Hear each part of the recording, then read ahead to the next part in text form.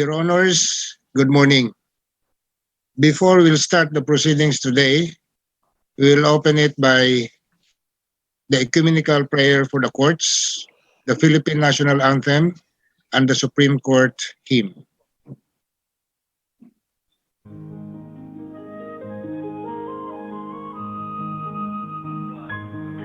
Almighty God, we stand in your holy presence as our supreme judge. We humbly beseech you, bless and inspire us, so that what we think, say, and do will be in accordance with your will. Enlighten our minds, strengthen our spirit, and fill our hearts with fraternal love, wisdom, and understanding, so that we can be effective channels of truth, justice, and peace. In our proceedings today, guide us in the path of righteousness for the fulfillment of your greater glory. Amen. Amen.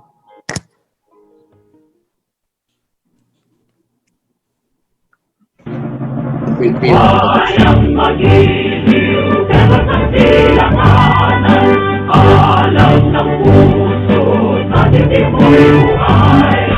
Lupang hinirang, tuyang ka ng magiliw, sa hansulupin, pinapasitingin, sa lalatang puso, hindi mo'y hanggang langit mo bangay, ay ilang ang mula at awit sa paglayang Ibig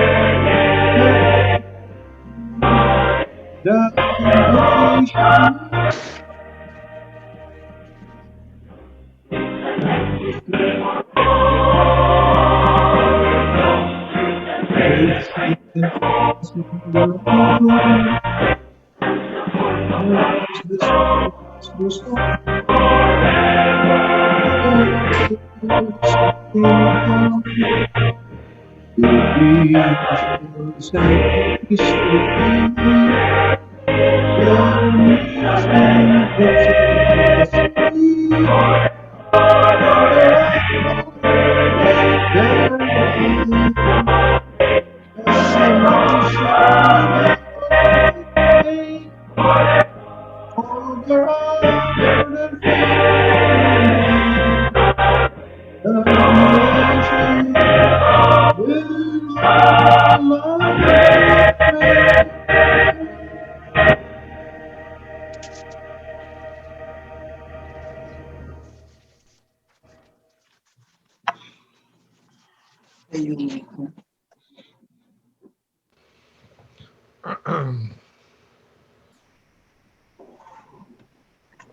Your Honors, again, good morning.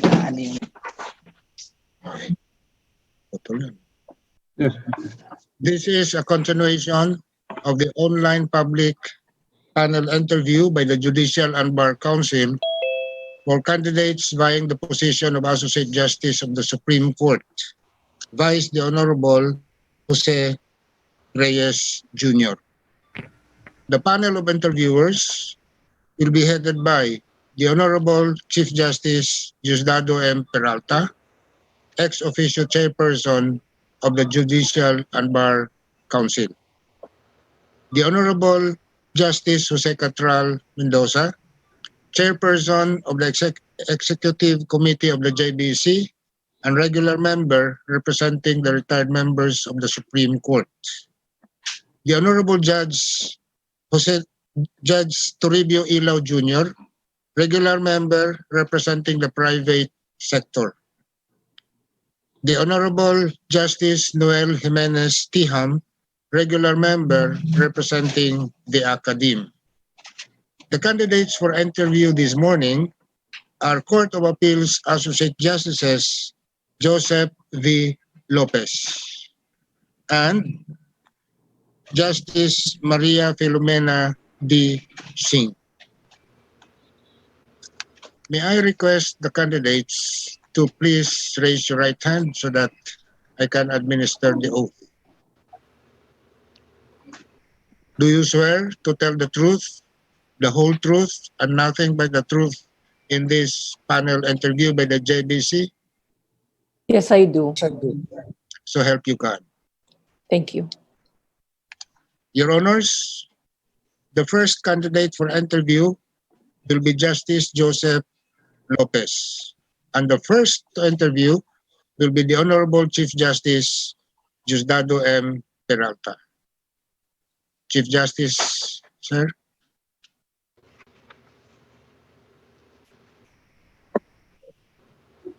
Yeah, ready now? Okay. Good morning, Justice Lopez. Morning, sir. Good morning, Your Honor.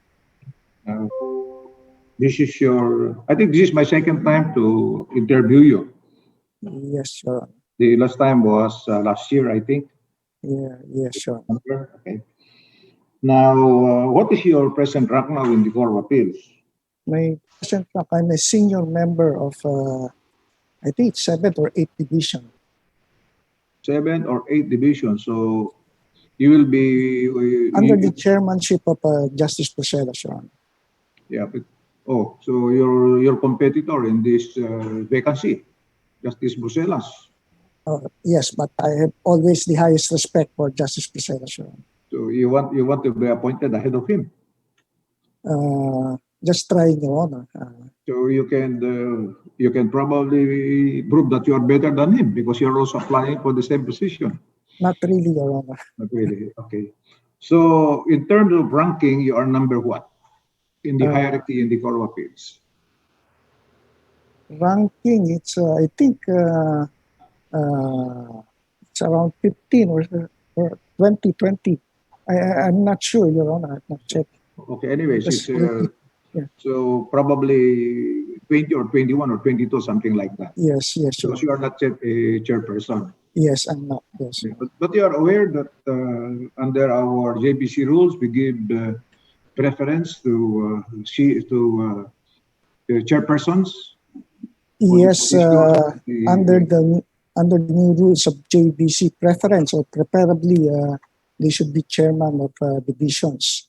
Yeah. In But spite if I of may, that, yes, in sure. spite of that, you still believe that you can qualify to Yes, be Your Honor. associate. Okay. Now, If I may be allowed to explain, Your Honor. yeah, okay, go ahead. Yes, because I've been with the Court of Appeals for the past 8.5 years, almost 9 years. So those are 8.5 years of quality time spent at the Court of Appeals, Your Honor. So I think it's not, I have always the highest respect for our chairman, but I think we have to consider also the number of years spent in the Court of Appeals. In my case, I've been with the Court of Appeals for the past 8.5 years or almost 9 years. And these are all quality time, Your Honor. And to say it with all humility, Your Honor, I think it's a pretty long period of time because for a period of time, no appellate court justice was promoted to the Supreme Court. So for a period of time, there was hardly any movement in the Court of Appeals. It's only lately that appellate court justices have been promoted to the Supreme Court. Okay. And that's where movement has been made. Your Honor.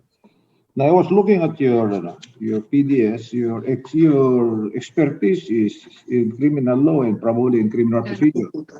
Because Yes, Your Honor, because I used to be the city prosecutor and then continue to teach criminal law and constitutional law, Your Honor. yeah, so probably you have encountered problems pertaining to cases that are brought to you either on inquest or preliminary investigation prior to Yes. the filing of cases before the court or prior to the dismissal of cases.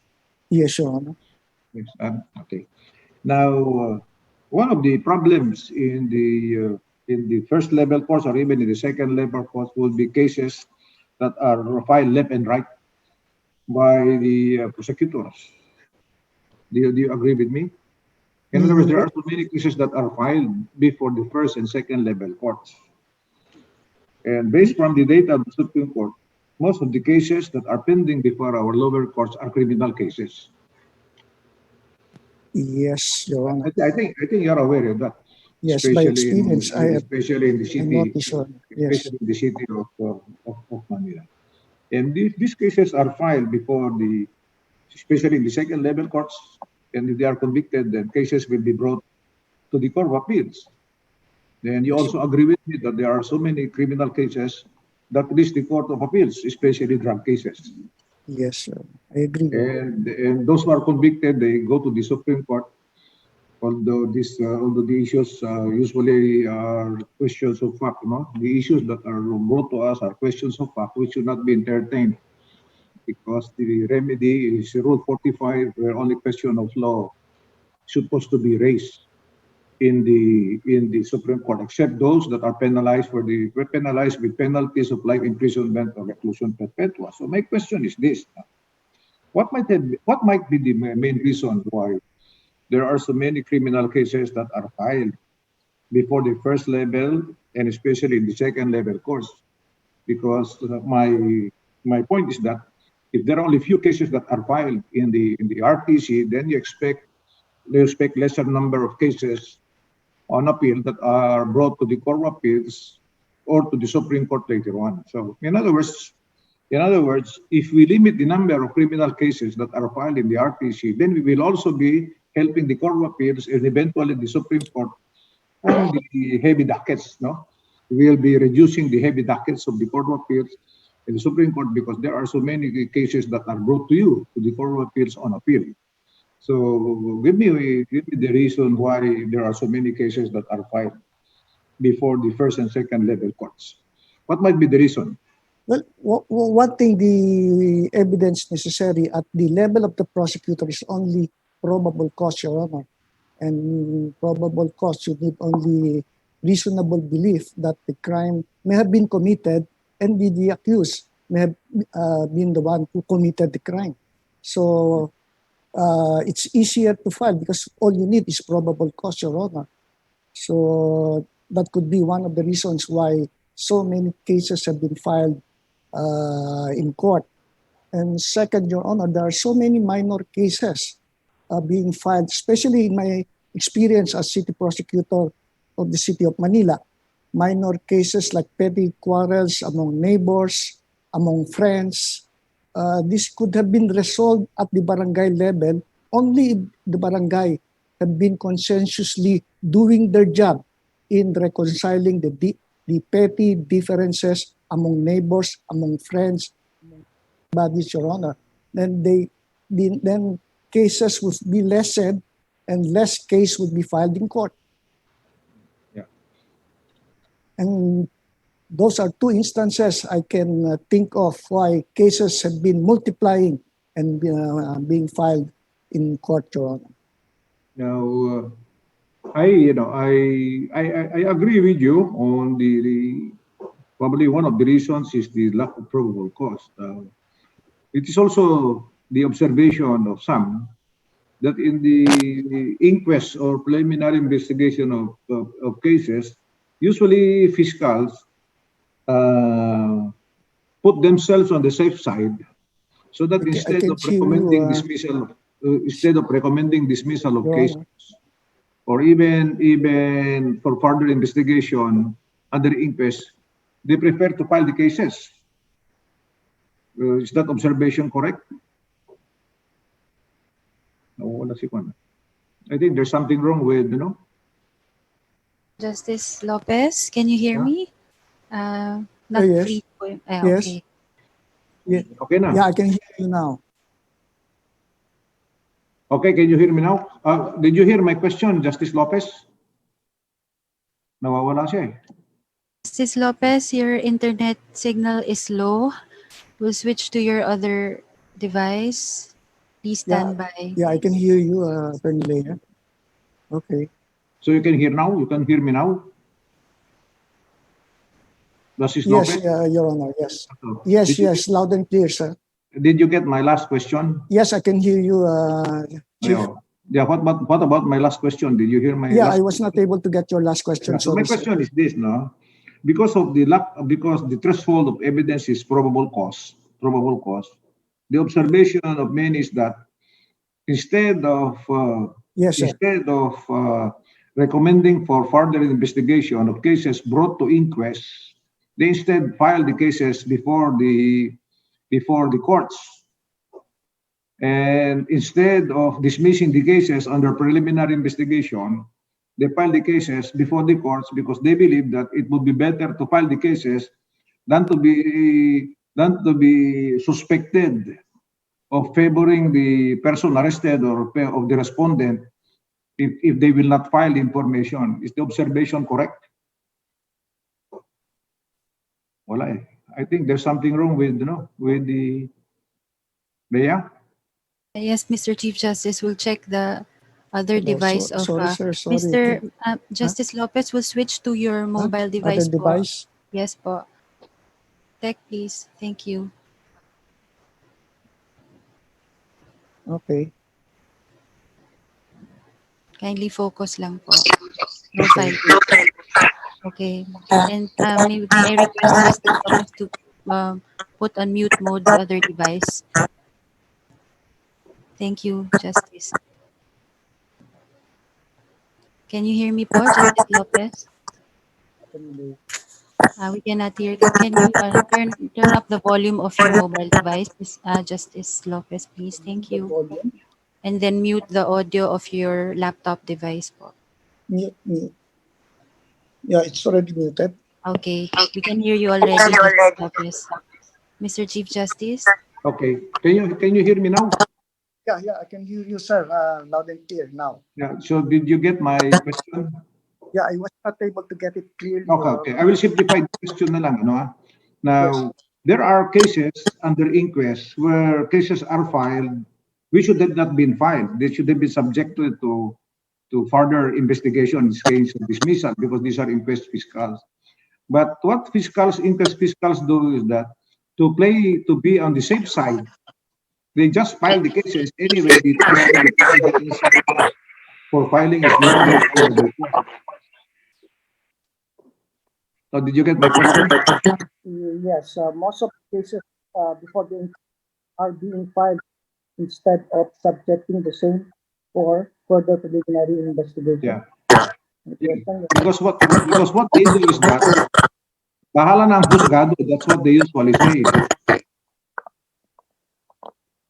Oh, did you get my The last question, Your Honor.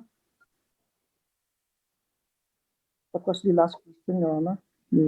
So I said that they would prefer the cases than being suspected of siding with the respondent or the accused if they will not file the cases.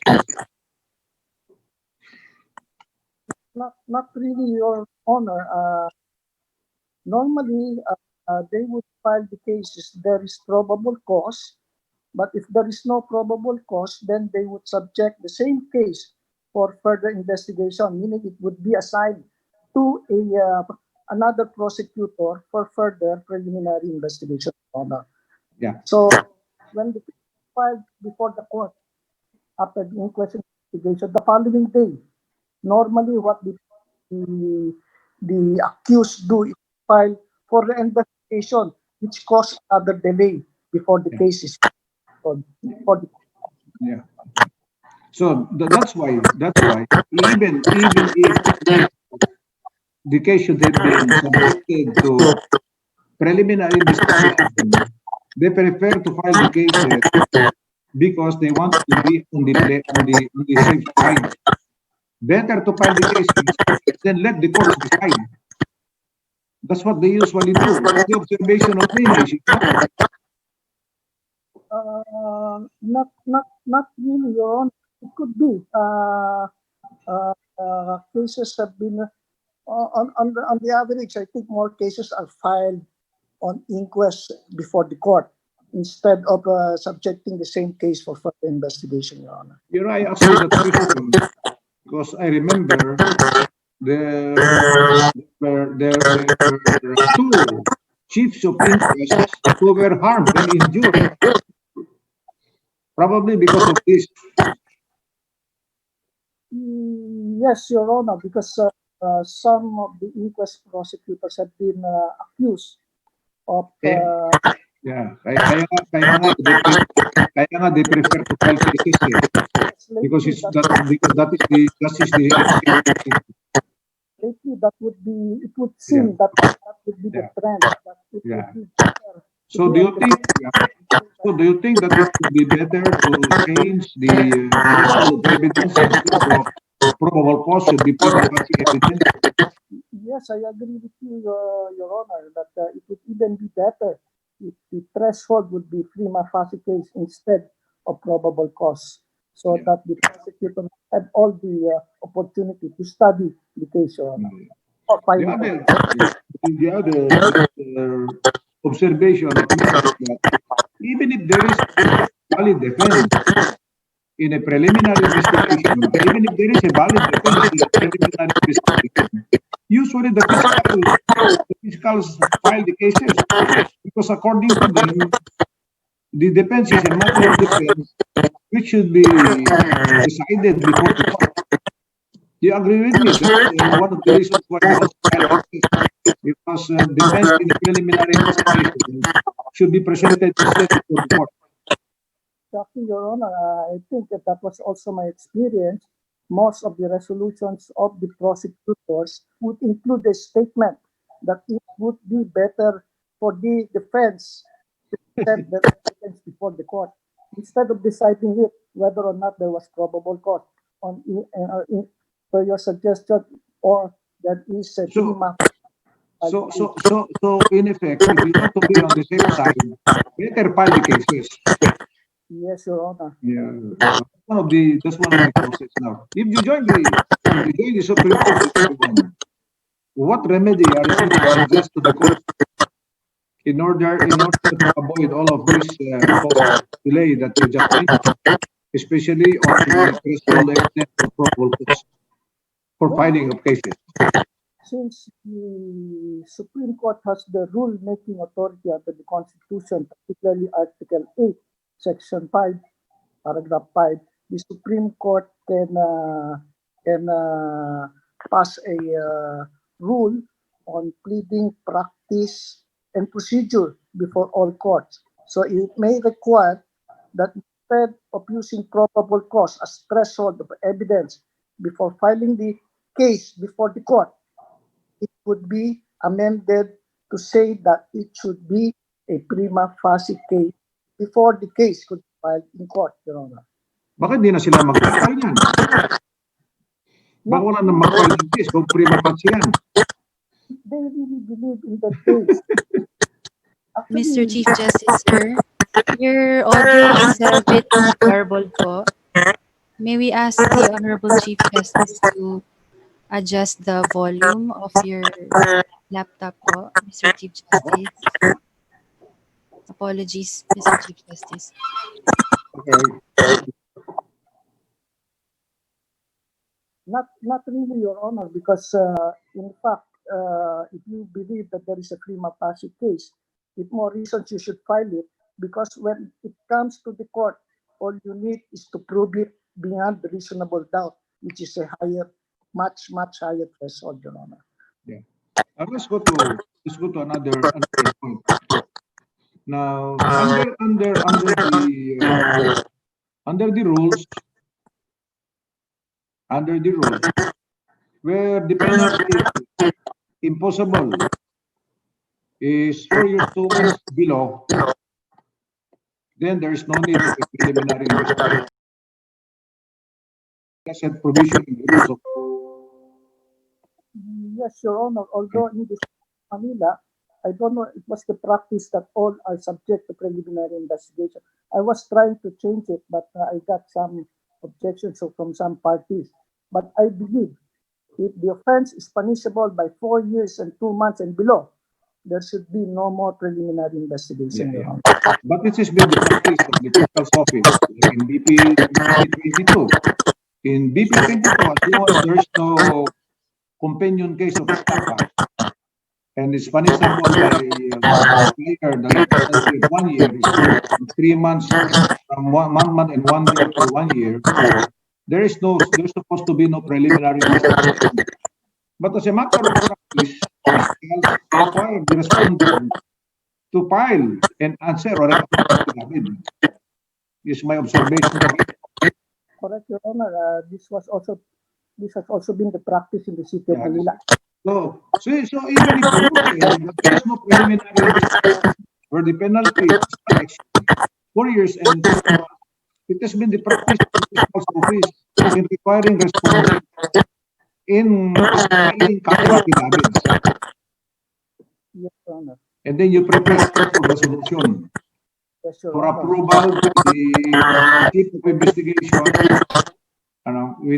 by the authority of the city prosecutor. Yes, Now, can we do away with this practice? I think so. There is a legal basis for that, Your Honor. In fact, that was done when I was city prosecutor, but I was already on the way out. I was insisting that to facilitate the fast resolution of cases before the prosecutor's office, we follow what the rules say so. But the problem is if you find information without a CI, not BP 22, because in BP 22 you do not issue a warrant of arrest. Because BP 22 now is under the rules and summary procedure, where warrant of arrest is not supposed to be issued. It's only by commons. But supposing it's not BP 22, and there is no preliminary investigation with information, then a warrant of arrest is issued.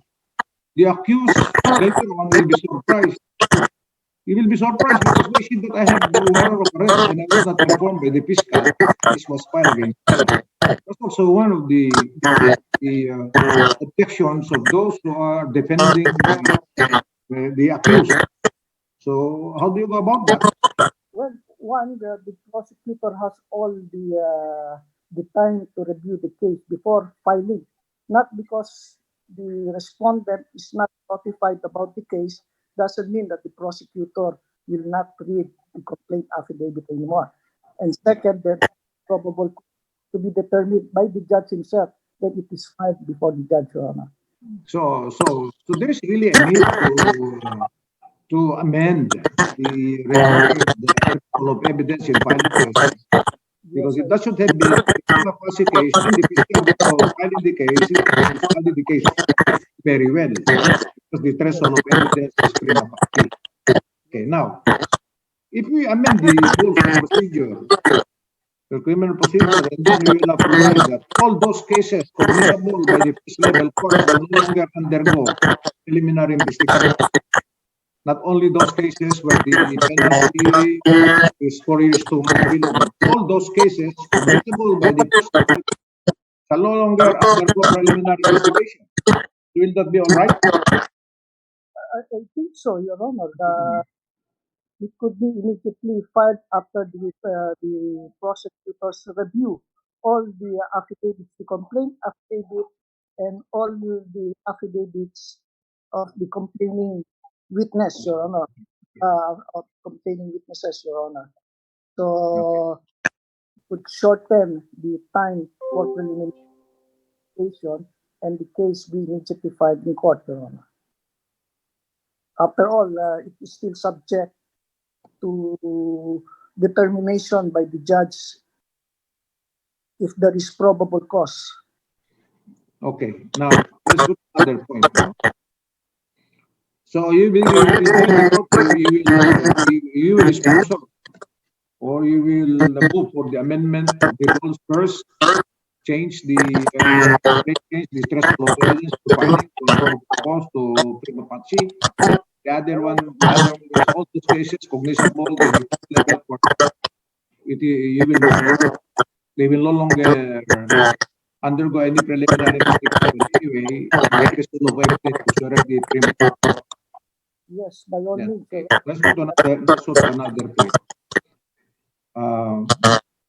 Can we come up with a rule that if the cases that are appealed, to the RTC, so if there is a judgment of conviction by the first level court, and then it goes to the RTC appeal, can we declare that if the finding of fact of the first level court are affirmed and total by the second level court, then it will no longer be questioned. The finding of fact can no longer be questioned before the Court of Appeals. In other words, if the RTC sustains the finding of fact, then you can no longer question the finding of facts of the RTC.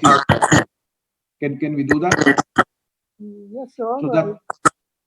I agree because first, the appellate court is not trier of fact. We base our review of the case based on the transcript of records, Your Honor. So the trial supposedly should begin at the first level court, reviewable by the second level court, Your Honor. Now, if that is the case, what would then be the remedy of that case? Who is now convicted by the RTC because the finding of facts of the first level court are sustained by the second level court. Now, the second level court now sustains the conviction. What will be the remedy of that? We would like to question the justice of conviction in the exercise of the appellate RTC. What will be the remedy? Then it should be by certiorari, Your Honor. They must be able to prove that there is great abuse of discretion, that the finding of facts made by the first level and second level court are completely without any basis based on facts and law. So the only remedy now of the accused convicted by the first level court will be rule 65. Special civil action of the certiorari. That's what I mean. If it is a petition to certiorari under rule 65, and then the Court of Appeals finds that there was no grave abuse of discretion on the part of the second level court in rendering the judgment of conviction, what would then be the remedy of that case from a decision of the Court of Appeals denying the petition for certiorari under rule 65? The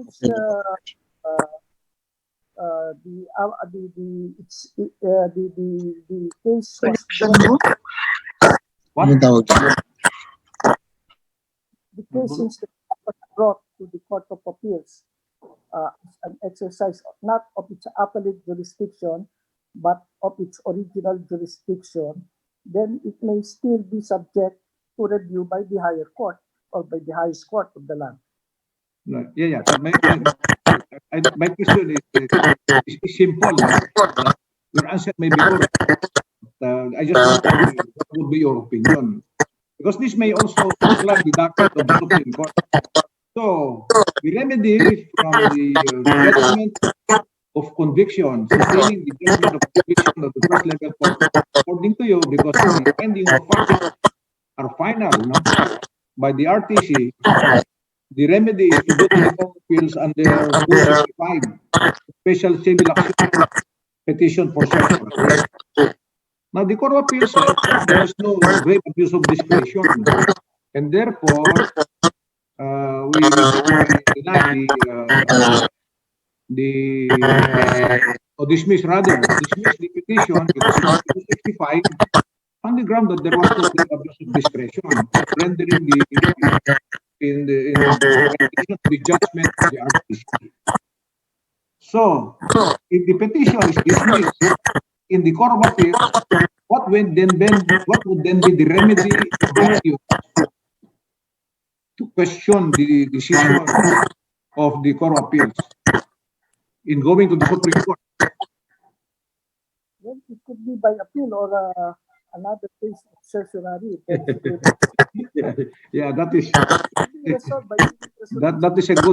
a good question, and we will have to find what is the answer, because that is a special civil action of certiorari decided by I think it will only be Rule 45, where it can only raise the question of law, which will not be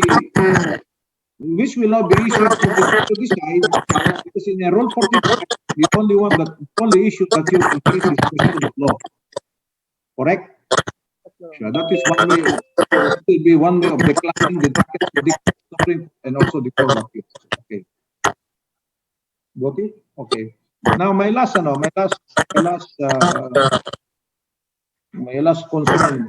is this. My last concern, Justice Lopez, is this one. No? Now, the rules provides that when you file a violation of BP 22, the civil liability is instituted. In other words, the rules provide that it cannot be separated. The civil liability in a BP 22 cannot be separated. Are you familiar with that? I know you are familiar with that. That is the only provision in the rules of court, that it cannot be separated. Even if you make a reservation, the civil case. Okay? You agree with me? Yes, Your Honor. Yes? C-22, Your Honor. No. Did you read the question? Yes, civil liability in a case of violation of BP 22, Your Honor. Yeah. You cannot file it separately in civil liability, right?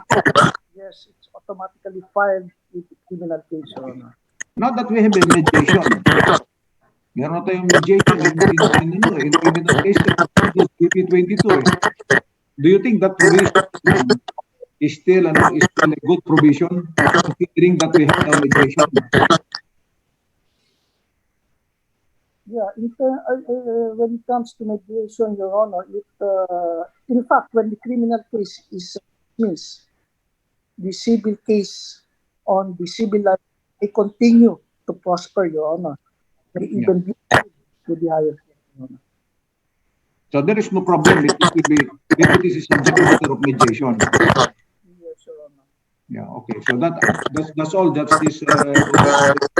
Thank you very much. And good luck again. Yes, thank you. Thank you. I'm through, Ed.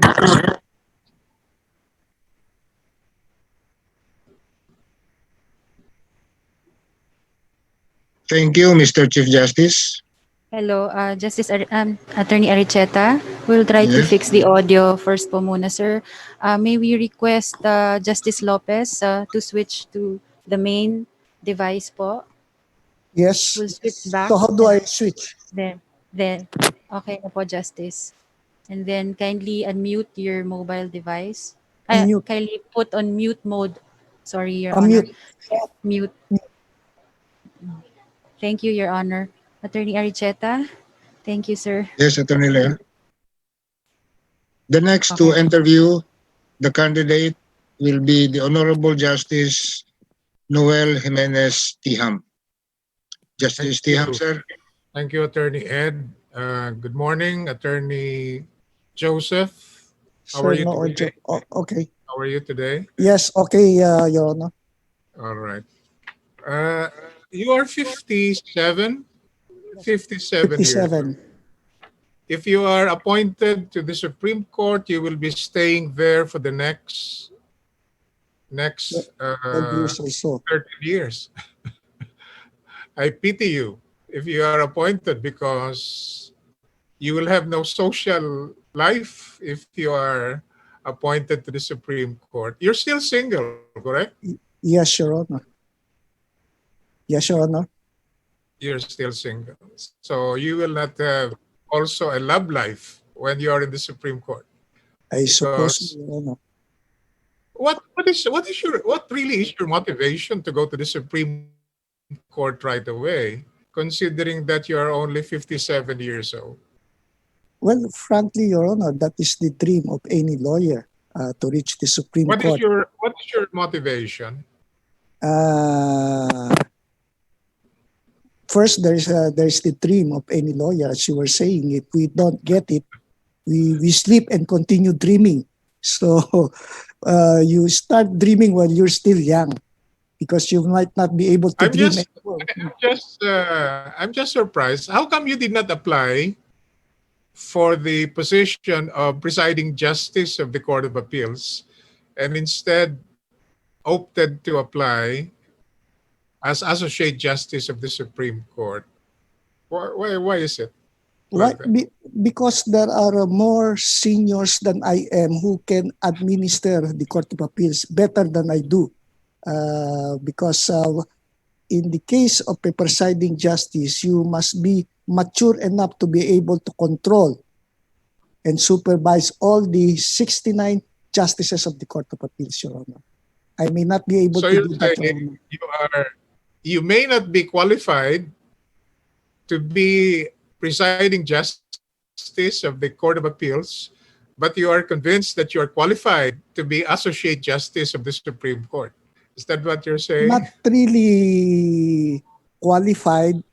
Not really that I do not qualify as presiding justice. It's just that there are more justices of the Court of Appeals who are better qualified than I am in terms of administration of the Court of Appeals, Your Honor. So you're saying it's more difficult. There are 69 justices of the Court of Appeals. It's difficult to manage 68 justices of the Court of Appeals. Is that what you're saying? Yes, in terms of management, but in terms of resolving the cases to each his own. So meaning you can resolve your cases according to your competence and integrity, Your Honor. And that is what I suppose will happen when we get to the Supreme Court. Is that more formidable than joining the Supreme Court? You have to deal with 14 egos in the Supreme Court?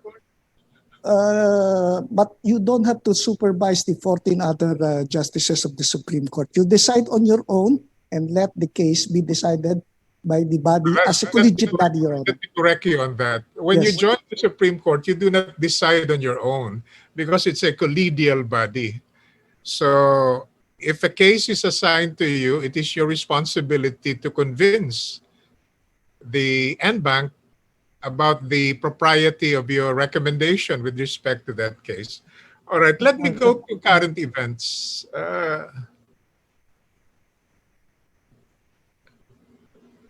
There is this case of, are you familiar with Sarah Balabagan? Do you remember her? Yes, The I do. OFW who was recruited when she was just 14 years old, and she was convicted and imprisoned, convicted of and imprisoned for murder in the United Arab Emirates.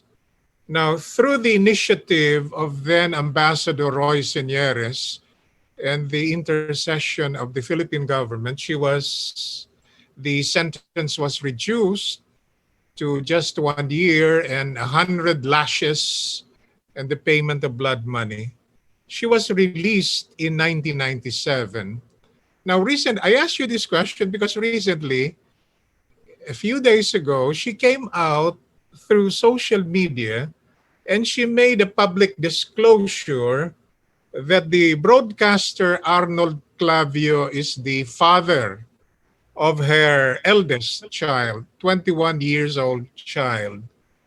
She disclosed that she gave birth when she was 17 years old. Mr. Clavio has not denied this information so far. Now, my question is, assuming that there is DNA evidence that Mr. Clavio is indeed the father of the eldest child of Sara Balabagan, and by the way, she's now happily married. She's now residing in the United States. But my question is, assuming that there is DNA evidence that Mr. Clavio is indeed the father of the eldest child of Sara Balabagan, as a former city prosecutor of Manila, is there an actionable wrong that can be pursued against Arnold Clavio today? Well, with due respect to Mr. Arnold Clavio, I suppose there is a violation of the criminal law because the minor, he had sexual intercourse, I suppose. That's why they had a child, exploited the minority of then Sara Balabagan. So it's she was less than statutory 18. rape. It's statutory It's rape. not statutory, it's below 12. It's not statutory rape, it's not rape, Your Honor, because it was with the consent, but that consent was slightly vitiated. The exact term escaped me, but there is a wrongful violation under the revised penal code, Your Honor. What about the fact, has the offense prescribed? That's another matter, Your Honor. There is a prescription, but it's... the child is now 21 years old. The child is now 21 years old, and the mother kept it a secret. The public did not know about it, and she only recently disclosed it through social media. Has the offense, if there is any offense, prescribed? The prescription will start to run the moment it was discovered, Your Honor. So I think it was kept secret for a long period of time from the authorities. But on the other hand, the complainant in this case was all aware of it, but she did not file it. So, and supposing the mother refuses to file any charges, can the state prosecute Mr. Clavio despite the passage of time?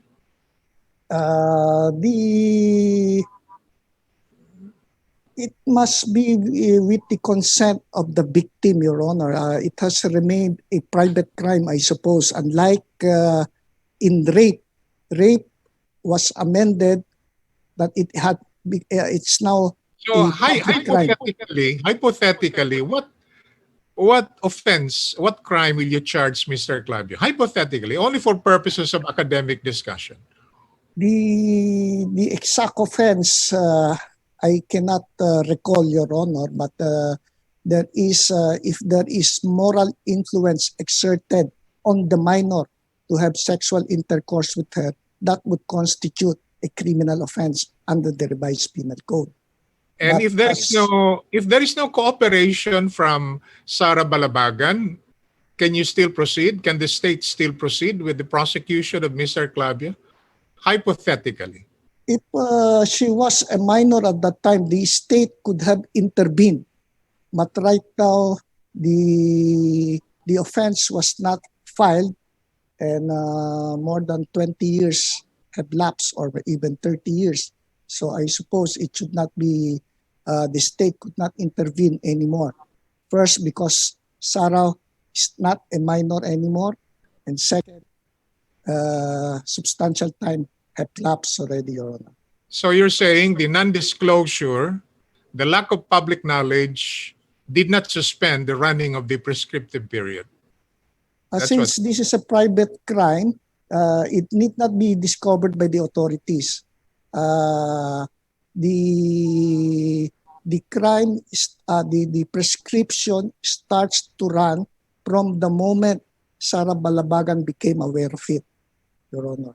So I suppose it So- should have been prescribed by this time. Your Even Honor. in the absence of a criminal prosecution, there is no actionable wrong that can be pursued by the state or by the family of Sara Balabagan against Clavio?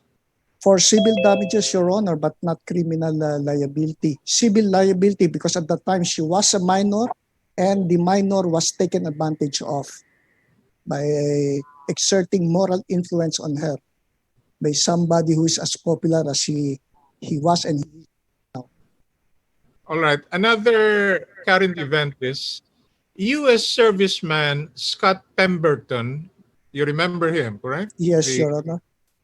He was convicted by the RTC Olongapo for homicide for the death of the Filipina trans woman Jennifer Laude.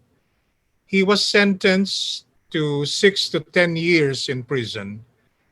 Now, the conviction was affirmed by the Court of Appeals. The conviction handed down by RTC Judge Rolin Hines Habalde. It was affirmed by the Court of Appeals. And then Pemberton filed an appeal to the Supreme Court last October 2017, seeking to reverse or overturn the Court of Appeals decision.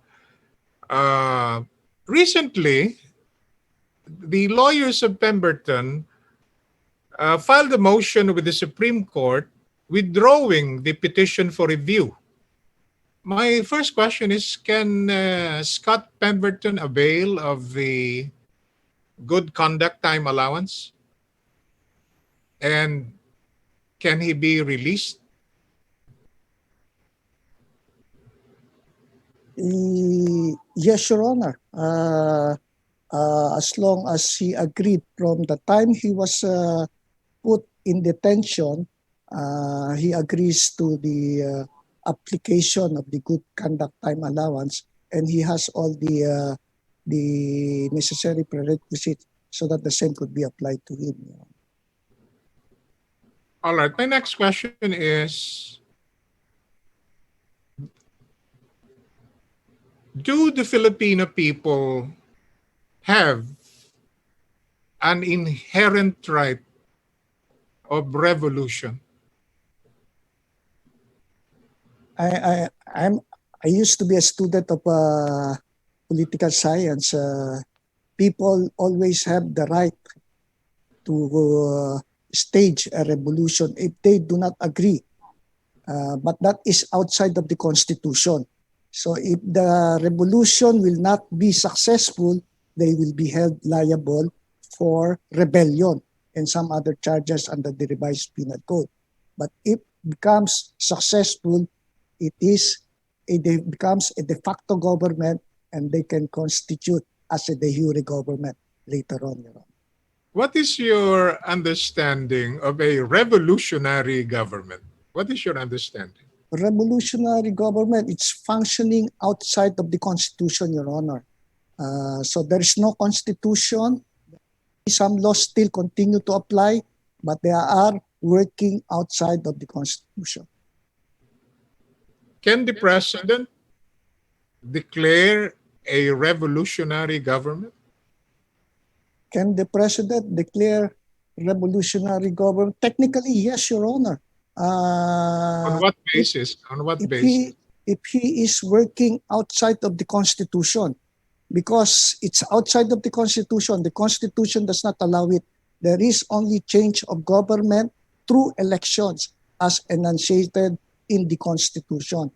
But technically, yes, anybody can stage a rebellion and a revolution and form a revolutionary government as what happened to us in 1986. So what happened in 1986? Did President Cory Aquino declare a revolutionary government? Was that a constitutional act? Was that a valid constitutional act? It was per proclamation in 1986.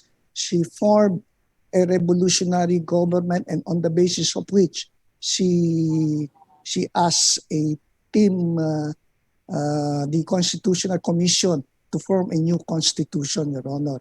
But the Supreme Court decision in the same year says that there was no revolutionary government because there was a succession. The president, then President Erap, resigns by his voluntary act. And so a new government came into the picture, Your Honor. No, but So- we were talking about President Cory Aquino. President, Was she it was a elected? revolution. I'm sorry, it was a revolutionary government, Your Honor. It was a revolution. Yes, She Your Honor. declared a revolutionary Yes, she government. declared that. I'm sorry, Your When Honor. she declared a revolutionary government, was she a president duly elected under the Constitution, under the 1973 Constitution? According to the COMELEC then, she was a duly elected president, but she was never proclaimed as president pursuant to the 1973 Constitution. She took over the reins of the government because of a revolutionary government proclaimed after then President Marcos was removed from office, Your Honor. So it was purely a revolutionary government. President Cory Aquino was declared president under the 1973 Constitution, and she declared a revolutionary government suspending the 1973 Constitution. Is that what happened? I cannot remember exactly whether she was first proclaimed under the 1973 Constitution before declaring a revolutionary government. It could be done, Your Honor. But it could also be that she was proclaimed as president not under 1973 Constitution, but under the new Constitution as the new president of the So Republic. you're Your saying Honor. there was an interregnum, a gap? If she was not president, if Cory Aquino was not president under the 1973 Constitution, but became president under the 1987 Constitution, what are you saying? That at the time that she declared because she did declare a revolutionary government, Yes, at the Your time Honor. that she declared, she was not president of the Philippines. Is that what you're saying? She was head of the Theoretically. she was head of the revolutionary government, and she calls herself president. But it is outside of the 1973 Constitution. She was head of the revolutionary government, and when the 1987 Constitution was put in place, she becomes automatically, per the transitory provisions of the 1987 Constitution, she is the first elected president, supposedly under the 1987 Constitution. But either way, Your Honor, before or after, she is the duly elected because it can be done legally. Being proclaimed under the 1973 Constitution, that is legal, before declaring herself to be the leader of the revolutionary government, or being first the leader of the revolutionary government before claiming herself as the first head of government of the Republic of the Philippines under the 1987 Constitution. Do you agree with the legal opinion of sectors of society that declaring a revolutionary government amounts to a crime of inciting to sedition? Well, declaring a revolutionary government, it's not only inciting, you're liable under the revised penal code for rebellion. But announcing it beforehand is a totally different matter. Because in rebellion, under the revised penal code, it requires as first element rising publicly and taking of arms against the government. In this case, their pure intention was only to be able to change the constitution. So I So doubt a public announcement espousing a campaign to set up a revolutionary government, is that an overt act that amounts to a crime? it could be. I was looking because I read today's news that some of the chief has been trying to say that cases must be filed.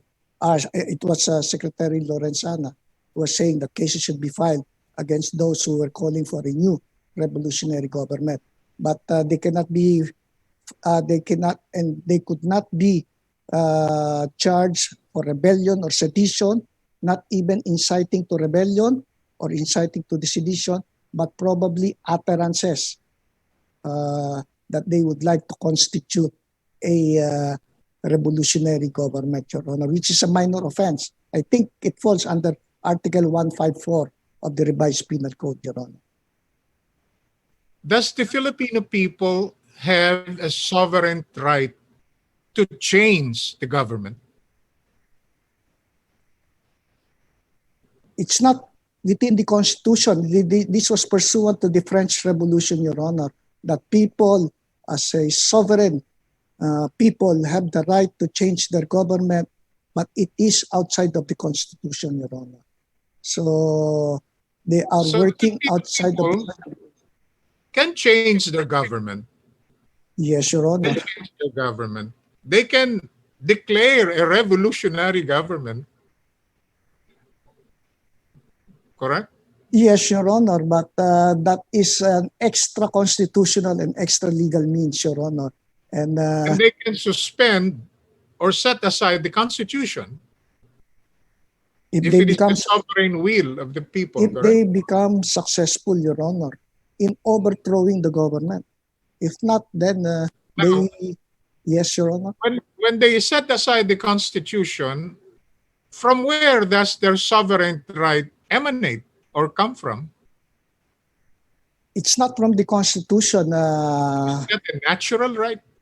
The theories raised starting from the French Revolution, the people has the right to start a revolution, Your Honor. And if it becomes successful, they can form and set up their own government to control the government, Your Honor.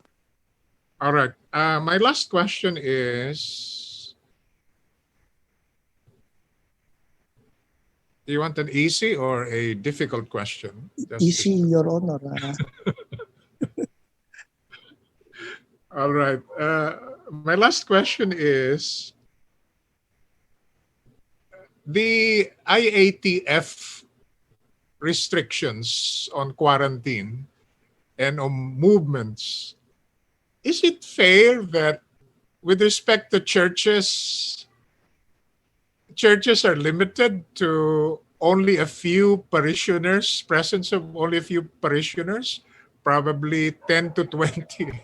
I heard the parish priest of Quiapo complaining that only 10 or not more than 20 are allowed to enter the church. And so the other parishioners have to cope with attending masses outside of the church. Whereas in malls, it is not really that restricted. Is that equitable? Is that fair? Is that reasonable? Restriction? I would like to believe so. It's equitable, it's fair, because the setting of a mall is different from the setting of a church. You're inside within a compound and you're seated side by side with another person. So it would be, per studies made, difficult not to infect other people with the COVID virus, Your Honor. So it would be, I would rather play safe. In a mall setup, it's a big mall, so people can go around as long as they observe physical distance. Your Honor. Do you agree with the argument of government in that case that only the building is closed, but the church is open? because according to them, God listens to your prayers wherever you are. Do you agree with that?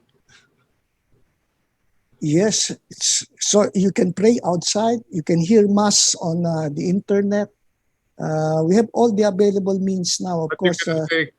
you cannot take the sacrament of communion at But I home. have seen priests going around giving communion to people, residents of the area, Your Honor. All right, that is my last question, Thank you, Justice Lopez. Thank you and good luck. Thank you, Your Honor. Thank you. Thank you, Mr. Justice Tiham. The next to interview the candidate is the Honorable Judge Toribio Ilaw Jr. Judge Ilaw, sir. Judge Ilaw. Cornelia. May we ask the Honorable Judge Ilaw to unmute his audio, please? Thank you, Judge. Yes, thank you, thank you. Is it already okay? Yes, Judge.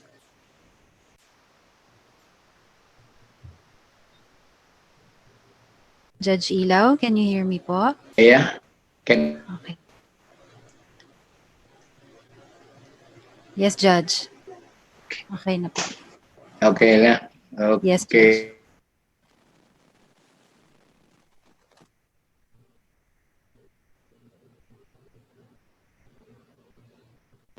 Okay. Judge. Thank you. Sa Cholo. Yes, good morning, sir. Yes, good morning. No video. No video. Judge, your internet signal is low. We'll put you on spotlight mode now.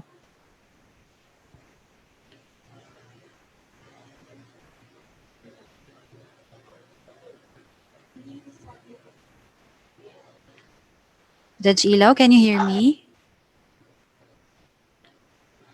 Judge, your internet signal is low po. Nag-freeze po yung Yes, loud and video, clear Judge. view. Your internet signal is low po, Judge.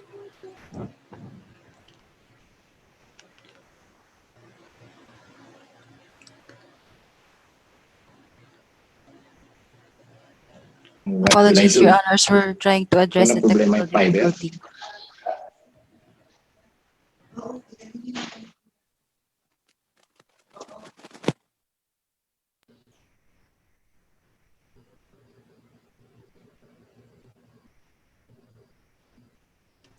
Judge, can you hear me now po?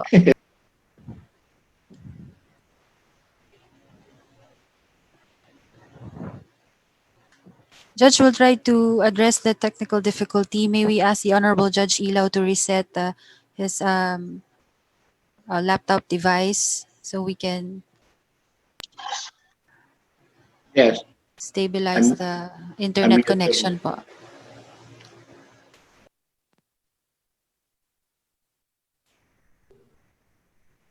Attorney Aricheta, Judge Ilaw's internet bandwidth is low. And we're going to... Judge, may we ask the Honorable Judge Ilaw to reset the laptop device so we can refresh the internet signal?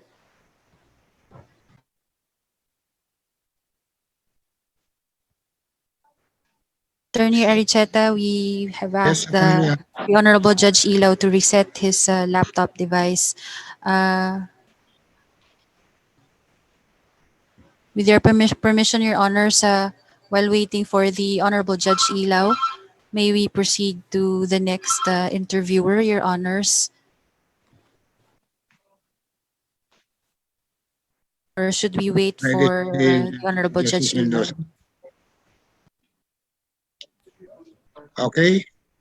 The next to interview the candidate is the Honorable Justice Jose Catral Mendoza. Justice Mendoza, sir.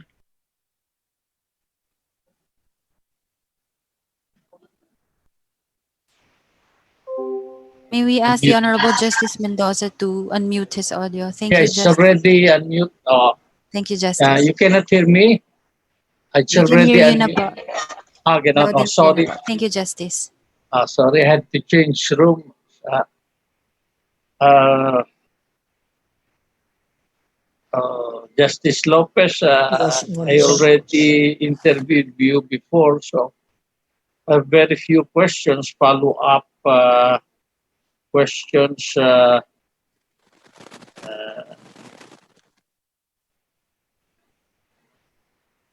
Because of your earlier answers to the previous questions of my colleagues. Now, I'll just ask you, in the hierarchy of rights under the Bill of Rights of our Constitution, which has the highest, which is, you think, is at the highest level?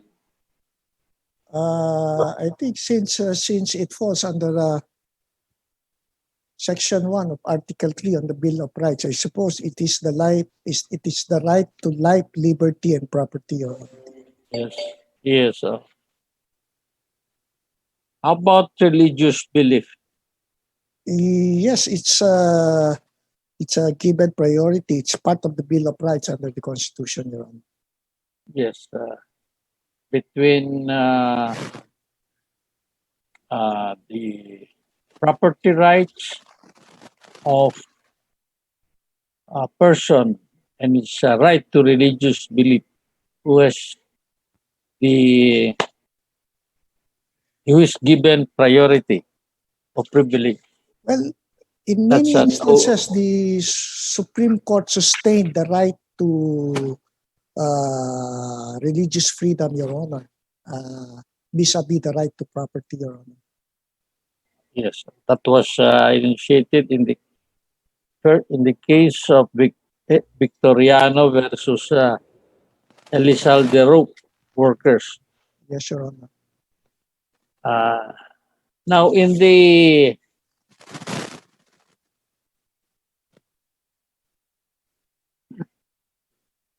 United States, particularly California, the state government, imposed limitations to the number of those who would be allowed to join the church services. This was opposed by the religious groups because they claimed that their religious belief is infringible. What can you say? The government of California mandated the number of those who can enter the church because of the COVID pandemic. Okay. Well, In the Your context Honor, of Philippine yes. scenario, under our laws, what is your view? This is already decided by the U.S. Supreme Court, but I'm asking you about our laws. Our laws, I suppose, under our present setup, the government would give, or even the court would give heavier weight on public Yes. safety compared public health compared to the right to exercise or practice religion, Your Honor. So I suppose Public safety and health public safety and would come higher compared higher to yes, Your than Honor. the right of a person to his religious belief or exercise thereof. Yes, of course, but there are certain Supreme Court decisions in the United States which sustain the right to religious exercise a top priority. But I suppose in our setup, public safety would come first before the freedom of religion, Your Honor, the exercise of religion. Well, in the United States, uh, the Supreme Court ruled against the church. Just a recent ruling. Yeah. I did not ask you about it anymore because it's just a recent ruling. Yeah, sure. It was filed against California Governor Newsom. Oh.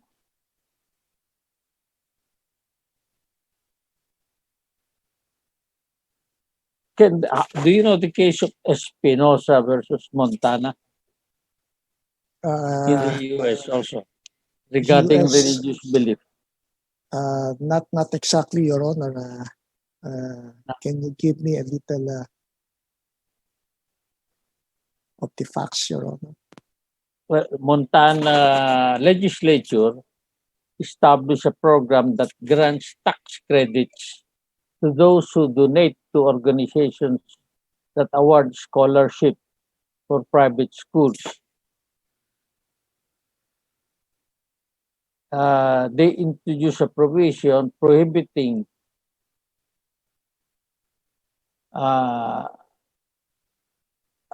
those donors of religious schools from availing of this tax credit. What is your view on that? Well, first, I think that would be violative of the Equal Protection Law or clause of the Constitution. If you can give it to other donors, why can't you give it to a religious school, Your Honor? So, first, it's a violative. Second, I think that would also be violative of the freedom of exercise of religion, just because you belong to a church, you are prohibited from availing of the scholarship deduction, Your Honor. Okay. That was also the decision of the Supreme Court of the United States. Yes, We sir.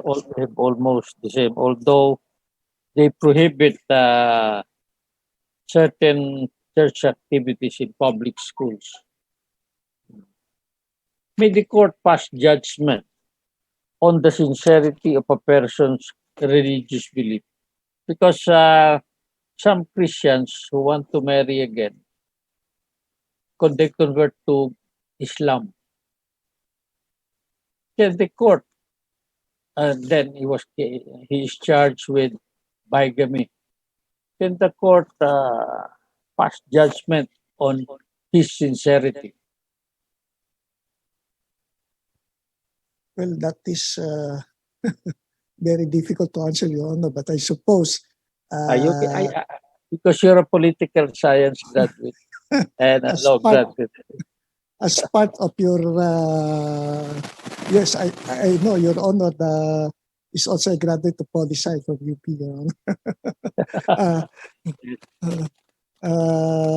You cannot intrude and question the sincerity of it. It's part of the religious tradition. So the religion itself covers you, and you cannot go on and question the doctrine itself, Your Honor, because that No, would the be sincerity. I'm asking about the sincerity, not the doctrine itself. The sincerity of the person who claimed to have converted. because he is being covered by the religion itself as part of the religious group, then it might not be a wise decision to go into the sincerity of the. So you think a court should not delve into the sincerity? As long as the religious group itself There is no certification. If there is no such certification, then I think the court can. Yeah, I believe so, Your Honor. If it is a matter of convenience, then the court has all the right not to grant the wishes of the party, Your Honor. Yeah. I think Were you able to listen to the interviews last week? Not really, not everything, Your Honor, but partly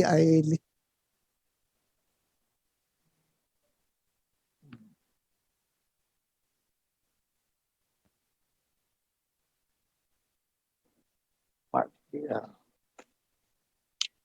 So I'll just go to searches because according to the Supreme Court, in the case of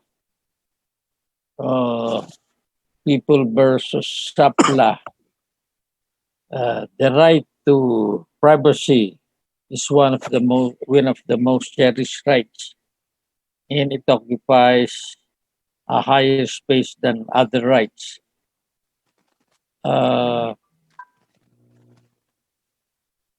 What is the general rule on searches? searches all persons should be secured in their persons, papers, and effects, even in their houses, against all kind and all forms of searches and seizures, Your Honor, unless there is a probable cause to be determined by the judge personally upon examination of the complaining witnesses. The Chief Justice in one case, that is People versus Plain,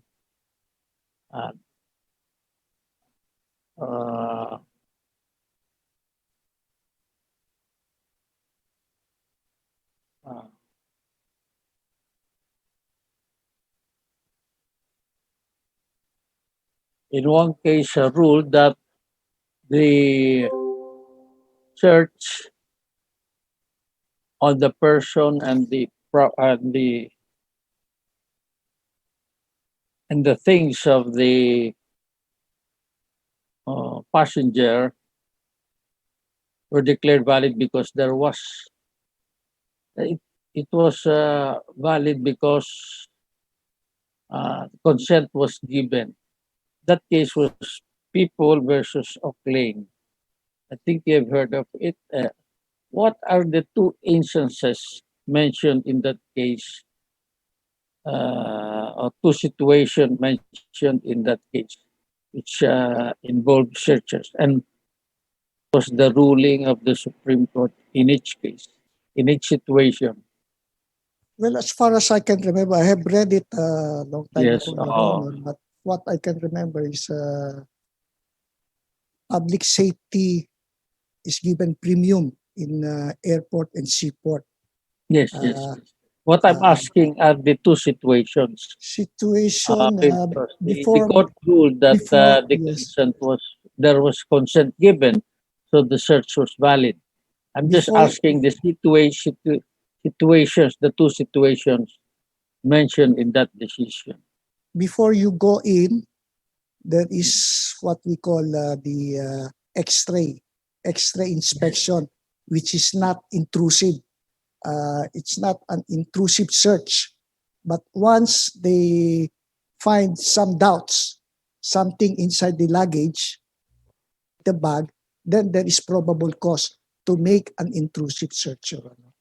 That is the time to make an intrusive search. That is allowed. What do you call that search? Reasonable search, Your Honor. Intrusive It's an search.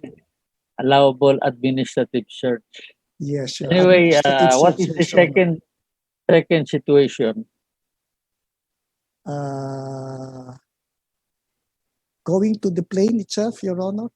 There is another search, and that is for the safety of the people. So it's Yes. not it's not an intrusive search, Your Honor.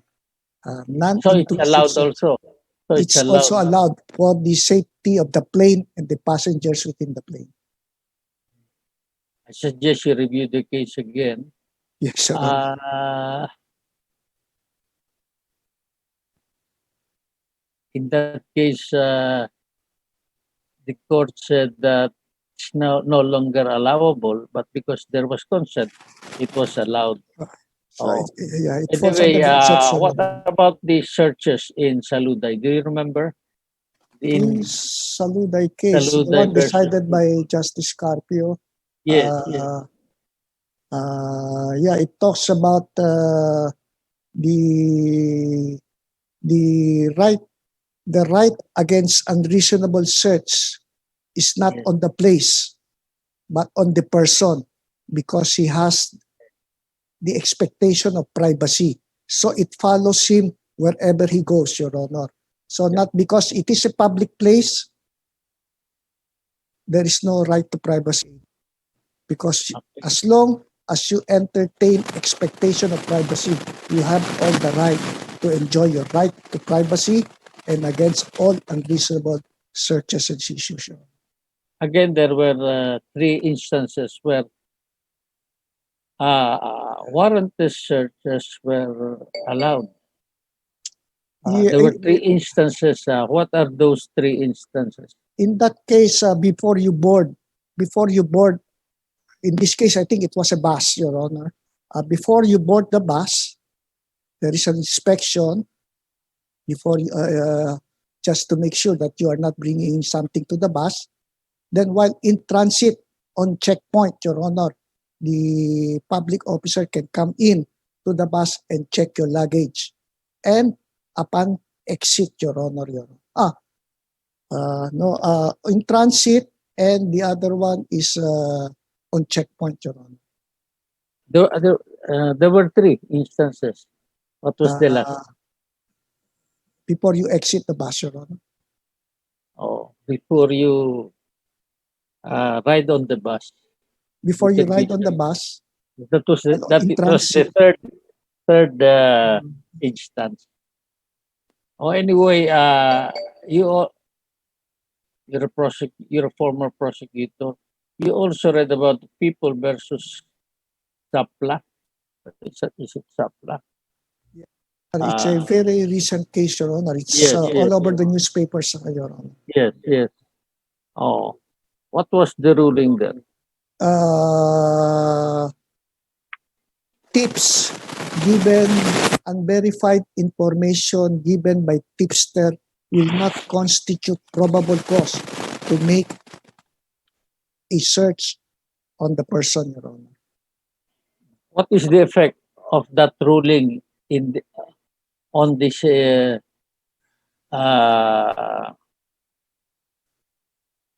Saluday case?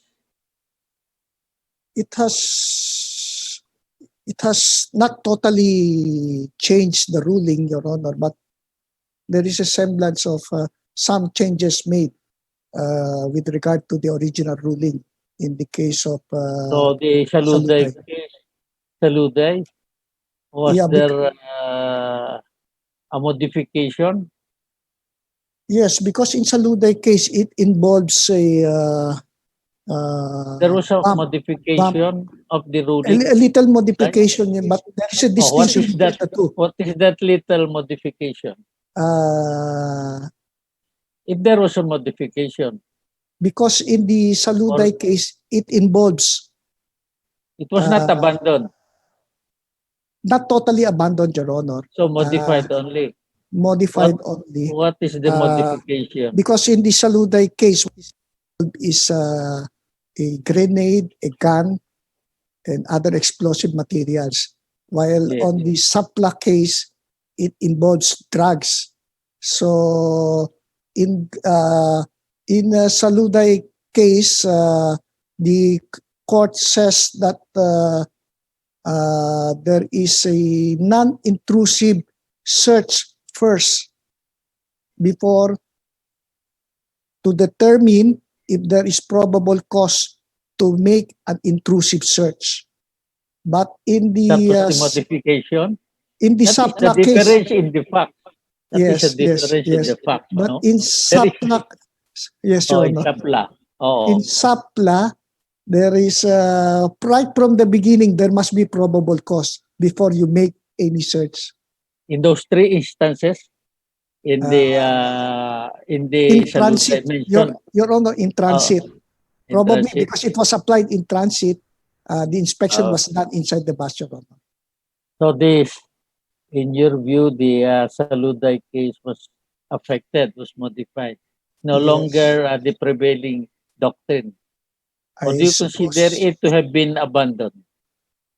Not totally abandoned because Not totally. public safety should be the concern of everybody, including the public authorities, Your Honor.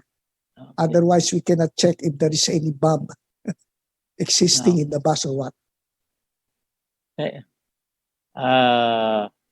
Anyway, it's a fairly recent case. People versus Sapla was promulgated last June 16, but released only last week. So anyway, you review the case of People versus Sapla, and Yes, I will, Your you Honor. will know if the Saluday case was affected. Yes. Thank you very much, Thank you, Justice. Your Honor. Those would be my Thank you, last thank you. questions. Thank you, Your Honor. Thank you. Your excuse na. Meron pa ba? Wala na si Judge De Monteverde. I think your excuse na, Justice. Si Judge Ilaw po. Justice Nachito. Justice Mendoza, thank you. The next to interview the candidate will be the Honorable Judge Toribio Ilaw Jr. Judge Ilaw, sir? Ganun ba? Kala ko tapos. Then, na-escape po siya kanina, Justice. I'm sorry. Yes, thank you, Attorney Aricheta. Judge.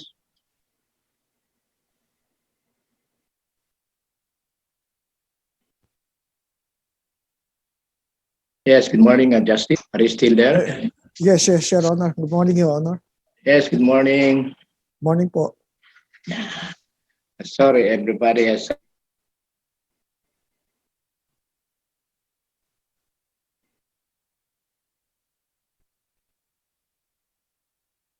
difficulty in the internet. We have extensively interviewed you on several occasions in the past, and in fact,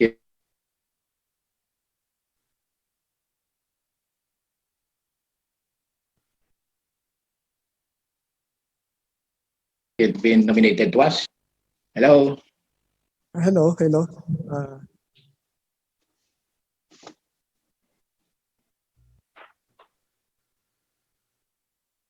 Yes, Judge. Can you hear me po, Judge Ilaw?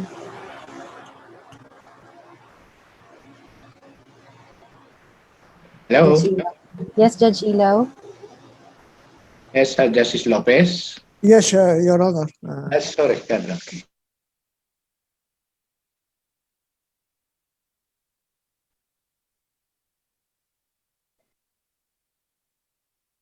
So my questions, since your last time we interviewed you, that was on September 2019, I asked you any change in your qualification.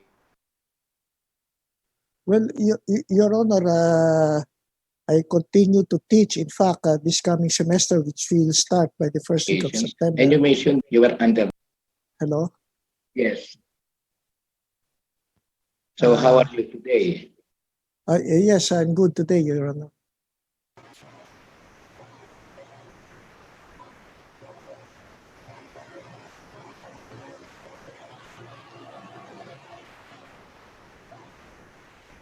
Bina? Judge Ilaw, your internet bandwidth is still low, Your Honor.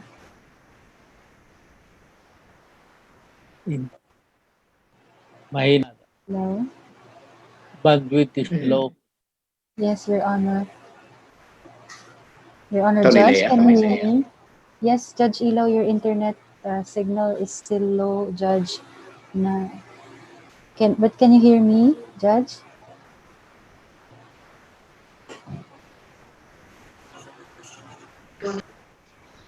Oh, I'm the only one using the Wi-Fi in our house. Hello?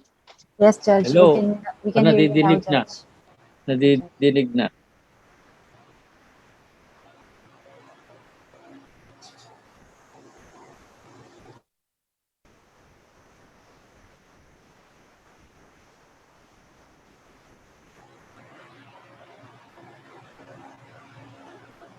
Judge Ilaw, can you hear me now?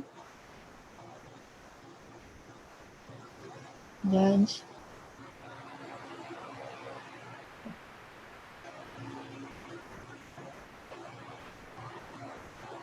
Baka, Judge Ilaw. baka hindi nadidinig ni Judge Ilaw. Hello, I can hear it, Your Honor.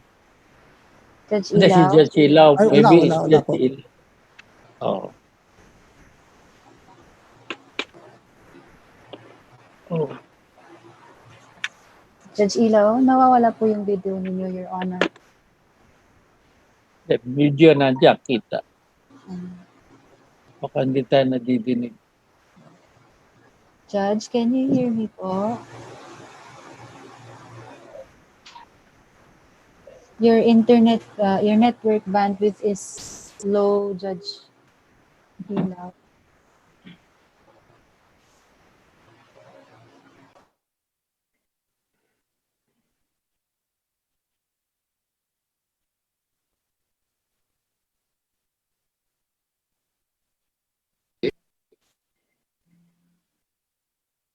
Judge Ilaw? Yes, Attorney Lea. Yan po, okay na po. Nawawala po yung signal ninyo, Judge. Nawala ulit. Is it already okay? I can hear you now, Judge, but napuputol po. It means that your internet connection is still not stable, Your Honor.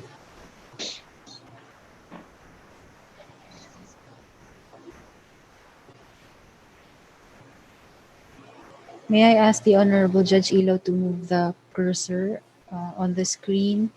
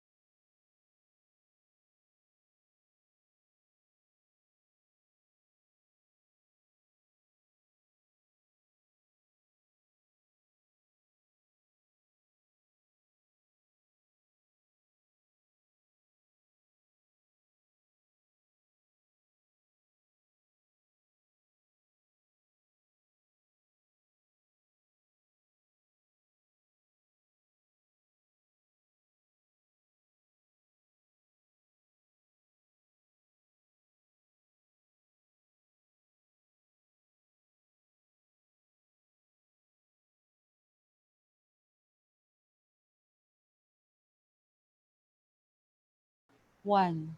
Judge Ilaw. Yes, thank you, Tony Leia. Yes, again, the Justice Lopez. Morning po, Morning. sir. Are you a traveler? Traveler, yes. Opo. Kaya hindi kaya binata pa. Anyway, ayan, wala na naman. Hello. Yes, Judge, we can hear you loud and clear. Oh, malakas. Oh, all right. Again, Justice Lopez, Opo. you stated in your application letter that you had been an agricultural attaché to Beijing, China. Yes, for a time, Your Honor. And likewise, you were a legal consultant at the Department of Health, Yes, Your Honor. the Chief Legal Counsel of the Senate, and the Chief Legal Officer of UPPGH. UP Manila, yes, sir. How come these are not reflected in your service record? I don't know, sir, but probably because we have to submit the service record of these agencies to the Court of Appeals. I have submitted some of the service records, but some other I cannot. I think in the Department of Agriculture, I have yet to get the service record, but I stayed at the Department of Agriculture for 2 years. As an agricultural attaché to Beijing. Agricultural attaché, but first as agriculture assistant at the DA. I stayed at DA Manila for 1 year before I was assigned to go to Beijing. And do you have a Chinese blood, Justice? Yes, Your Honor. Partly. And it seems that you have many Filipino-Chinese friends. Yes, because for a time I was a sitting councilor in the District 3 of Manila. District 3? Yes, Your Honor. So District 3 is Santa Cruz? Santa Cruz, Blumentritt, San Nicolas, Quiapo. And part of Binondo, Your Honor. Do you speak Mandarin or Hokkien? Not really that fluent, Your Honor, although I studied Chinese language before I was assigned to Beijing, Your Honor. Why do you want to be a member? Why do you want to be a member of the High Court? As simple as that question. Modesty aside, I think I'm qualified and I may have something to contribute to the Supreme Court. And it is the dream of any lawyers to reach the Supreme Court, Your Honor. When asked by Justice Tiham about this certain Sara Balabagan, it came to my mind other OFWs. During that time, we had floor contemplation with Itchigaray. Yes, Your Honor. And how do you maximize social media in the court, more particularly in the Court of Appeals? Well, especially in times of pandemic, Your Honor, we have to use internet to a large extent to be able to conduct hearings, Your Honor. As to social media, so the people would be able to know what the Court of Appeals is doing and what it can do and what it has been doing. Because the people, it seems, do not know what the Court of Appeals is up to. It seems they are just too far to be able to reach. They do not understand the language of the lawyers and the justices, Your Honor. So we must go down and let the people know that we are doing our job. And that can be done through social media, Your Honor. Because I remember 2 or 3 years ago, I asked an applicant regarding the on-screen sweethearts couple who just broke up and by alleged reason of a third party.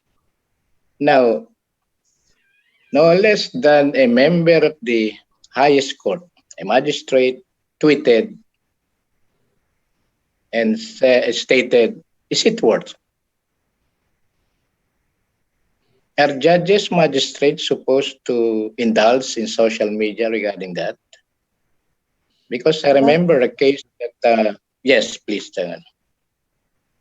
Not exactly, Your Honor, but if it has nothing to do with your job as a magistrate, Your Honor, but that could be your exercise of the freedom of speech, Your Honor. So I would like to sustain what the Justice of the Supreme Court did, Your Honor. That's part of his freedom, Your Honor. As long as it does not affect, because I remember adversive matter that judges, magistrates are not actors or actresses to indulge in going down to that level. This is such a question of propriety, because judges, magistrates are supposed to be proper, not to exercise impropriety at all times, in and out of the court. Do you agree with me? Yes, not only he must act appropriately, but he must give the impression of being objective, Your Honor.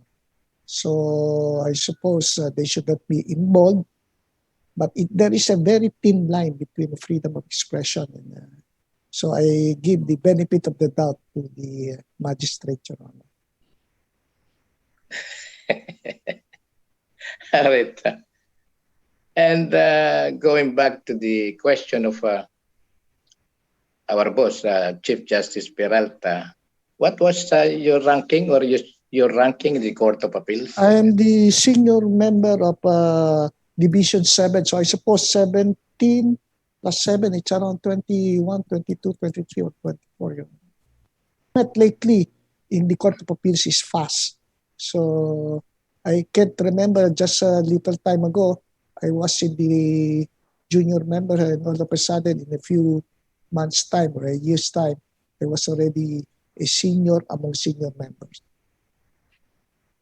And you're now a chairman, a chairperson in the division? Not yet, Your Honor. I'm almost there, but it will take some more time. Probably some more promotions.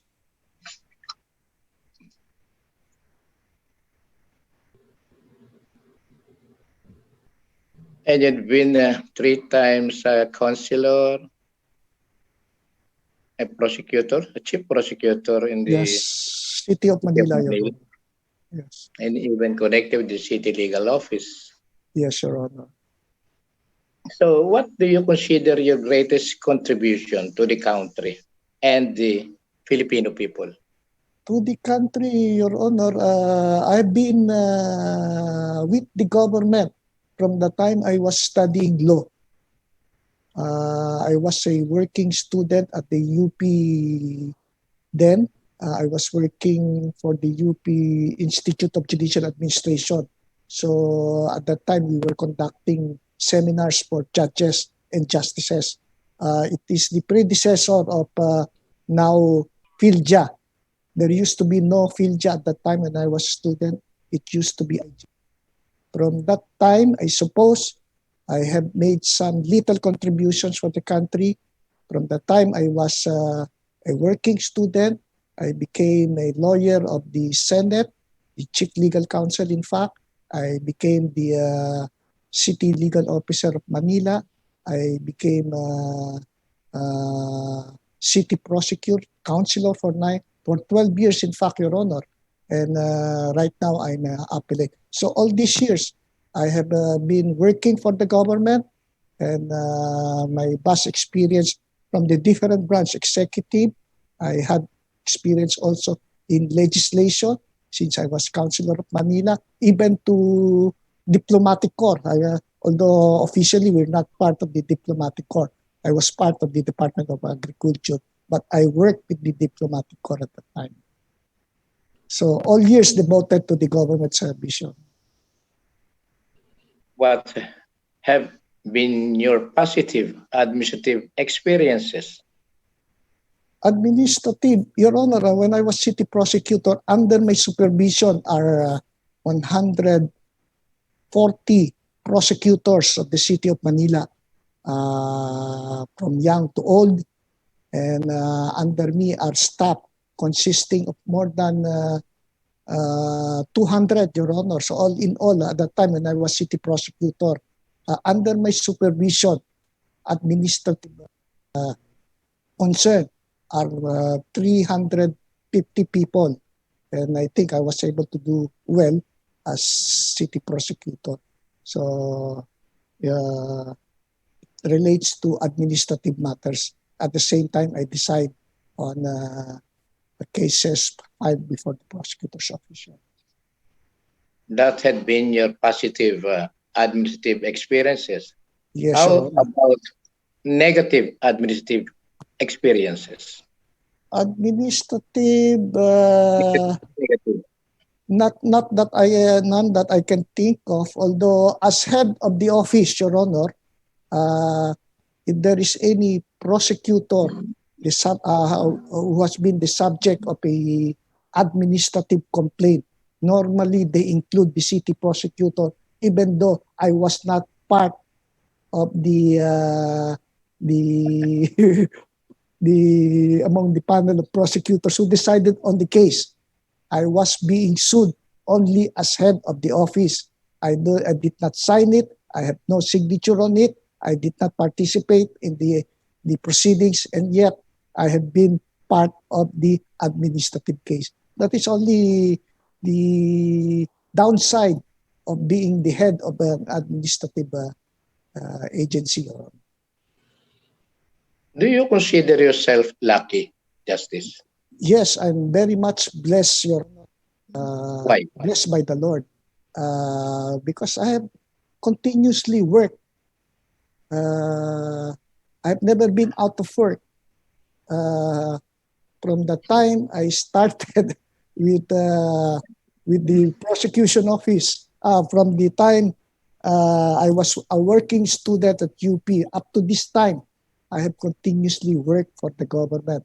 So I have given all the chances in this world to save our country and to serve the city of Manila, Your Honor. All right. Are you fond of cars, Justice? Cars, Cars, vehicle. not really, Your Honor. I just drive, but I don't understand much about cars, Your Honor.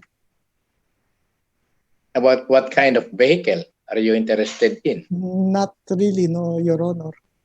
I have never been fan of cars, Your Honor. As long as it runs, that will suffice, Your Honor. But all your life you have a driver. No, when I was city prosecutor, I never had a driver. Only here at the Court of Appeals, Your Honor. At the time when I was councilor, I never had a driver, although somebody drives for me when I go around the city, Your Honor, because for added protection, Your Honor. All right, that was my last and final question. Again, thank you for your time, your Thank you, Your preparation, Honor. and good luck again. Thank you, Your Honor. Welcome. Thank you, Judge Ilan.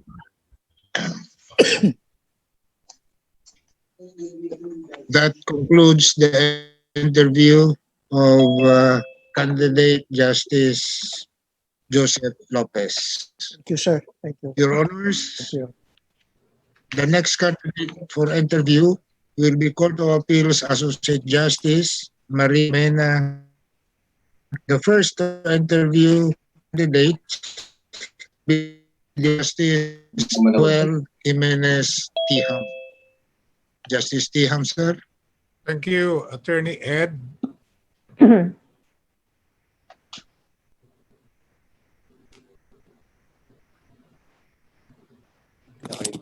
Cannot see Attorney Monet. Good morning. Good morning, Attorney Monet.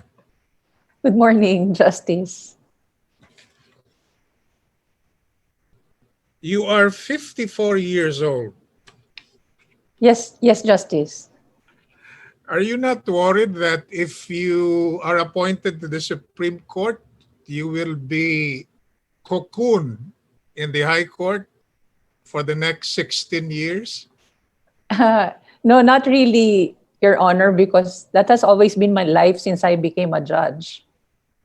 So for That, 18 years already. but that would mean that you need to give up your teaching chores in universities and law schools. Yes, Justice, that is true.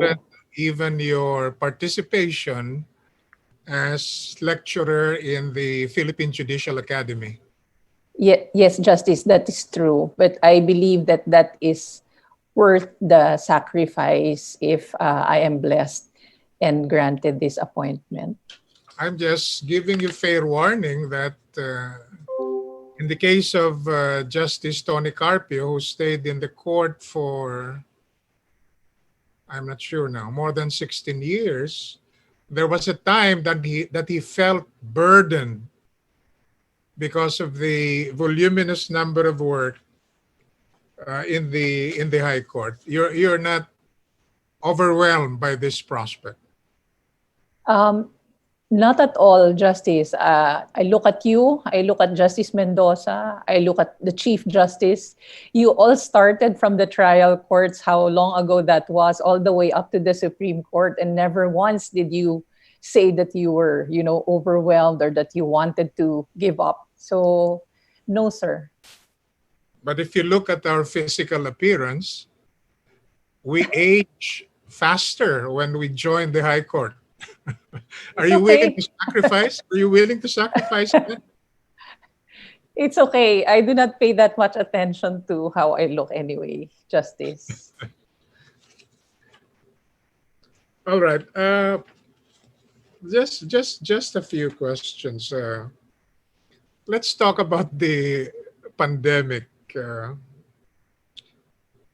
In your opinion, can a person be compelled to take a swab test even if it is for free? Yes, Justice. Because of the national health emergency, there is a compelling state interest. It is for the public welfare.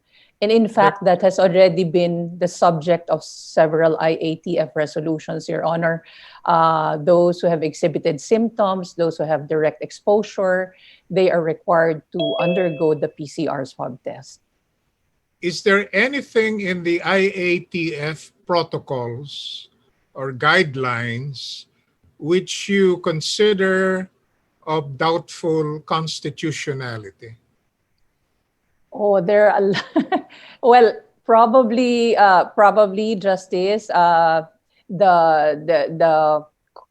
compulsion to quarantine, to take you out of your home and to be placed in a quarantine facility if you test positive and have manifest symptoms. But I understand that they do that only for individuals who do not have self-isolation capability in their own homes. You have heard and you have read many things about the anti-terror law that has been recently passed by Congress and signed by the President. The Supreme Court has scheduled oral arguments on the anti-terror law sometime on the third week of September. If you are a member of the High Court, what questions will you ask of the petitioners? There are to date 29, or I'm not sure now if it's 30 already, petitioners. So if you are sitting in the court and bank during the conduct of oral arguments, what are the questions you will ask of the petitioners and why? Well, probably I'd first focus on their standing, Your Honor, because that is the very first requisite for the exercise of the power of judicial review of the Supreme Court. I'd want to determine if they have their necessary personality to bring these cases or petitions before the court. And then, of course, is there an actual case? That again is going to be another major issue that they have to prove to the court that there is a necessity, because there is already, at least imminent danger, if not a direct violation already, or a direct prejudice or damage. So I guess those two are the very will be the focus of my questions, Your Honor, in case that I get to ask questions in the session for oral arguments. Now, during the oral arguments, what questions will you ask the Solicitor General and the respondents, and why?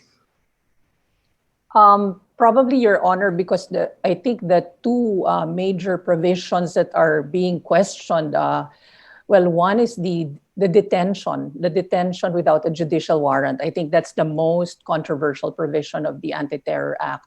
And so I'd probably focus on that, ask the Solicitor General, the Honorable Solicitor General, the specifics, I'm sorry, of how this is proposed to be enforced with the least violation, or no violation at all, or the strictest observance of the cherished rights of the individuals who will be subject of the application of this provision.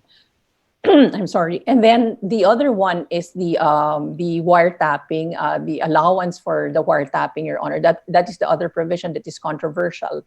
I'd also want to ask some questions of the Solicitor General, specifically regarding how the proviso about advocacy and dissent, mass actions will be operationalized.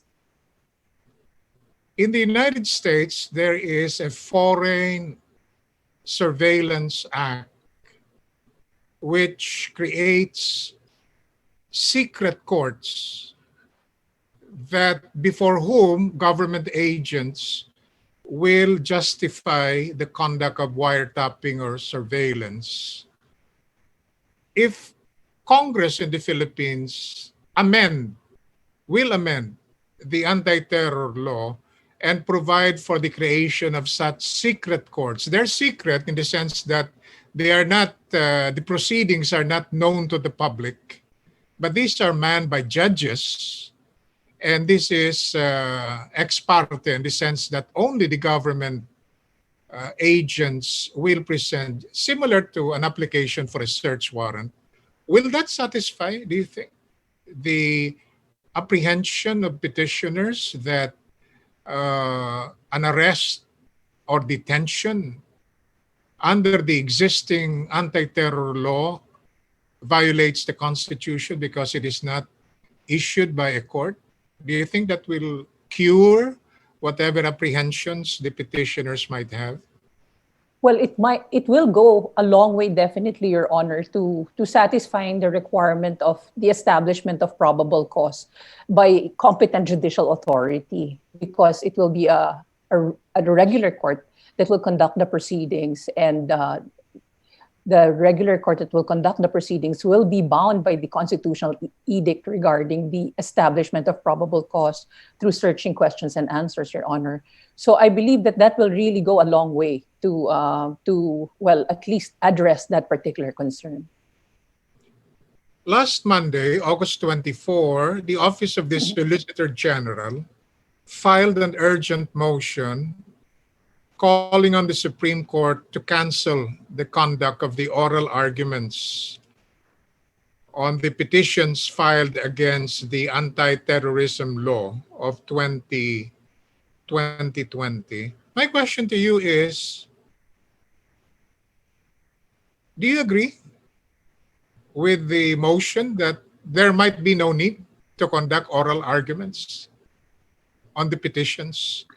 Well, I believe, Your Honor, that the question of whether there should be oral arguments is addressed to the sound discretion of the High Court. If the High Court believes, the members of the High Court believe that there are certain issues that need to be clarified, which go beyond the pleadings, there are clarificatory matters that they want to establish, then the court should be the one to exercise and say that it is necessary or that it is not necessary on the other end. It should not be for the parties to say that, Your Honor. Intrinsically, are oral arguments mandatory? No, Your Honor. For the pleadings? No, Your Honor. In the Court of Appeals, seldom do justices call for oral arguments, correct? That is true. That is true, Your Honor. Why is it that in the Supreme Court, they frequently call for oral arguments? Does it mean that the justices in the Court of Appeals know how to read the pleadings better than the justices in the Supreme Court? Not at all, Your Honor. But I think the main distinction is that in the Court of Appeals, the kinds of cases that we rule on are largely factual. And so we have the benefit of the entire records, the whole history is before us. So there is really rarely a need to ask the parties for clarification. But in the Supreme Court, we know that most of these cases, they are limited to legal questions. And so sometimes in the pleadings, not all the antecedents are brought out to light. And those may be the questions that need to be surfaced in an oral argument, Your Honor. At offhand, what is your first impression on the petitions, on what you have read, on the petitions, numerous petitions filed against the anti-terror law? Do they strictly pertain to legal issues and will not entail an evaluation of factual issues? Well, there are legal issues. They mainly center on, as I already mentioned, the rights, the constitutional rights, Your Honor, especially the detention for 2 weeks without judicial establishment of probable cause. So those are constitutional issues, Your Honor. But there will also be a need to look into facts, Your Honor, which actually goes into the element of the ripeness, or if there is already an actual case, because these facts are only presupposed. They have not yet happened. But shouldn't these petitions be tossed back to the Court of Appeals because it might entail evaluation of certain factual issues? As of the moment, Your Honor, as I already mentioned, I do not believe that there are already those facts that could be looked into to cite as basis or to inquire into for the resolution of the petitions, Your Honor. For whose benefit are oral arguments conducted? Is this not for the benefit of answer the question first. For whose benefit? Is it for the benefit of the public? Is it for the benefit of the Supreme Court justices? Is it for the benefit of the lawyers who have to earn their fees? It is for the benefit of the justices, first and foremost, Your Honor, because precisely if there is a need for clarification, this is the occasion for the justices to let the parties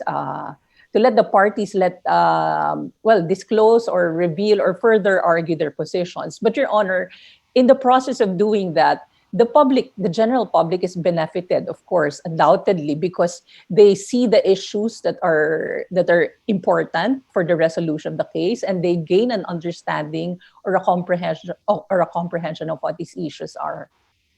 Is it your impression that when the 15 justices, including the Chief Justice, sit during oral arguments, they're totally clueless about the substance of the petitions?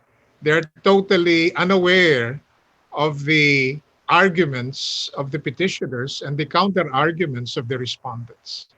Considering that each justice of the Supreme Court has something like 20 to 25 lawyers who can do research and reading and who can summarize the pleadings. Of course not, Your Honor. I believe that no justice will be able to ask any questions if they did not do the background work. So they'd have to have read everything already, specifically the pleadings, exchange of pleadings between the parties, if they are going to ask questions during the oral arguments, Your Honor. So it's the exact opposite.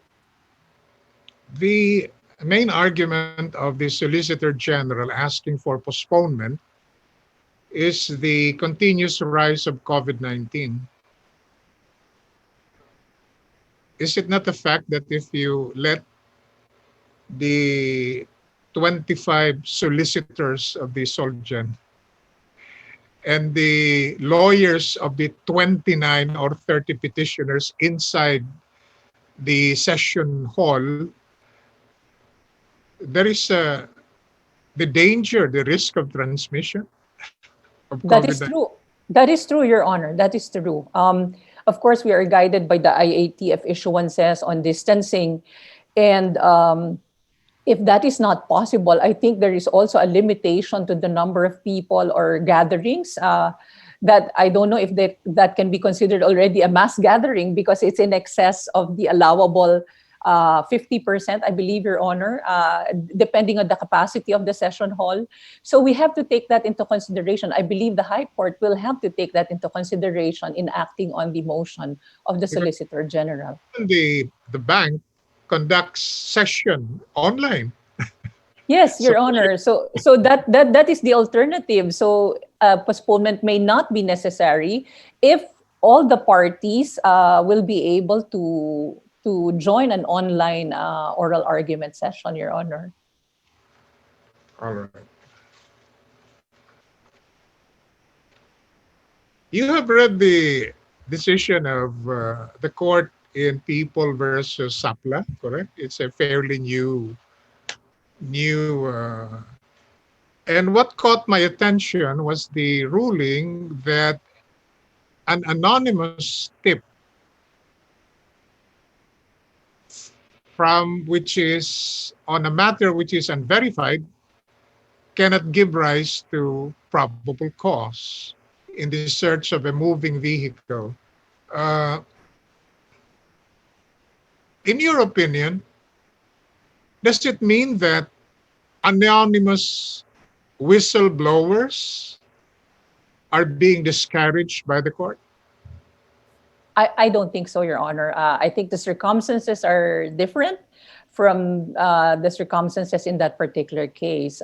In that particular case, there was the police or the law enforcers acted on an anonymous tip. There was a call to the police station, I believe, and there was not even a verification done by the police officers. And I think the Supreme Court also pointed out the fact, Your Honor, that there was no log. The call was not logged in violation of the standard operating procedure. So there was really no way to verify the source of knowledge or the source of the information, and there was no factor that will guarantee the veracity or the reliability of the information.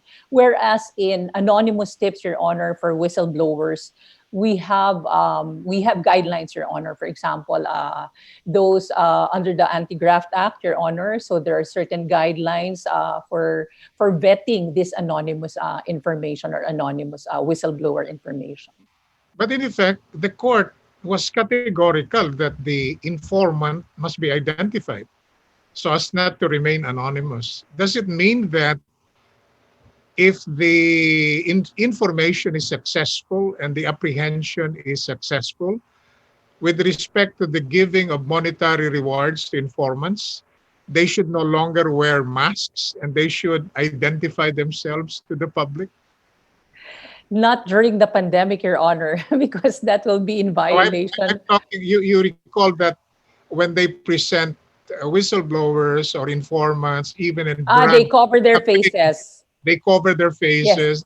Yes. Was the court saying that anonymous informants should be passé and they should be properly identified? Is that the intent? No, Your Honor. The court did not say that in People versus Sapla.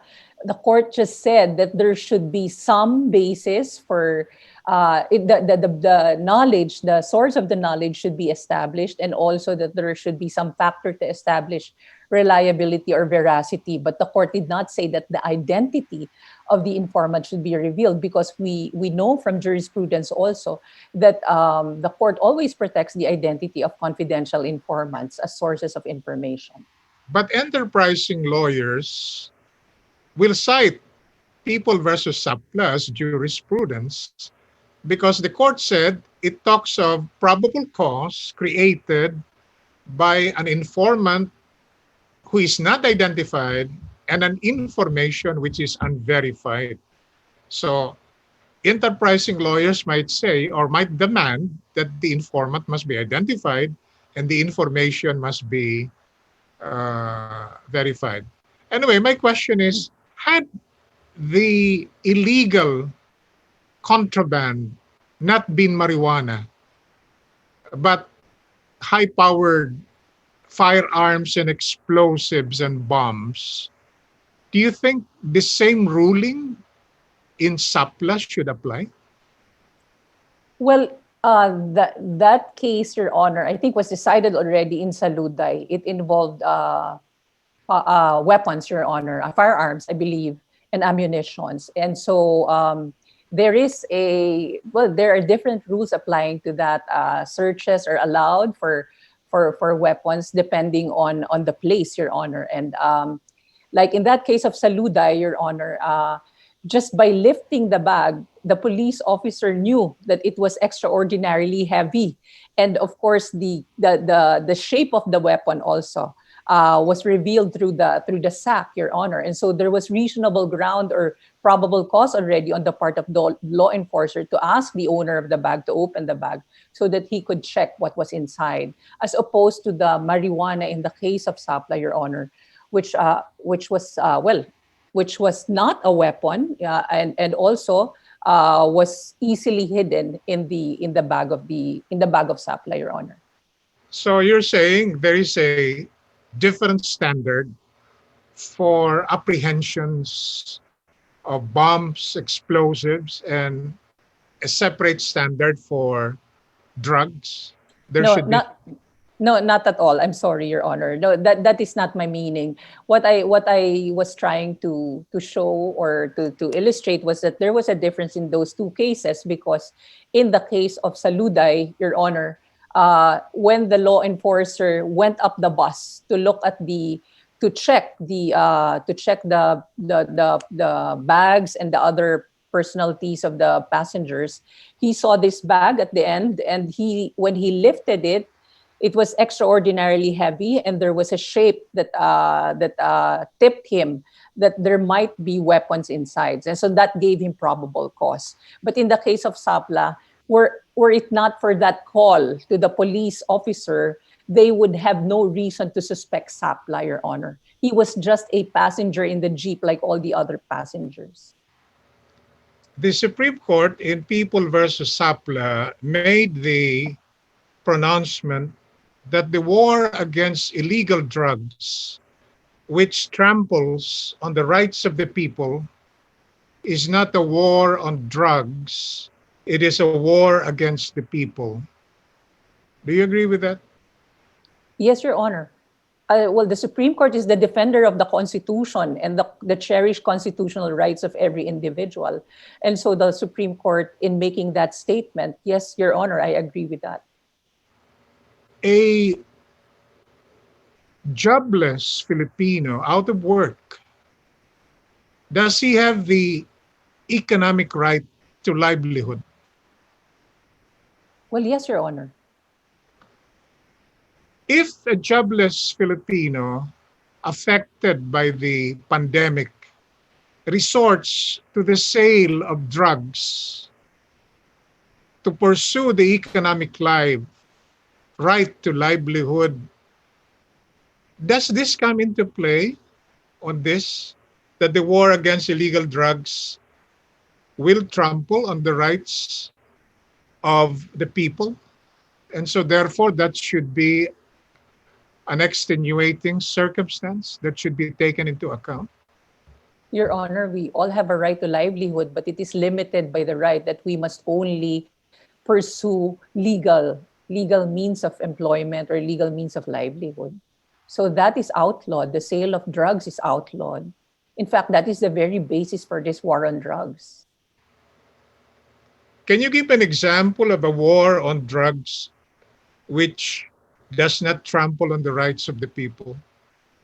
Well, Your Honor, if we carry out the provisions of RA 9165 in accordance with the strict tenor of that law and in accordance with jurisprudence handed down by the Supreme Court in drugs cases, then there should be no problem, Your Honor. There will be no violation of the constitutional rights.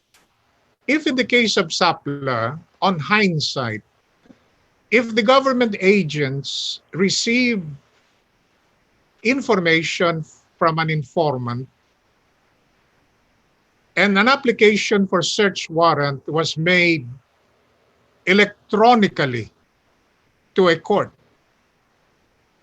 and the court acted favorably and issued a search warrant electronically to the government agents, and they accosted SAPLA, would the seizure, apprehension, and arrest of SAPLA be constitutional?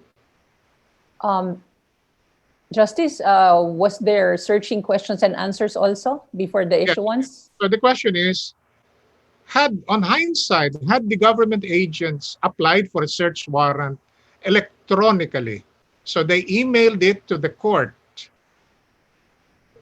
and a searching questions and answers were made electronically, faster, and the judge favorably acted on the application and issued the search warrant electronically to the government agents in possession of a laptop, for example, and they did the apprehension and arrest, will that process be considered valid and constitutional?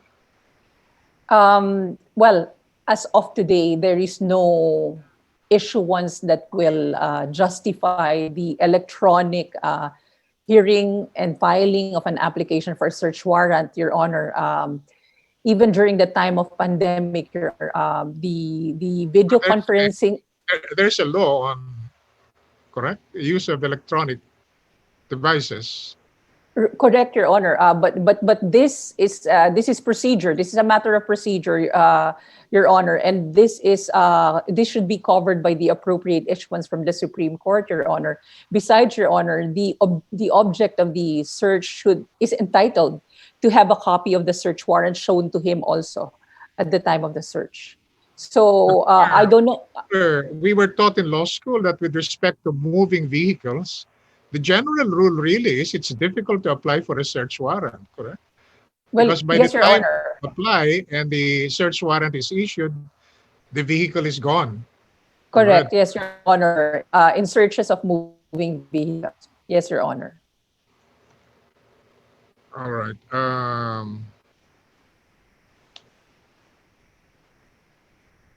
My last question is, you like an easy or a difficult question, Justice? I submit to your discretion, Your Honor.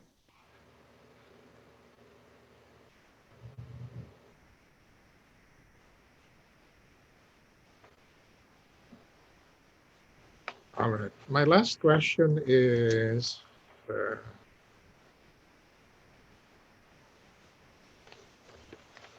I'm looking for an easy question. Thank you very much, Your Honor.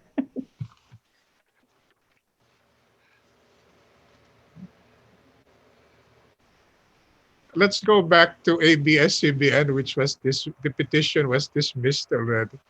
On hindsight,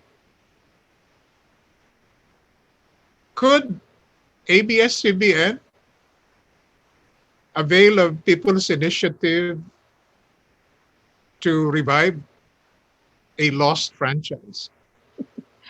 I've seen so many articles written on that, Your Honor, both for and against. But I believe that they could not. That people's initiative is not available in that particular instance. Why not? Because it's well, it's not available, you said. Because Yes, public will not spend for it.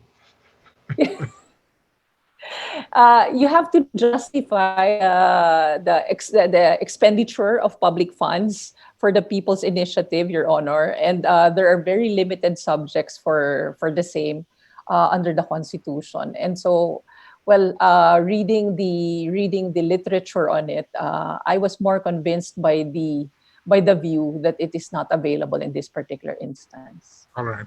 Thank you and good luck, Justice Moret. Thank you very much, Justice.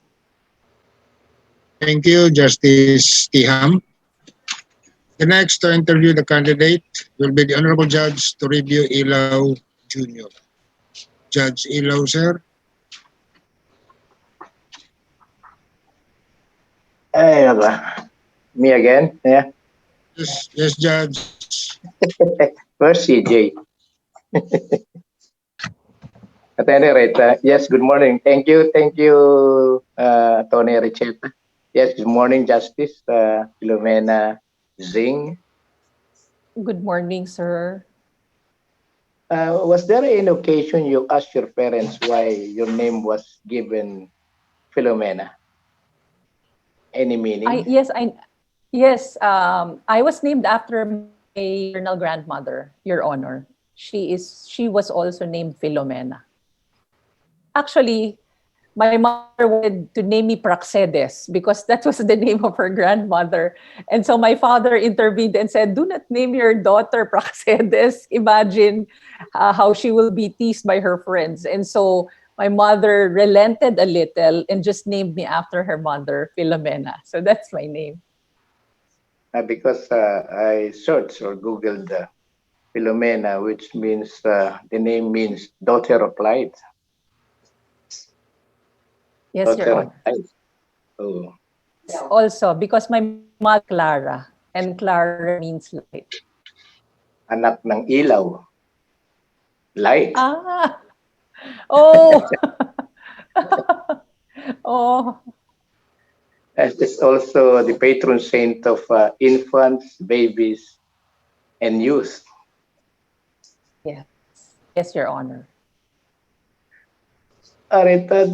The last time I interviewed you was when 2019, and I asked you how were you doing, and you answered you were good, as in fact your children were present along with your staff of the Court of Appeals as a moral booster.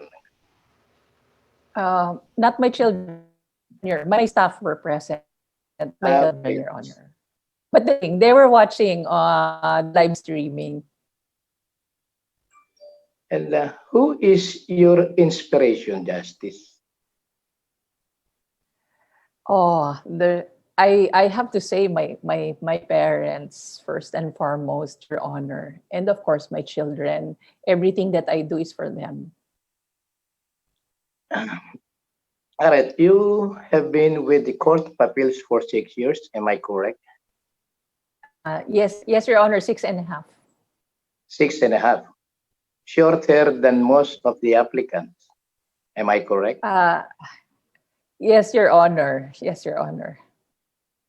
Do you think you should give way to the more senior applicants? Your Honor, I respect all of them, and I believe in that all of them are qualified for position.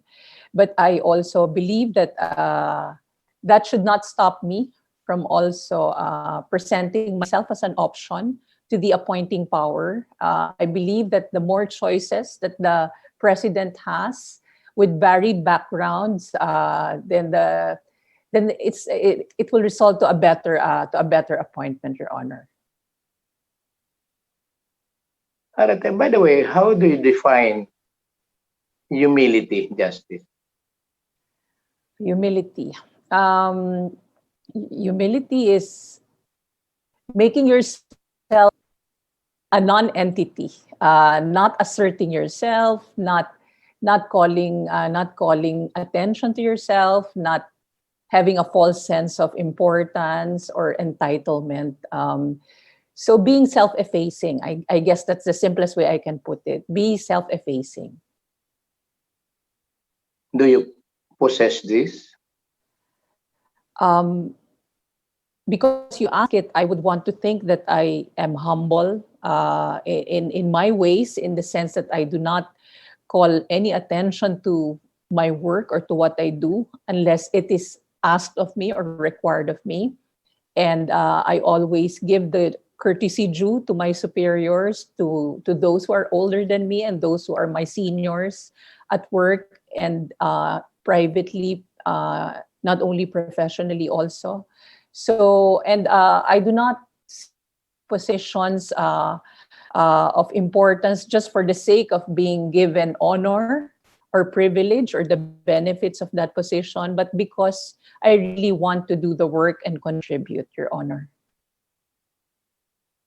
How important is this?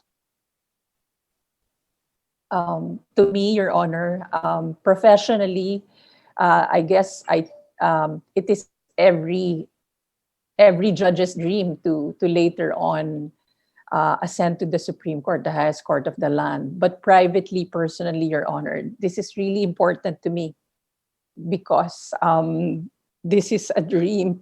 I'm sorry. This is a dream I shared with my father.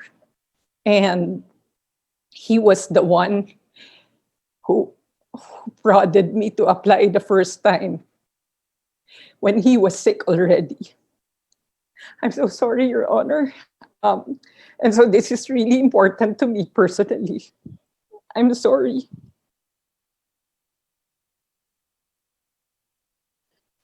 Well, I'm sorry too, but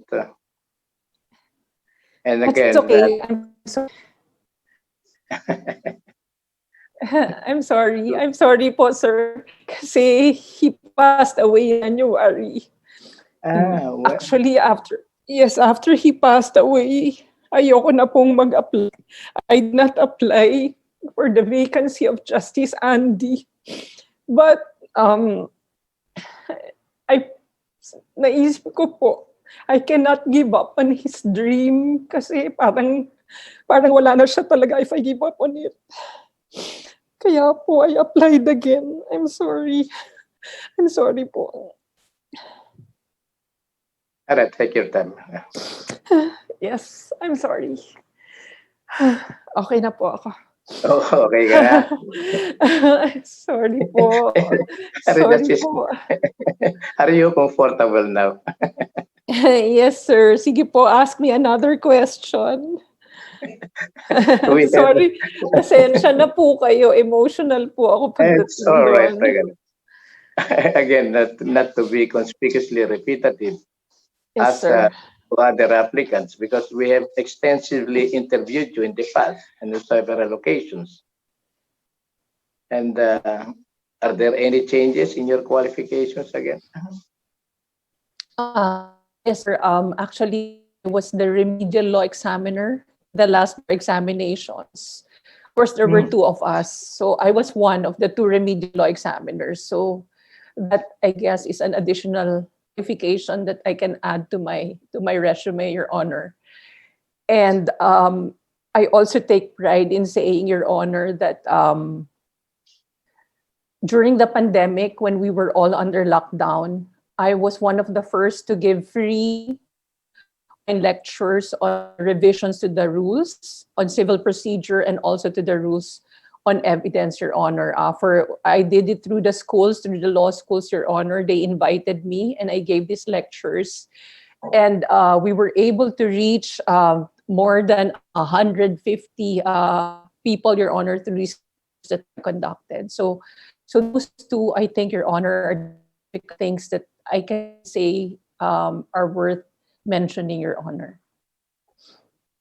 Do you have any contribution to the book of Insight on Evidence by Chief Justice Diosdado Peralta, as well as with Justice Eduardo Peralta? Have you read or browsed that book? Not yet, Your Honor. I'm very sorry. I'm very sorry. I do not have a copy yet. I will have to personally go to Justice Edong and ask him for a signed and autographed copy. I have not had the privilege to read it yet. Yes, Your Honor. Anyway, complimentary. All right. Is there something else we do not know about you, Justice? There are probably a lot of things that you do not know about me, sir. But these pertain to my personal life. But as far as my professional life is concerned, Your Honor, it's an open book. You know everything that I have done for our institution, for our beloved institution, since the time I was appointed in 2002 as a Metropolitan Trial Court judge until the present, Your Honor. Are you related to Undersecretary Maria Lourdes Zing Bergeri? Rosario, sir. Yes, Maria Rosario Singh Vergere. Yes, sir. She's my sister. Okay. Sir, How is your sister? do you notice the resemblance, sir? Yes, because really got such interest to me about Singh. Yes. How is she? She's okay, sir. But actually, the whole family has been under quarantine because we were twice directly exposed, Your Honor. First, one nephew tested positive, and then two house help, Your Honor, tested positive already. So the whole family is under quarantine, Your Honor, because we have been directly exposed. But we underwent swab tests already, Your Honor, and the test, thankfully to the Lord, proved negative. But we have to stay at home for the meantime. She's staying with your family. No, Your Honor. We live in a family compound, Your Honor. Our parents had the foresight to acquire the properties around our home, where we all grew up in, and so my siblings and I all have our own houses beside the home of my parents, Your Honor. So it's like a compound, Your Honor. Do you think she's doing a good job? Your Honor, I'm very biased. Department of Health under Secretary Duque has been under file. So some of the things said Yes, about him. But yes, Your Honor. Legally, do you think she's doing a good job, your sister? I think, Your Honor, that I will proudly say that she's doing her best. And whether she did a good job or not, only history will judge her. If you were in her position, would you have done things differently? Between the two of us, Your Honor, when people ask me if we are siblings and I say yes, and they say okay, they say they see the resemblance, but I always say no, she's stricter. Mas mahigpit po yun sa akin. Mas masungit din sa akin. So I keep telling her when she does her pressers, Your Honor, to smile more because she's always very serious. So sabi ko, smile a little para the people who are watching you, takot na sa virus, hindi rin matakot sa'yo. That's what I tell her. So I don't think I can do better than her in her position, Your Honor. She's the expert in this. And we have the same principles and beliefs, and we are both guided by what we learned from our parents, especially our father. And what good deeds have you done during the pandemic, if any? Good deeds, Your Honor. I think the lectures I told you about, those lectures, I think helped a lot of people, not just law students, but lawyers also and judges, because at the time, the rules were about to take effect. They took effect on May 1, Your Honor, but there was still no lectures being given or seminars because precisely everybody was under lockdown. And so I thought of doing that series of lectures, Your Honor. And so I think that was a good deed, if you can call it that, because I was able to reach a lot of people and give them some information on the important amendments done to the rules of court. All right, just to lighten your mood, what is the funniest thing that happened to you recently? The funniest thing. Funniest thing, Your Honor. I cannot think of. Well, there are a lot of funny things that happen on a daily basis, Your Honor, at home. But these are personal domestic funny moments that I doubt that you will be interested in. Nothing really, Your Honor. Generally, the mood is very somber because of the pandemic. You know, here in the JBC, we have the surveys, we conducting investigation as to the integrity, competency, qualifications of the applicants. And in fact, on hand is a verbatim comments of respondents, which means people we ask who may be your friends, colleagues, non-litigants, litigants, lawyers, practicing lawyers, and the verbatim comments that positive one to start with, claiming that your integrity is impeccable, judicial temperament is fitting for a high court. Thank you, And Your also Honor. another comment is that you have a high sense of entitlement and know it all. What can you say about it? That one, that one, Your Honor, I have to admit, that is something that I say of myself, that I'm a know-it-all because I, when I come across something that I do not know or do not understand, I really go out of my way, Your Honor, to understand it and to find the answer. And then when I know an answer and somebody does not know it, I want to automatically help that person and teach him what I know or share what I know. So I guess some people do not like that, and they call me a know-it-all. I do not take umbrage, Your Honor. It's okay for people to call me that. Ared, could you teach us something you do not know in the next 2 minutes before we end our structured conversation? Teach you something that you do not know, sir? That Is there you. that I do That not you. know, No, yeah. and I'll teach it to you? Yes. Oh, how can I teach something that I do not know, sir? Uh, I'm sorry, sir. What is it exactly that you want me to do, sir? Yeah, that's following the premise that Because I'm a know-it-all. I'm a know-it-all. you know it all. Okay. The question is, what All do you right. do not know? What do I do not? There are a lot of things I do not know, sir. In fact, I always say to people, especially to my students, that their goal should be every day they learn one new thing. All my court lawyers, I tell them, every day you have to put it upon yourself that you learn one new thing. And that goes for me also. That is still my rule, Your Honor. A day should not pass that I do not learn one new thing. It doesn't have to be about work.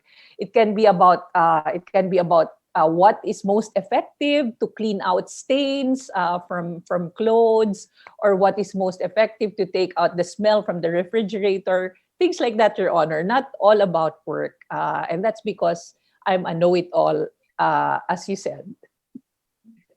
All right, that was my last and final question. Thank you, and good luck again, Justice Singh.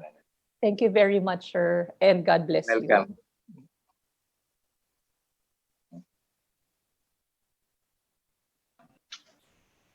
Thank you, Judge Ilaw.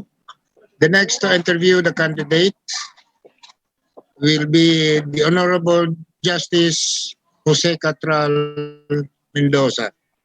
Justice Mendoza, sir. Good morning, Justice. Good morning, my first question was supposed to be about Dr. Undersecretary Berger, but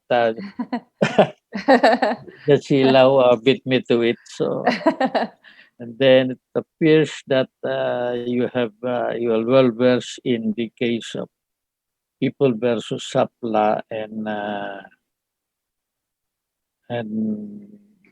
Saluday. Well, what is you have read the decision in Pimentel versus the, oops, sorry, nawala ba? Legal Education Board. What is your personal opinion on that? There is still an MR, it's still pending. The case is not yet reached its final stage. What is your view on that? Well, my personal view, and I hope we're not violating the rule on sub judice, Your Honor. But my personal No view is naman, it's just ano, academic you're still not. discussion. Yes, Your yes, Honor. yes. Because you were there during the at Manila Hotel. Yes, Your Honor. Yeah, The I summit, Your know. Honor. Oh yes, the summit. Yes. I know you. You know this the issues there, and that's why I'm asking you your personal opinion. Yes, Your Honor. Thank you very much for giving me this chance to talk about the issue. Well, Your Honor, as far as the PhilSat is concerned, I think that is a good idea. In fact, it is something that is administered in other jurisdictions, not just here, Your Honor. But as stated, Your Honor, it should not be the only consideration, such that if you fail the PhilSat, you're absolutely barred from taking up law, Your Honor.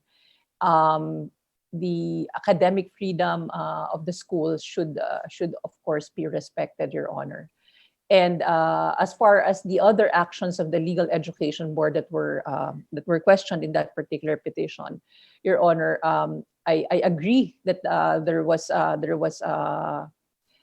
was some excess as to the breadth or the reach of the issuances of the LEB that were put into question, Your Honor. I agree with that. You agree with that decision? Yeah. About the PhilSat in the future, should you make it mandatory or optional? As I already mentioned, sir, Justice, this is something that is being done in other jurisdictions. I believe I believe that this is a good thing to have as part of the screening, but it should not prevent the schools in the exercise of their academic freedom from imposing other qualifications for admission. As a qualification for admission, passing it should not be required.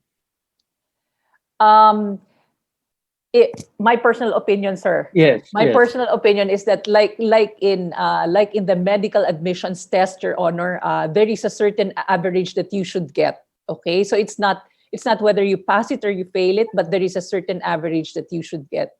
So I believe that is a sound rule that we can adopt. So it's only a guide. It should only be a guide.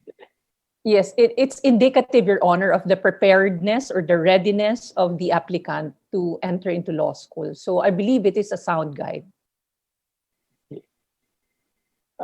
Considering that it is not mandatory, you cannot impose it on the law schools. Is there a necessity for the continued existence of the LEB? Well, the LEB is not just about PhilSat, Your Honor. It has important functions in regard to the monitoring and regulation of our law schools, Your Honor. So yes, Your Honor, there is a purpose for the continued existence of the LEB.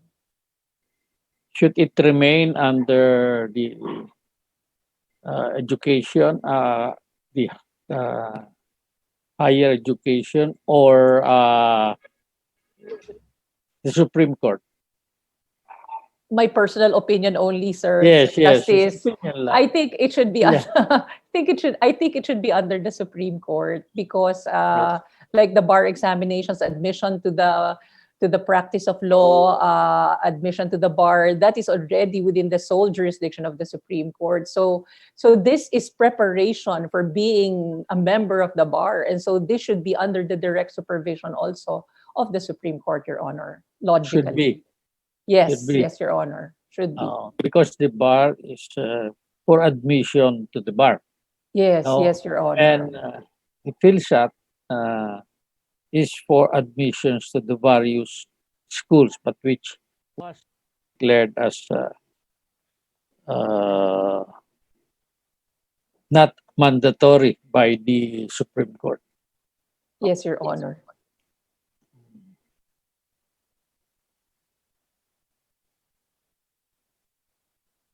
Now, the case has not yet reached its finality.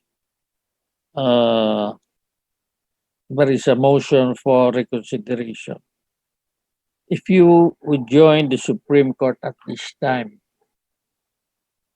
would you be for the denial of the motions for reconsideration, asking for a review of that decision, or you will sustain the decision? Actually, Your Honor, as I already mentioned, I agree with most of the points in the decision, but I have also my other personal opinions, as I've already mentioned through your questions, Justice. So it depends on the points raised in the motion for reconsideration, Your Honor.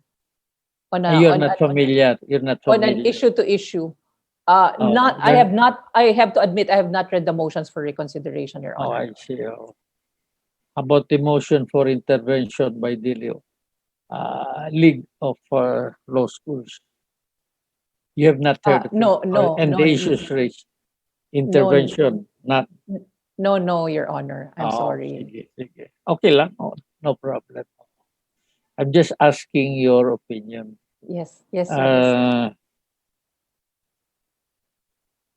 Can the court render opinions? No, Justice, no. What is Advisory the rule opinions. on that? Yes. What is the general rule on that?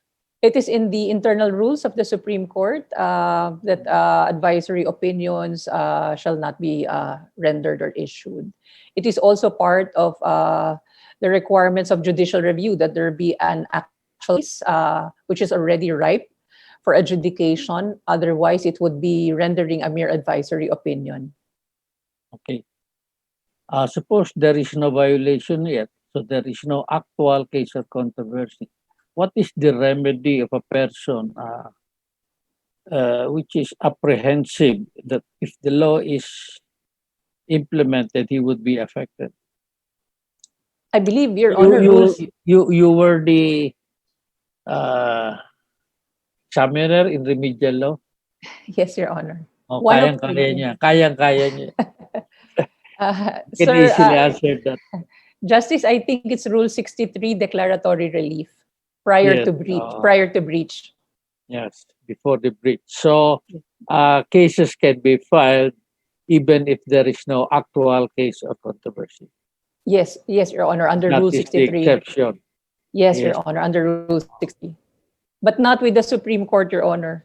Not with the Supreme Court, with the RTC, Your Honor. Suppose they pray an action for declaratory relief plus prohibition. Your Honor, that was the case, no, Your Honor. I think where it was an action for declaratory relief, but then when the breach in the meantime that the case was pending, a breach occurred, Your Honor. It was converted into an action for prohibition and mandamus, Your Honor. In case there is still no breach yet. No breach. And the petitioner is in a hurry, does not want to go through the processes in the lower court, went directly to the Supreme Court, but coupled with the petition for prohibition.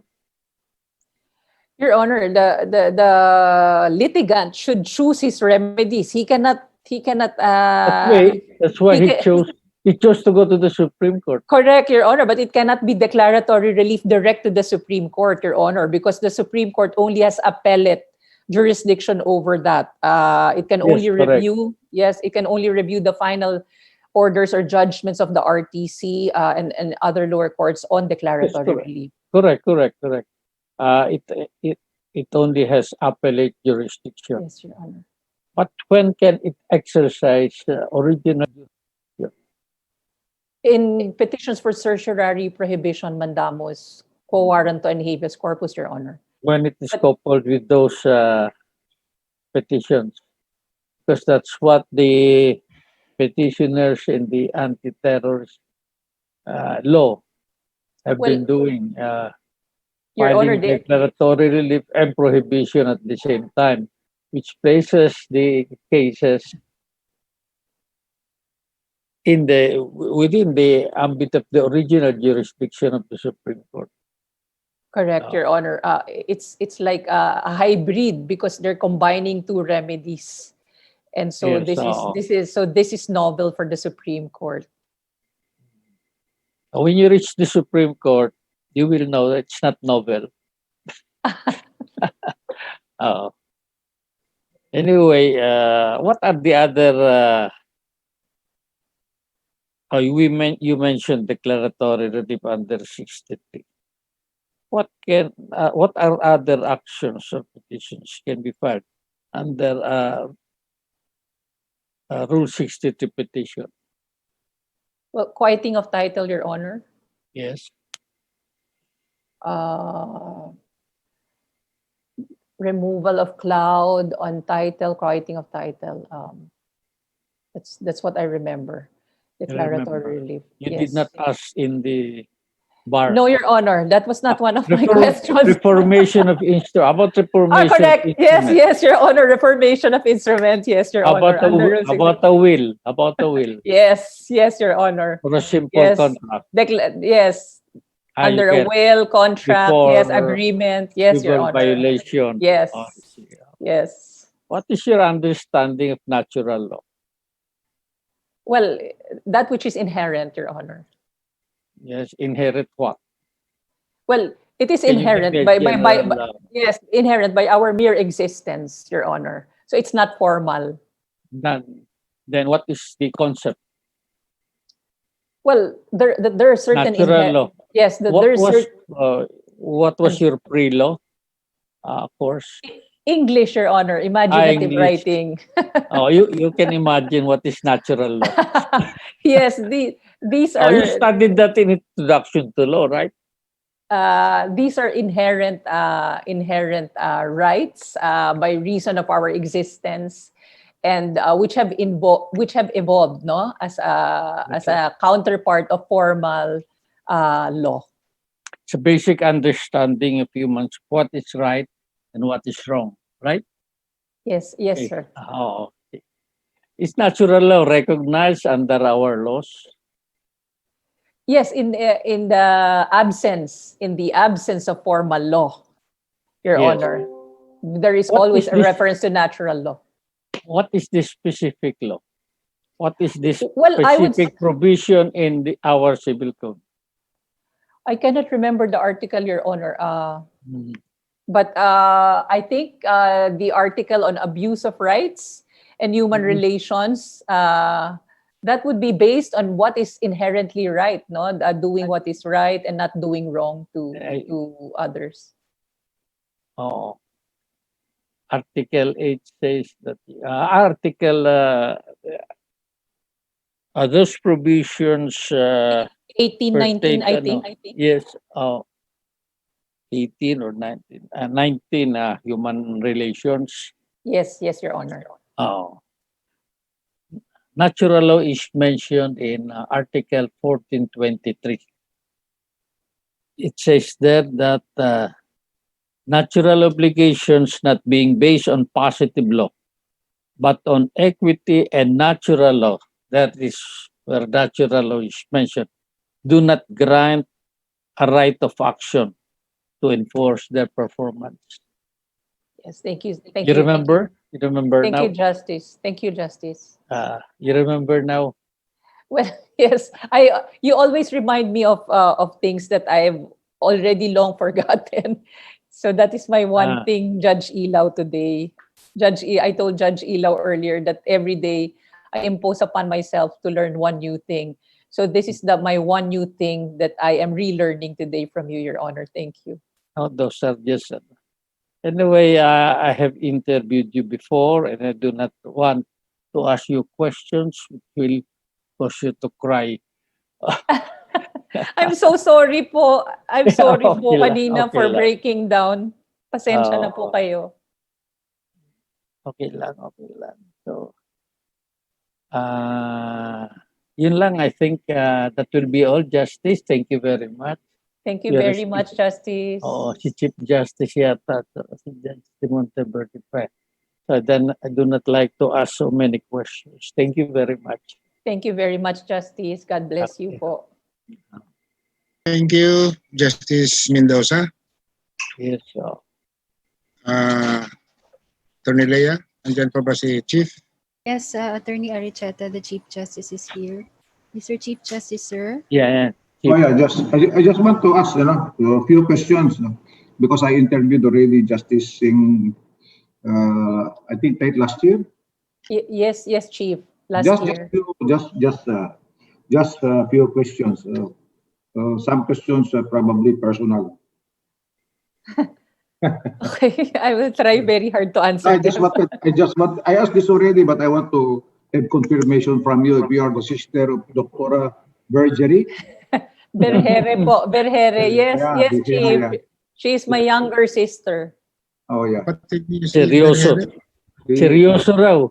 Di tinanong na ni Judge Ilo kanina. Kanina, I did not hear it. So anyway, Kaya hindi ko na tinanong eh. so you're pala the older sister. Just few questions lang because anyway, Justice Singh is a member of the subcommittee that drafted the rules on civil procedure. No? She's one yes, Chief Justice. Yeah, she's one of my members. She's hardworking. No, just questions lang. Okay. Now, one of the rules that we have not yet amended would be the rules on special proceedings.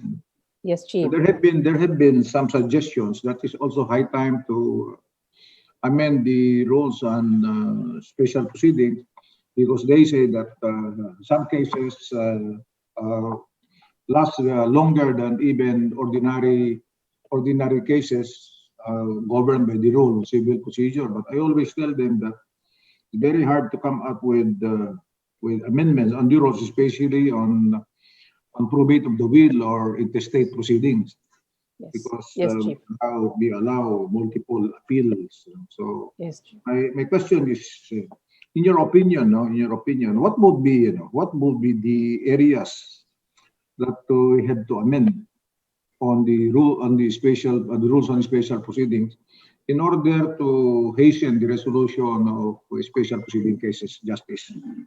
Yes, Chief. I think you already mentioned the problem areas like in the settlement of estates, Chief, that really takes a long time.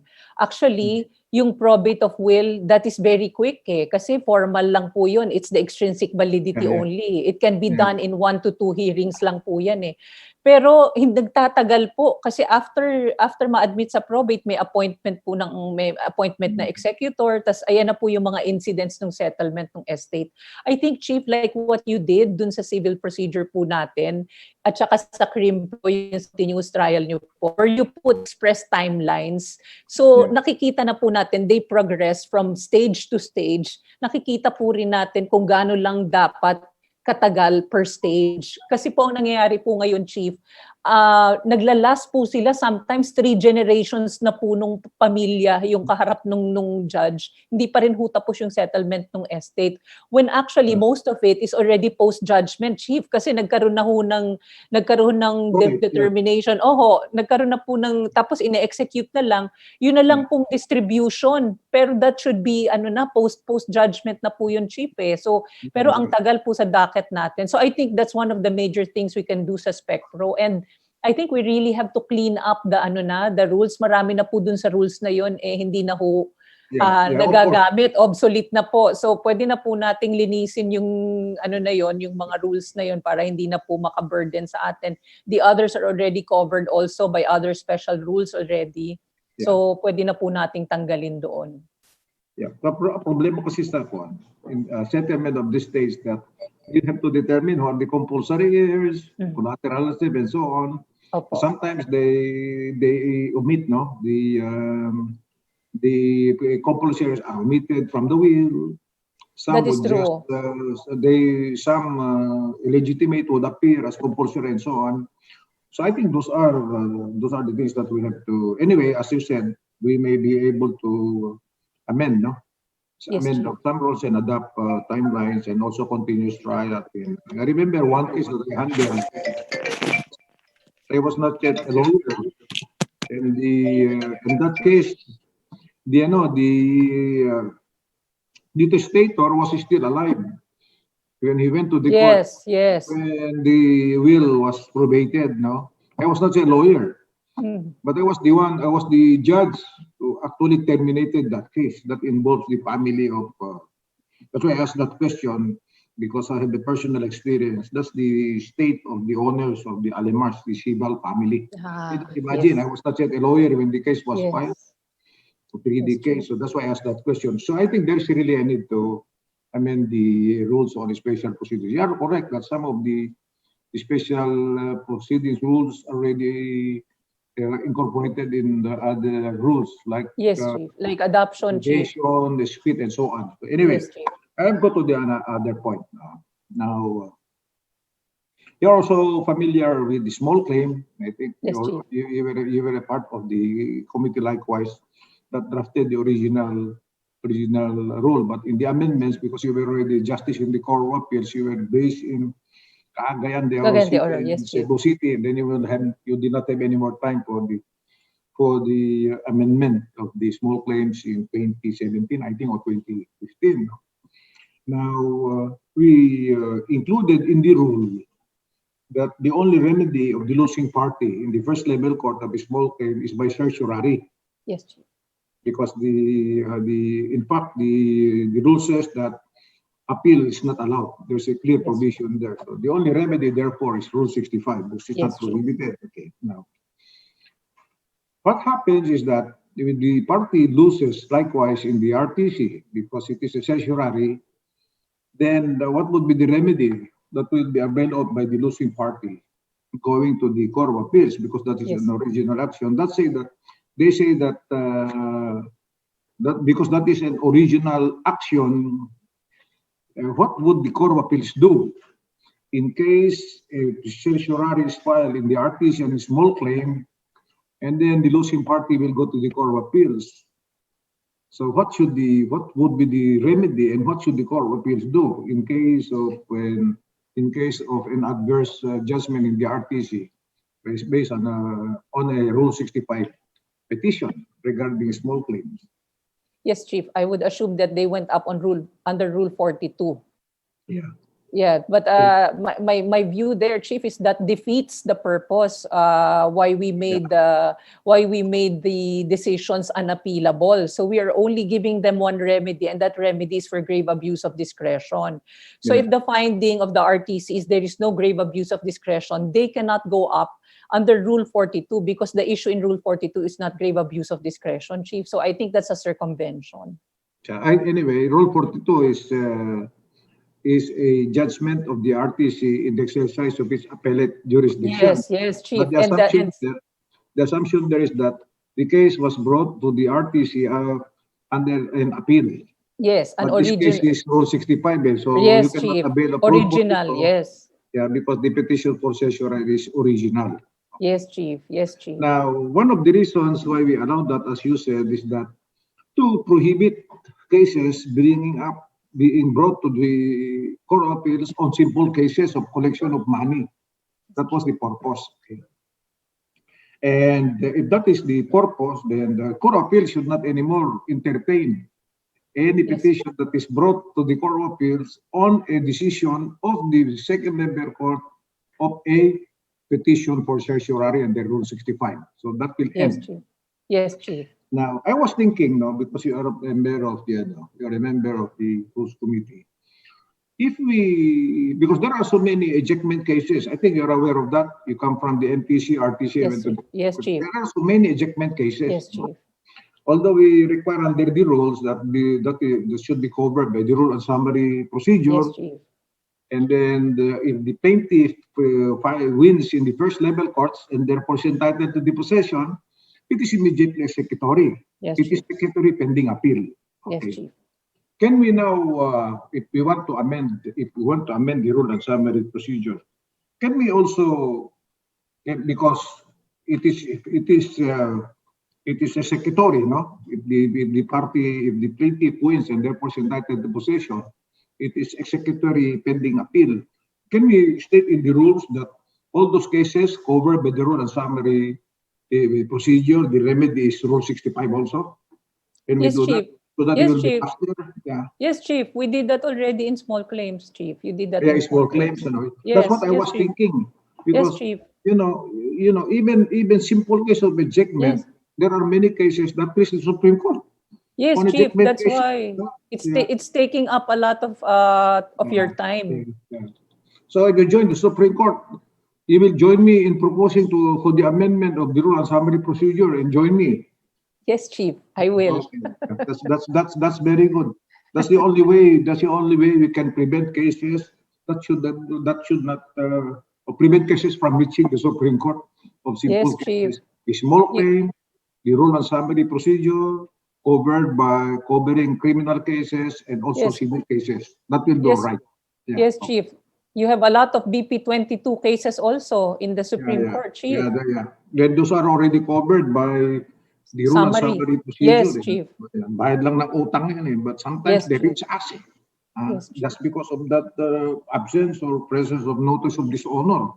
Yes. Okay? Yes. Okay, so okay. Now my last question, because I have already interviewed you before, but I just wanted to ask you some question and clarifications because these are the plans of the Rules Committee to study the existing rules, hasten the resolution of cases, prevent cases to reach the Supreme Court so that as early as in the court of case, hindi na naabot sa amin sa Supreme Court. So these are only my plans. Plan ko lang yun. I hope that you will support me and then the others will support us so that we can declare the dockets, not only Supreme Court, also the dockets of the Court of Appeals. So my last question is this. I asked this also before other candidates, and I asked this also when I interviewed Justice Lopez. What is now your ranking in the Court of Appeals, Justice Monet? Chief, I am the senior member of the 9th Division, Chief. So you're almost the same as Justice Lopez? Yes, Chief. There's only one justice between the two of us, Justice Jacob. He is 7th Division, I'm 9th Division. So you're magkasunod po kami. So in other words, mga 21st or 22 probably in the ranking, no? Probably, and, Chief. You came from the ranks. Yes, Chief, from the MTC, Chief. From the MTC. To me, you're qualified. But sometimes they ask. Thank you, Chief. Yeah, that's a conclusion that you're qualified. Okay, you come from the ranks. You've been teaching in the Philippine Judicial Academy. I've been a member of the several committees. In fact, we worked in so many committees before, and we had constant conversations about problems in the judiciary and also our concerns in the Philippine Judicial Academy, how to improve the training of judges. I think I have also been advocating skills-based training program for judges because that's what they really need, no? Teach them what to do when they're already sitting as judges and hearing cases. So my only concern is this, no? As I said, you're qualified. To me, you're qualified. No? Problem is, we have a rule now that we give preference to those who have been there for quite a time. In other words, we promote careerism. No? I think you're aware of that rule. So you give me a good reason why, in spite of your being ranked 22nd or 21st, you could be qualified as to be member of the court, in spite of the fact that you belong to the 21st or 2nd or 23rd rank in the Court of Appeals. That's my last question. So can you give me your answer, Justice? Yes, Chief. I think, Chief, as you have already mentioned how you know so well the work that I've rendered for the institution. And so I think what you need or who you need right now is not just someone who has the length of stay or experience, because I have experience from the time that I was appointed to the MEDC. But what you need is a person who is versatile in the sense that they can do both adjudicative and administrative functions. Someone who can not just write quality decisions, but who can write a lot of quality decisions, considering the volume of cases that the Supreme Court has, and also someone who can do reform and can see reform in the way that you see it, with vision and with a sense of purpose, Chief. So it's not just about doing cases or resolving cases. It's about seeing the future and bringing the Supreme Court and the other courts to the future by these reform changes, Chief. So I think I fit that description, Chief. In all humility, I do not want to say that the others do not, but I think that is the particular background that I had, and you have been witness to it. You have brought me to this. You helped me in my appointment to the RTC and to the CA, and I will forever be grateful. So Chief, I think you know that if ever I'm blessed with this appointment, I will be really helping you 100%, 101% in your projects. Are the other members listening? So I think that's so that's all. Like, thank you, Judge Bonet, and good luck. Good luck. Thank you very much, Chief Justice. God bless you po. That's all, Justice Ed. Thank you, Mr. Chief Justice. That concludes the interview for Justice Singh. Yes. Good luck, Thank you. What Justice time Singh. will we resume? Meron pa ba Oh, it's mamaya? already. Meron pa. Di ba? Isa pa. What time? Excuse Meron me. pa pong isa. Thank you. Thank you very much. Sir Louis, cut broadcast. Thank you, PIO. Cut Okay. broadcast.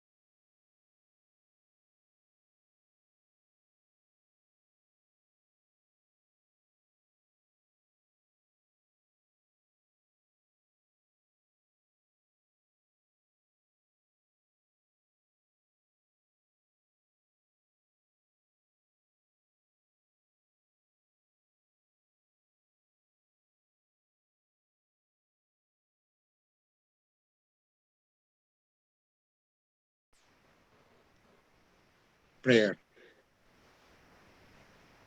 Yeah.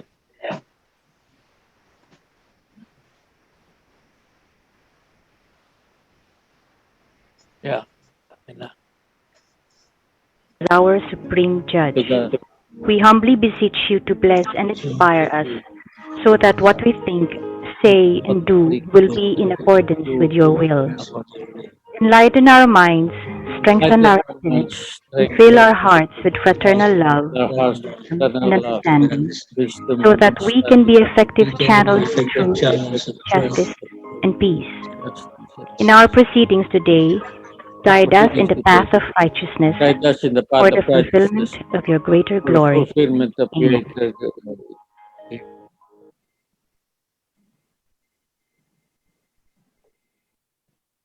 Attorney Ed. Yes po.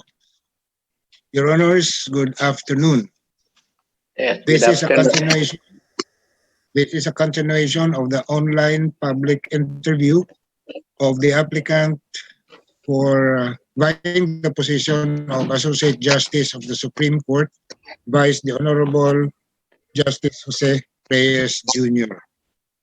Your Honors, for interview this afternoon is Sandigan Bayan Justice Oscar C. Herrera Jr. May I request Justice Herrera to raise your right hand so that I can administer the oath? Do you swear to tell the truth, the whole truth, and nothing but the truth in this public panel interview? I do, sir. So help Yes, I you do. God. Thank you, sir. So help you God. Your Honors, the first to interview Justice Herrera will be the Honorable Justice Noel Jimenez Tiham. Justice Tiham, sir. Thank you, Attorney Ed. Good afternoon, Justice Good Herrera, afternoon, sir. Good afternoon. a distinguished son of a distinguished father.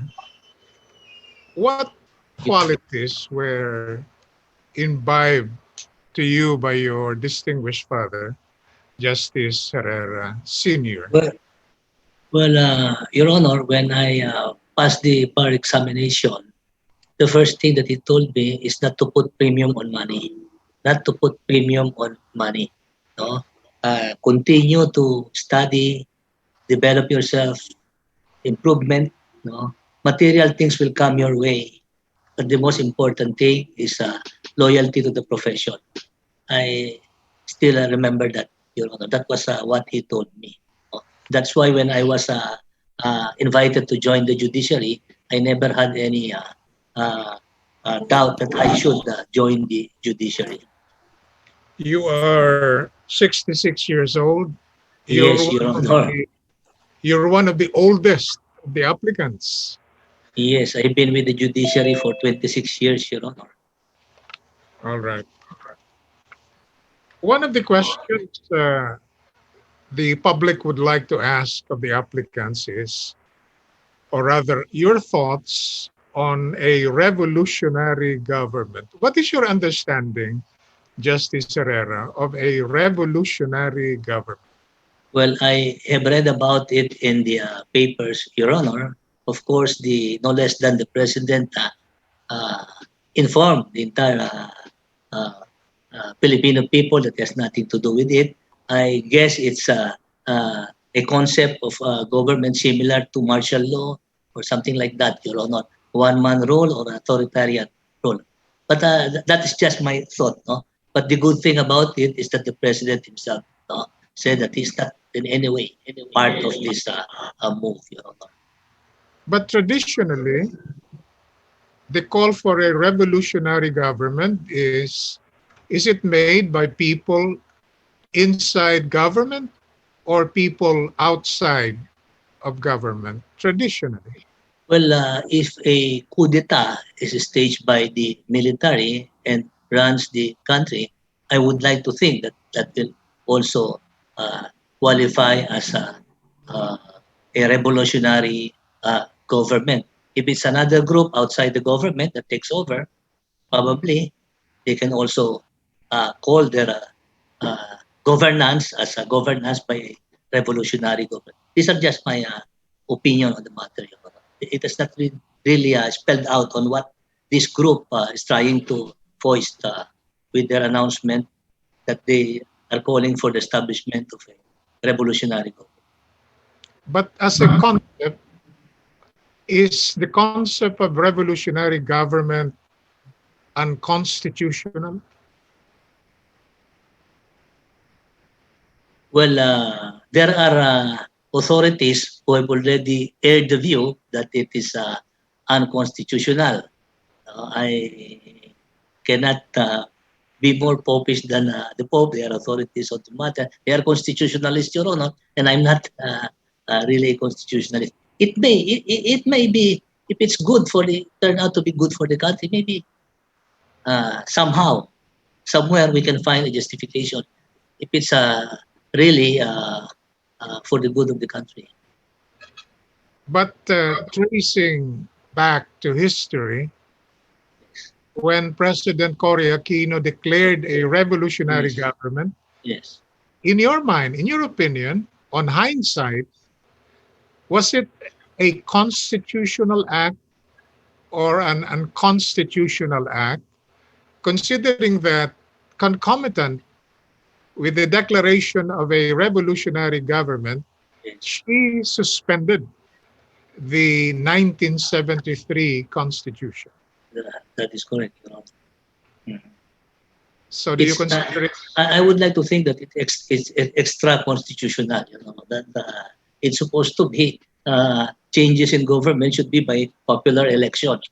That's how it is supposed to be under the Constitution. But do you agree that the people of a country yes has a sovereign right? That is correct. You know. Form or to change government? Well, that is how it happened, Your Honor.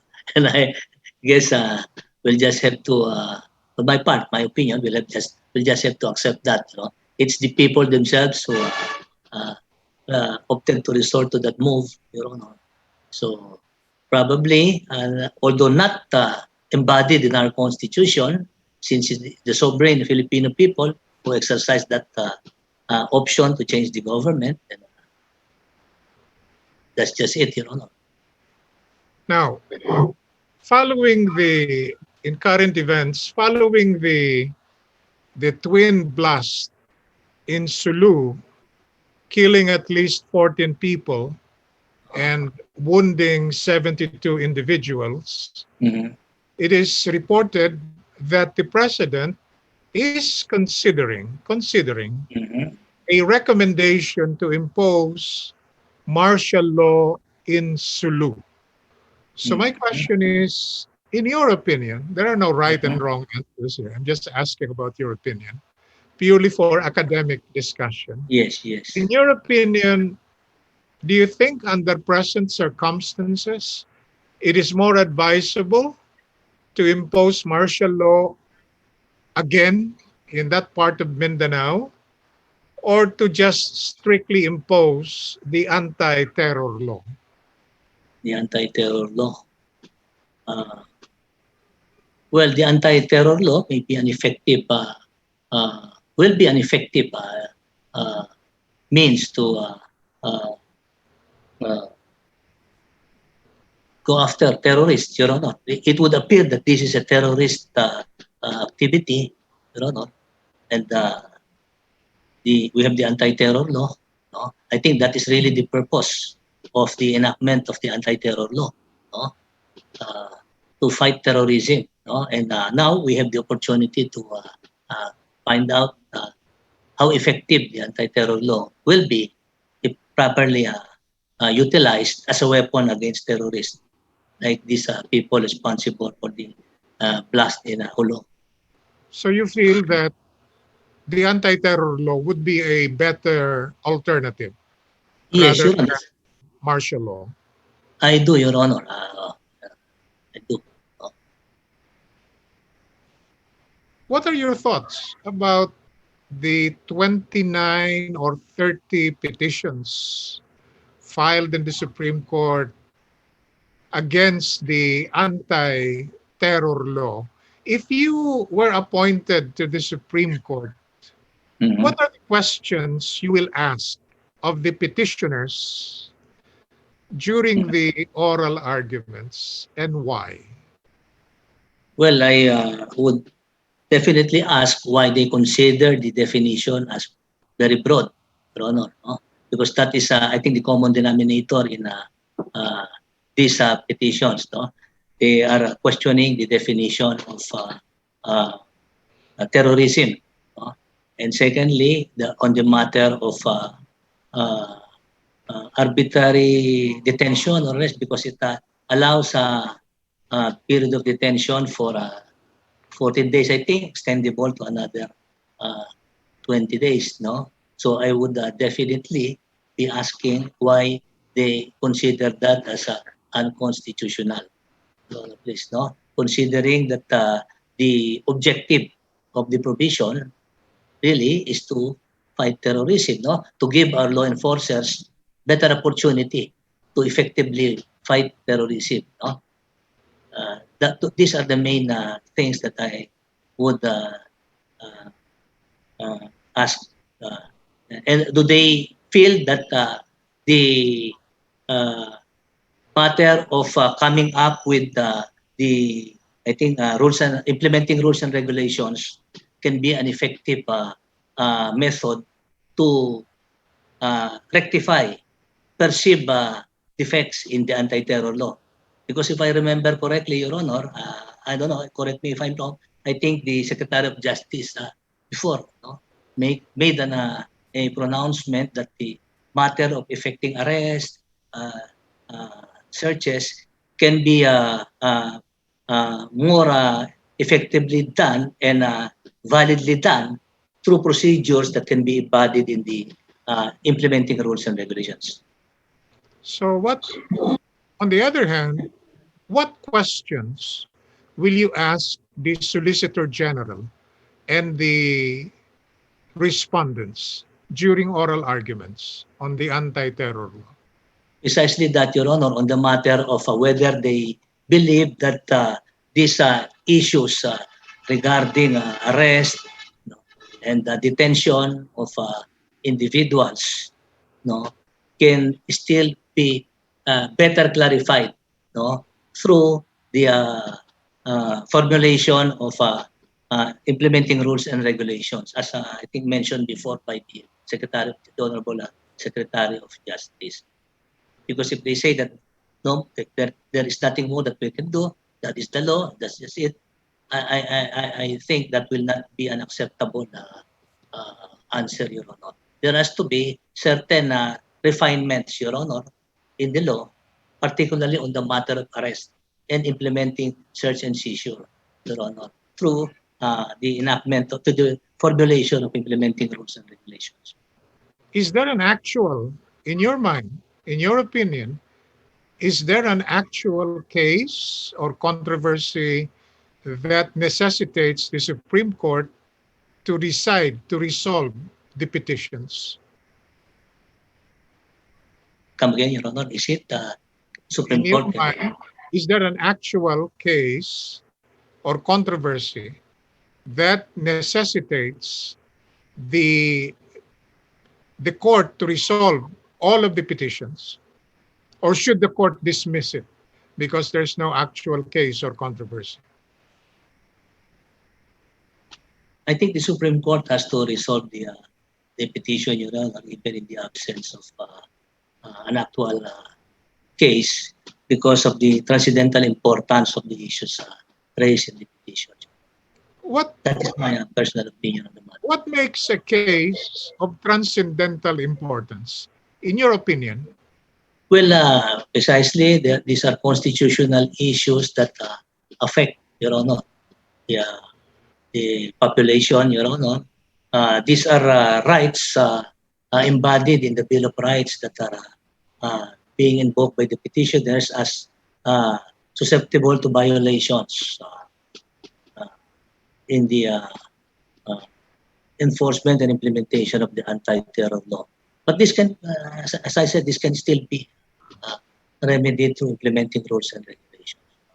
I'm not really, Go ahead.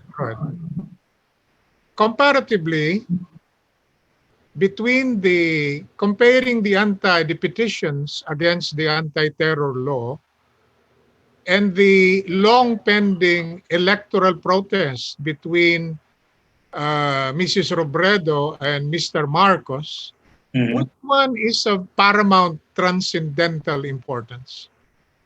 Well, I would like to believe that it's the anti-terror law.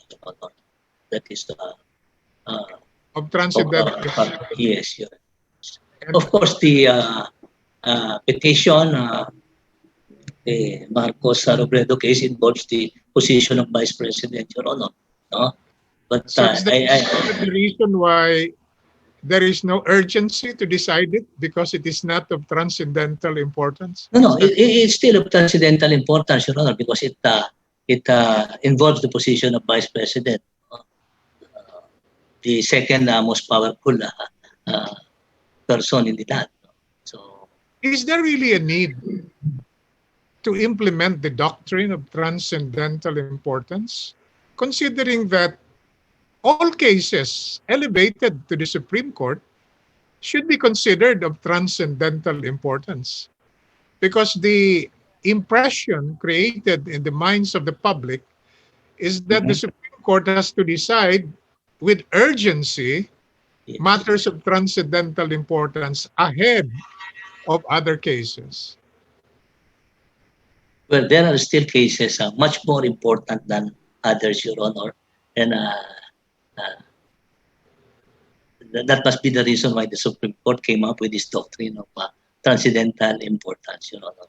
But that is, the doctrine of transcendental importance is a way of circumventing the hierarchy of courts. It allows lawyers and litigants to go directly to the Supreme Court rather than follow the hierarchy of courts. Is that not a means of burdening the Supreme Court from deciding older cases of similar importance? Like, for example, there are 29 or 30 petitions on the anti-terror law. So the attention of the Supreme Court is somewhat distracted. So they have to give up valuable time attending to older, more important questions or cases and attend to these cases. That is a very valid opinion, Your Honor. I do not want to Supreme Court. I'm trained to bow to the ruling of Supreme Court, Your Honor. No. That is a correct opinion, valid opinion, Your Honor. Very correct, valid.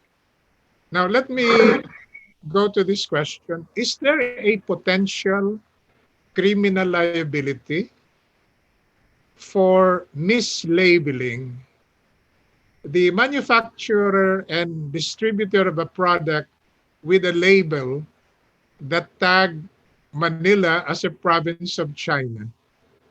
Is there a potential? Is there criminal liability? I am not really familiar with our criminal laws, Your Honor, both under the revised penal code. Give me your opinion. In your opinion. Well, the mayor of the city of Manila said that manufacturer or distributor be held liable criminally for mislabeling? In your opinion? There must be, Your Honor. There must be. I don't know if it's under the copyright law or whatever, but there must be, no? I'm not really very familiar with the that field. And the Food and Drug Administration Act. Do you think if the manufacturer or the distributor of the products, the establishments were closed by Mayor Moreno of Manila, and he requested rather, the Bureau of Immigration to cause the deportation. Is there valid basis to deport these, if they are not Filipino citizens, for mislabeling products that way? Can they be deported? Well, according to him, they become undesirable aliens by doing that, no? So I do believe that there must be there is a reason to ask the Bureau of Immigration to do some action on this matter. Now, there is a news report that PhilHealth allegedly demanded 240 million pesos from Cardinal Santos Medical Center. This is the one located in San Juan. This was in 2011 because the hospital, according to the news, supposedly under-deducted from payment balances of patients. The hospital allegedly filed claims with PhilHealth for medical services, let's say for 70,000 pesos, the actual billing, but they only discounted the amount, a flat rate of 3,000 given to the patient or the member. Now, this under deduction happens when a hospital only deducts a flat rate from the hospital bills of the patient, but charges the whole cost of medical service to the patient to PhilHealth. Now, the question is, will this under deduction fall under the definition of the crime of plunder? Well, plunder is defined as a series of acts, Your Honor, that will result in the accumulation of an amount of not less than 50 million pesos. I just read the news report about that 2 or 3 days ago, and I understand that there is a move by certain legislators to go after the Cardinal Santos Memorial Hospital. No, I just do not recall if I think there were 3 legislators who advocated that there be an investigation conducted on this matter. I just do not know if they invoke the plunder law on the matter of going after the hospital, Your Honor. No? It may or may not. I still have to find out what are the facts. No, I just read in the newspaper that in the internet that there was this proposed action by the legislators to have an investigation on this matter. For the crime of plunder, are juridical persons liable for plunder? I think no, Your Honor. I think it's the officials, no, because in any criminal offense, we have to go after natural persons, not juridical persons. Do you think, in your opinion, we should amend the revised penal code and follow the ruling in Germany? In Germany, they have this law that when a convicted prisoner attempts to escape from prison, it is recognized as legal and not punishable for evasion of service of sentence. According to the prevailing legal theory in Germany, it is a basic human instinct to escape from captivity. If you subscribe to a humanistic view of our penal system, do you think we should amend the revised penal code for that? I do not think so, Your Honor. And if they are recaptured, that should not be taken against them. That will be abetting acts of attempts to escape from our penal institution, Your Honor.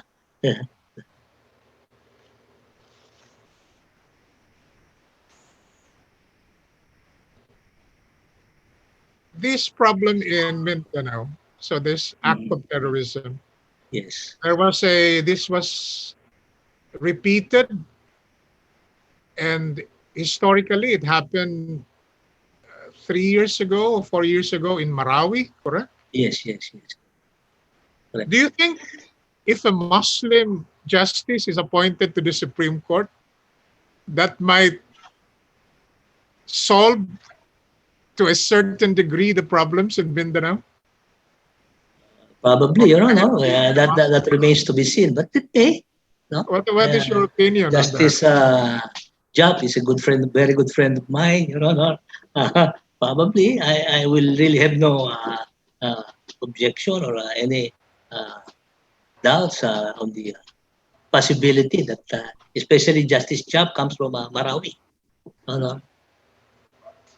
Do you think that will more or less assuage the feelings of Muslims in Mindanao? Well, before the president appointed a Muslim justice, I think it was during the time of President Marcos, because they have to be represented in the Supreme Court. I think that was the rationale behind that move the president before. Probably, Your Honor, that remains to be seen. No, he is a good man, no, an embodiment of a good Muslim, probably, and a given recognition by the national government to the appointing power of the president, it may.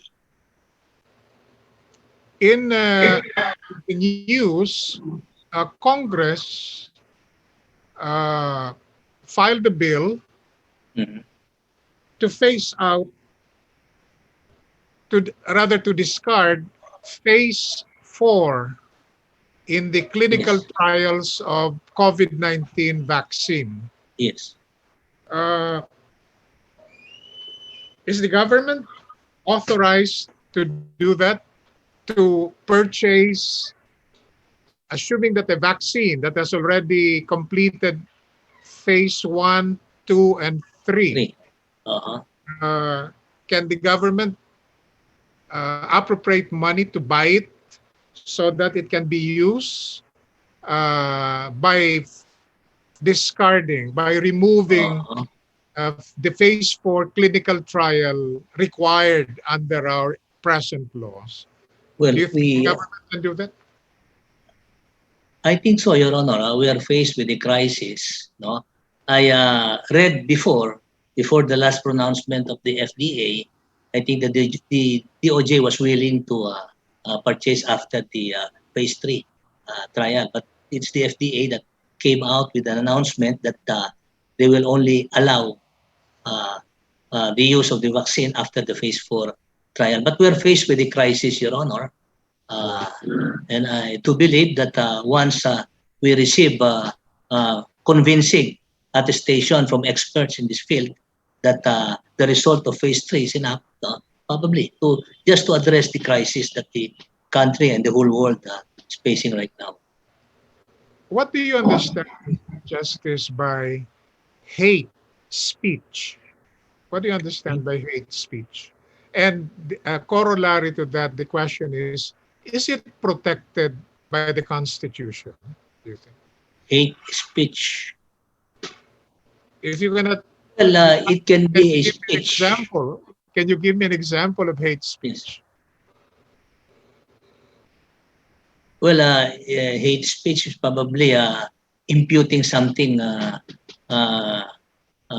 imputing a wrongdoing, no, to somebody in the course of a speech.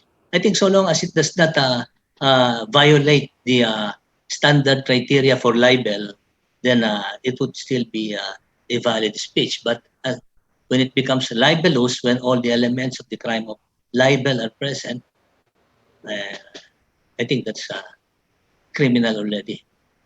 If somebody posts online, yes, that he is offering a reward to somebody who can kill the president, that is hate speech, correct? Yes, yes.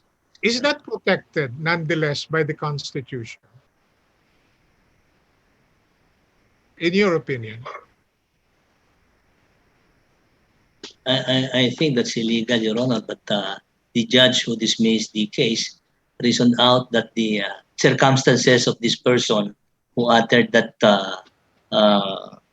statement is one who cannot really pay if somebody does the act. I think it's the personal circumstances of the one who made the utterance that prompted the judge to dismiss the case. But that's, I think, is still a statement that is not protected by the Constitution. Your Honor. Conversely, if the president during his speech threatens corrupt government officials that they will be shot by a firing squad, that is also, do you consider that hate speech also? Well, it's a hate speech, Your Honor, but I don't think it's just a figure of speech whenever the President makes those utterances. We know the President, Your Honor. No? And that's how much he cares for the country that is willing to come out with pronouncements like this. No, it's really meant to curtail this corruption activities on the part of government officials. I don't think he's serious when he makes those statements. But do you think does it qualify as hate speech? He hates corrupt individuals. Okay, hate speech. We all hate corrupt officials, Your Honor. No, we don't even have to mention it. I don't think coming from the president. No, I don't think so. Now the last justice from the Sandigan Bayan appointed to the Supreme Court was Justice Alex. Yes, Your Honor. Mundo. That was about about 3 years ago. All right. Do you think, in your opinion, is there a surplus of qualified justices from the Sandigan Bayan that can join the High Court? And in your case, what can you contribute differently from those who are applying for the position? Because if you say you're a hard worker, you are dedicated, those are also the promises, qualifications of the other applicants. But do you bring something new on the table? If you're asking me, Your Honor, is there are other justices of the Sandigan who are qualified to be at the Sandigan Bayan, I would, without any reservation, say that our presiding justice, Amparo Kabutahitang, is very much qualified. He has been nominated before, and that means that he is qualified, Your Honor, to join the Sandigan Bayan. No? In my case, if I'm fortunate enough to make it, that's it. That's just it. I'll just make a commitment to do my best. No? I've been with the judiciary for 26 years, Your Honor. No? I think I contributed a lot. Your Honor was in the Supreme Court for 2 years, but I've always believed that you should have been there for more than 3 years, Your Honor. Much more than 3 years. Because I was not in a hurry to go to the Supreme Court. In my case, this will be the last attempt because I will no longer qualify next year, Your Honor. So, are you an independent thinker, Justice Herrera? Independent, yes, Your Honor. Yes, I would like to think so. Are you a team player? Because the Supreme Court is composed of 15 justices. It's a collegial body. Are you a team player?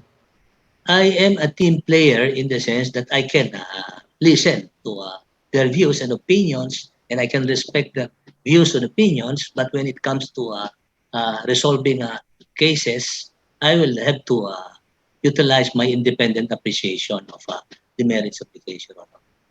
But I can work with them. Supposing a case is assigned to you, you are the ponente, and during the deliberation, you find yourself in the minority.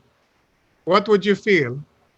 No problem with me, Your Honor. I've been, I think, chairperson for 3 years now of the second division. I have been in a number of cases at the center, and I never took it against my colleagues that I resolve I render my opinion as a dissenter. You know. I never took it against it. I think my colleagues in the second division can attest to that, Your Honor. All right. That will be the last question. Thank you, Justice Herrera, and Thank good you, luck. Your Honor. Thank you. Thank you. Thank you, Justice Tingham. The next to interview the candidate will be the Honorable Judge Ilaw. Judge Ilaw, sir.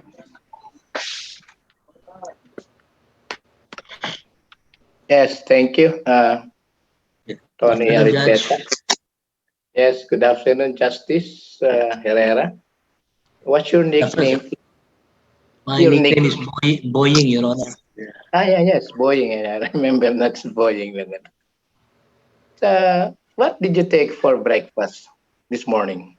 this morning. It's a light breakfast, bread and egg, Your Honor. And I think it's tuna. So it's a light breakfast.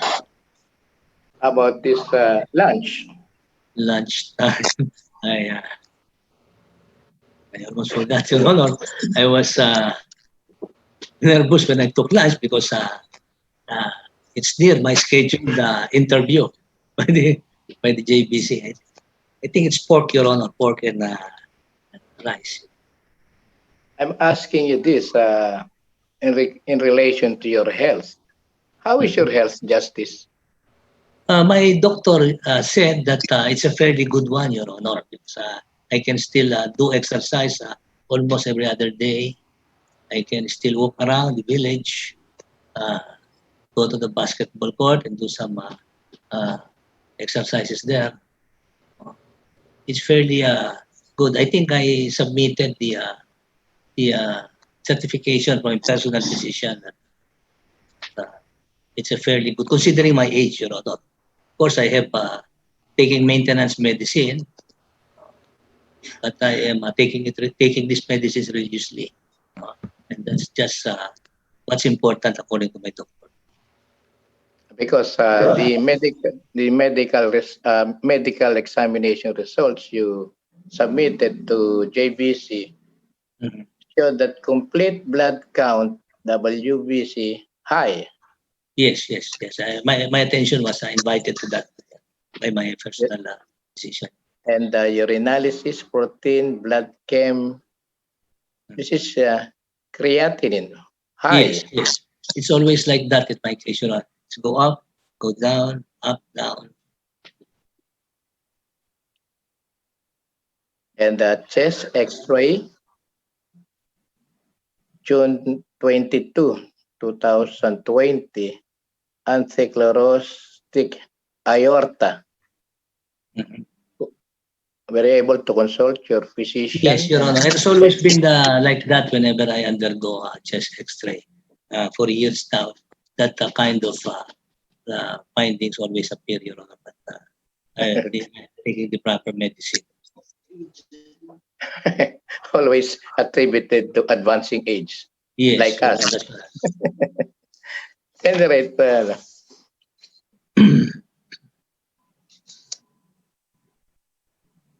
any progress regarding your pending case? Because still on record, the alleged conduct unbecoming of a justice relative to his duties as director in Don Jose Heights Homeowners Association. Still pending, pending, Your Honor. It must be the pandemic that was submitted for a resolution late last year.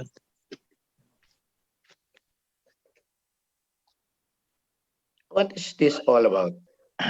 I hope you won't mind. That case, Your Honor, the one that is pending, is about the alleged act of mine when I became president of the Homeowners Association to take over a building. That is the board that I had now. Take over a building that was illegally constructed at the open space of our subdivision. When I say illegal, Your Honor, that that statement does not come from me. It's a final ruling of the HLURP that the building was illegally constructed at the open space of the subdivision. Now, my honest opinion is that if that is so, the Homeowners Association, the HOA, Your Honor, which under the law is supposed to manage the affairs of the community, including the open space, then we have to take over. I discussed this matter actually, Your Honor, with the authorities from the Mayor's Office of Quezon City, and they allowed the takeover of the building. In fact, it was officially already transmitted, turned over to us. No, it just so happened that it's after the case was submitted for decision that I received the paper officially turning over to the board of directors, which I have now, the management and use of the building, Your Honor. that validates the act, subject matter of the complaint against me, which allegedly is a violation of judicial conduct. Of course, they are questioning why I am an active member of the association, because I'm a member of the judiciary. I don't think there is any prohibition regarding a member of judiciary from being active in the affairs of his very own community. Your Honor. So that's one, Your Honor. And lately, I understand there is an opposition. This time it's anonymous, but I believe it's the very same people, very same people who are questioning my reputation in the community. They actually have been trying to do a character assassination on me, because they cannot resort to a valid legal action except to assassinate my character, Your Honor, as a member of the governing body of the community. If you will permit, Your Honor, no? If you will permit me, I have been an Associate Justice of the Sandigan Bayan for 9 years. I did not have any case. I have not been the subject matter of any administrative case concerning my performance as an Associate Justice. Nothing, Your Honor, as far as my performance as a justice. That case filed against me has nothing to do with my work as a Sandigan Bayan. I have been an RTC judge for 17 years, Your Honor.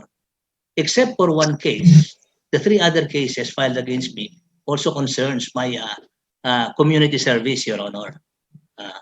The only one case, administrative case concerning my performance in my 17 years as RTC judge is in connection with a decision where the lawyer complained that the law that I applied is inapplicable. In other words, it's an accusation of ignorance of the law, ignorance of the law. But my decision was affirmed, Your Honor, by the Court of Appeals and the Supreme Court.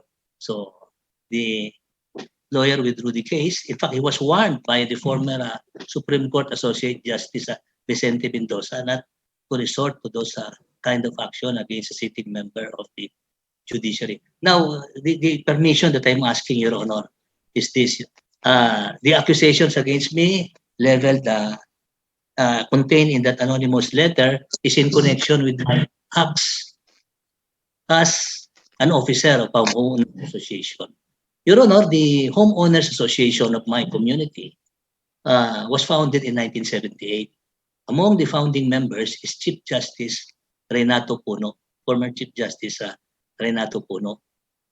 Chief Justice Puno is still a homeowner and resident of the community. He's still a very much respected member of the community. In the midst of this controversies, Your Honor, I received a short note from Chief Justice Puno, Your Honor. If I may be permitted to read, it's a very short note, Your Honor. If I may be permitted to read it. Yes, you may. It has nothing to do with my application. Nothing to do with my application, because this was sent to me when we were under ECQ. May I read it, Your Honor? Yes, please. You may. The letter is dated March 23, 2020. This was at the height of the ECQ. To Justice Poying Herrera and the board, you are doing an exemplary job for the subdivision. We support your initiatives, especially your pro-poor programs.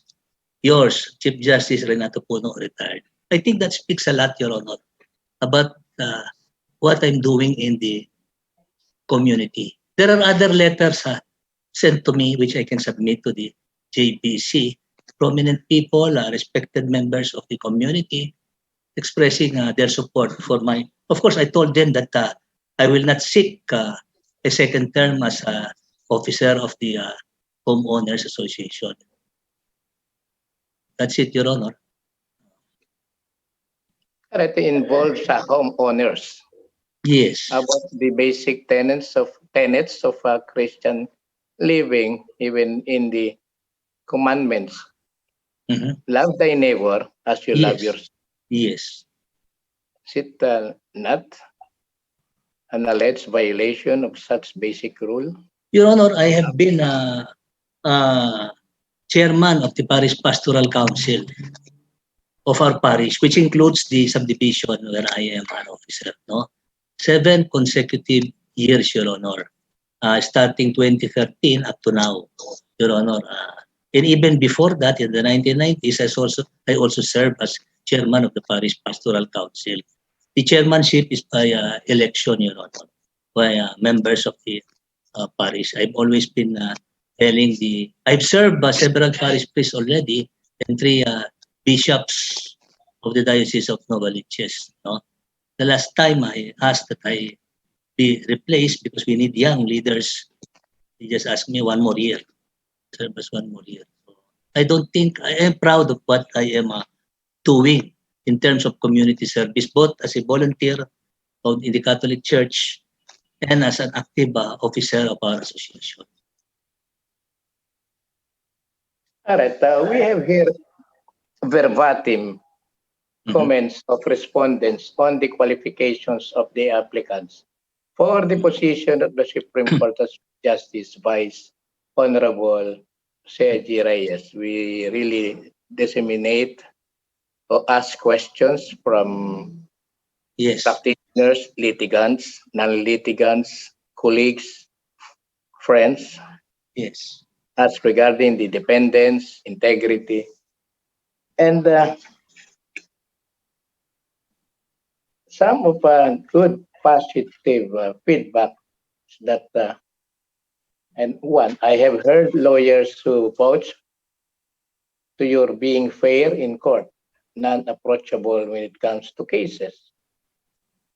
No rumor of any kind regarding his reputation as a judge, as an artistic judge. And Justice Herrera is an ethical and moral person in and out of the court. He applies the law without showing preference of bias or bias. And it's one coming from an employee of the Sandigan Bayan, which I quote, "In my long years as employee of Sandigan Bayan, I never heard any instance when the integrity of the applicant, referring to your good self, Justice, was questioned." But the only caught my attention was this comment. Justice Herrera is an epitome of what a judge, magistrate should not be. Rude, impatient, and biased, especially against some defense counsel. Can you comment or react to this observation or comment of one? First thing, Your Honor, is I do not know what the basis of that his imputation against me. I would like to think that my record of performance will speak for itself. No? Modesty aside, I had 2 Judicial Excellence Awards. One of them is the Centennial, just like the Chief Justice. And I was even the recipient of the Presidential Dangal ng Bayan Award upon nomination of the Supreme Court, then under Chief Justice Davide. No? As I said, no admin case in connection with the work that I have been doing as Associate Justice of the Sandigan Bayan and in connection with my performance as an RTC judge for 17 years, Your Honor.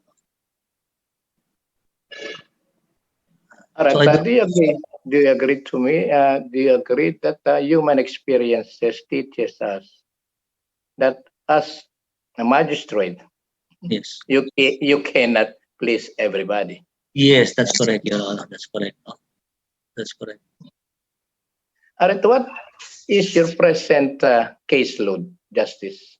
My present caseload, I would like to think that I have disposed all pending incidents, especially during this period of pandemic. We have cases for decision. Most of them are ready for promulgation already. Exact number escapes my mind right now, Your Honor. But I'm just awaiting the approval by the Supreme Court. Actually, we received it already. The guidelines on conduct of proceedings during this period of crisis. to video conference and physical hearing. But we are ready to really promulgate decisions on cases submitted for decision. It's just the crisis situation that has affected our schedule in doing this. All right, our record shows that your caseload is 472. Yes. And average monthly disposition, only one. Only one? Yes, But that must be during the period of pandemic, Your Honor. Because before the end of 2019, I understand that the second division, which I had, is number one in the disposition of cases among the different divisions. Second division, composing of who is presiding justice? I'm the presiding justice is Justice Tang. I am the chairperson of the second division. Second division, composing of your good self and Justice Gloria Pahimna and Justice Mike Musni. Lorifel Pahimna is now in the. He's already moved to the fourth division, headed by Justice Alex Quiros. Yes, but there are still cases where Justice Pahimna participates, Your Honor, submitted for decision even before transfer to the. All these cases have been decided already, even those assigned to Justice Pahimna. It's just how to promulgate them that has given us some problem because of the crisis. All right, Justice, was there an incident in your career as a Sandigan Bayan Justice which made you say that you've done enough in the Sandigan Bayan and it's now time for you to apply for the higher court? Incident. Well, I've been here for 9 years, Your Honor. I've reached the position of chairperson of a division. I've contributed, I think, something to the Sandigan Bayan already. I am the chairperson of the Committee on Rules. Just last year, we got the approval of the Supreme Court on the revised internal rules, the new revised internal rules of the Sandigan Bayan. That is the product of the committee that I headed. Right now, Your Honor, I am also preoccupied, even during this period of pandemic, with the crafting of the guidelines for procedure on an in-court hearing, notwithstanding the pandemic. We will submit to the Supreme Court the guidelines. Earlier, Your Honor, we worked on the guidelines for the procedure in the Sandigan Bayan of hearings through video conferencing. We recently got the approval of the Supreme Court. And this is, I think, products of efforts of a committee headed by me. So, are you comfortable in leaving the Sandigan Bayan? Well, I'm a bit surprised, Your Honor, that I'm now an applicant again. I missed my two previous attempts, and I was really reluctant.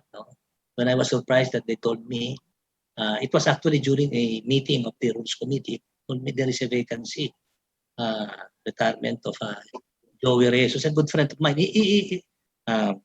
I even told them, no, Joey has retired already and there is already somebody appointed to the position. But they told me no. I was reluctant, no? But they said that somebody in the Sandigan Bayan should join the... It took some time before I decided to join because of my experience that I missed the first two attempts, Your Honor. And I was really not very optimistic that... As I said earlier, upon questioning by Justice, the Honorable Justice Tiham, I might as well try because this is the last. Next year, I will no longer qualify because I'll be 67 already. Your Honor. I no But longer. the JBC rules only for 2.5 years. It's just a question of preference. As if we're adding additional qualifications in the alleged violation of the constitutional minimum requirements. At any rate, do you think members of the court will be comfortable in accepting you, even when you're nominated and appointed by the president? I would like to think so, Your Honor. I was informed by a member of the court that the last time I got 7 votes from the justices of the Supreme Court. I was expecting at the most 3 only. You know, I was surprised when I was informed. I got 7 votes. Really surprised, Your Honor. I did not realize that I get that much number of votes. Although I did not qualify for consideration by the Chief Justice because it must be 8 votes, I was told. No? But these are my friends, Your Honor, my former colleagues in the RTC who are sitting there right now. Our former colleagues, because you're a former RTC judge yourself, Your Honor. I've worked with these people before. Even Justice Joey Reyes, Your Honor, is a good friend of mine. We've worked before, committees. And I might as well say that he's one of those who encouraged me to apply, Your Honor. I hope. Anyway. How different do you think the Supreme Court is from the Sandigan Bayan? How different is the Supreme Court from the Sandigan Bayan? I would like to think that work in the Supreme Court is a lot more difficult than work in the Sandigan Bayan. That is what Justice Alex Quezcundo has been telling us. You apply, but you be prepared for the work there in the Supreme Court. It's a lot more difficult. Will entail much more hard work than what you do there. Work. Borrowing the words of Justice Tiham. In the Supreme Court, when you are already there, you work. Yes, that's what Justice Alex has been telling us. Even the Chief Justice, whenever he pays a visit to the Sandigan Bayan in some of our occasions, he would tell us that work in the Supreme Court is really a lot more demanding than what we do in the Sandigan Bayan. What is your least favorite thing about humanity, Justice? Humanity? Least favorite thing about humanity? Well, hypocrisy, Your Honor. That's what I do not like in hypocrisy. Why do you choose hypocrisy? Well, that means people who are not sincere. Insincerity, Your Honor, speaks a lot about the negative character of an individual. Honesty is the best policy. And if you're a hypocrite, you cannot be honest, Your Honor. So, dishonesty. Are you sorry? Even in our work. Are you a computer literate, Justice? Yes, Your Honor. I have begun to improve my knowledge of computer because of the pandemic, Your Honor. I can now conduct meetings through Zoom. Your Honor, I can now work through the email, Your Honor. I was teaching at San Beda Law when pandemic came in, so I had to finish the course using through online, Your Honor. How honest are you, Justice? Well,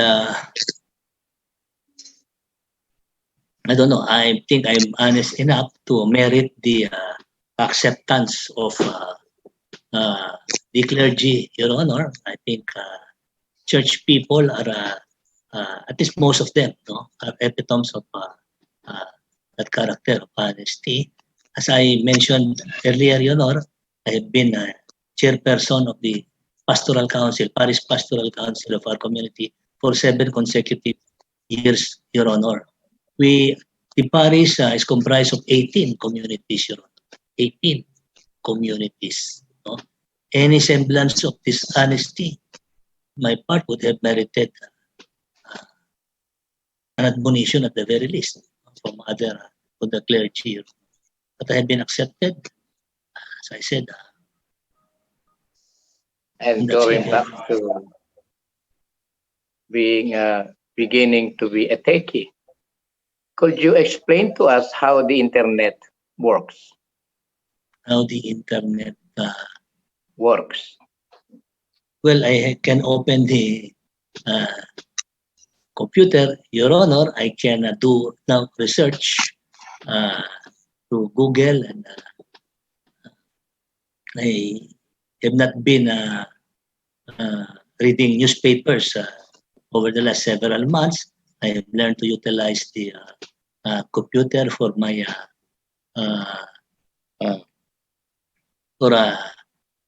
current events, to know about current events. No? As I said, I can now conduct meetings using Zoom and even Google, Your Honor. I have been exchanging communications, Your Honor, through the computer, through internet, Your Honor. So, if there were, sorry. Yes, please continue. Sorry. I think I have many more things to learn about computer, but I'm as eager as anybody else to learn all these things, Your Honor. All right. If there were a movie to be produced about your life, name the actor who will play you and why. I'm not really. I've not really spent my time on movies, Your Honor. It's always work. I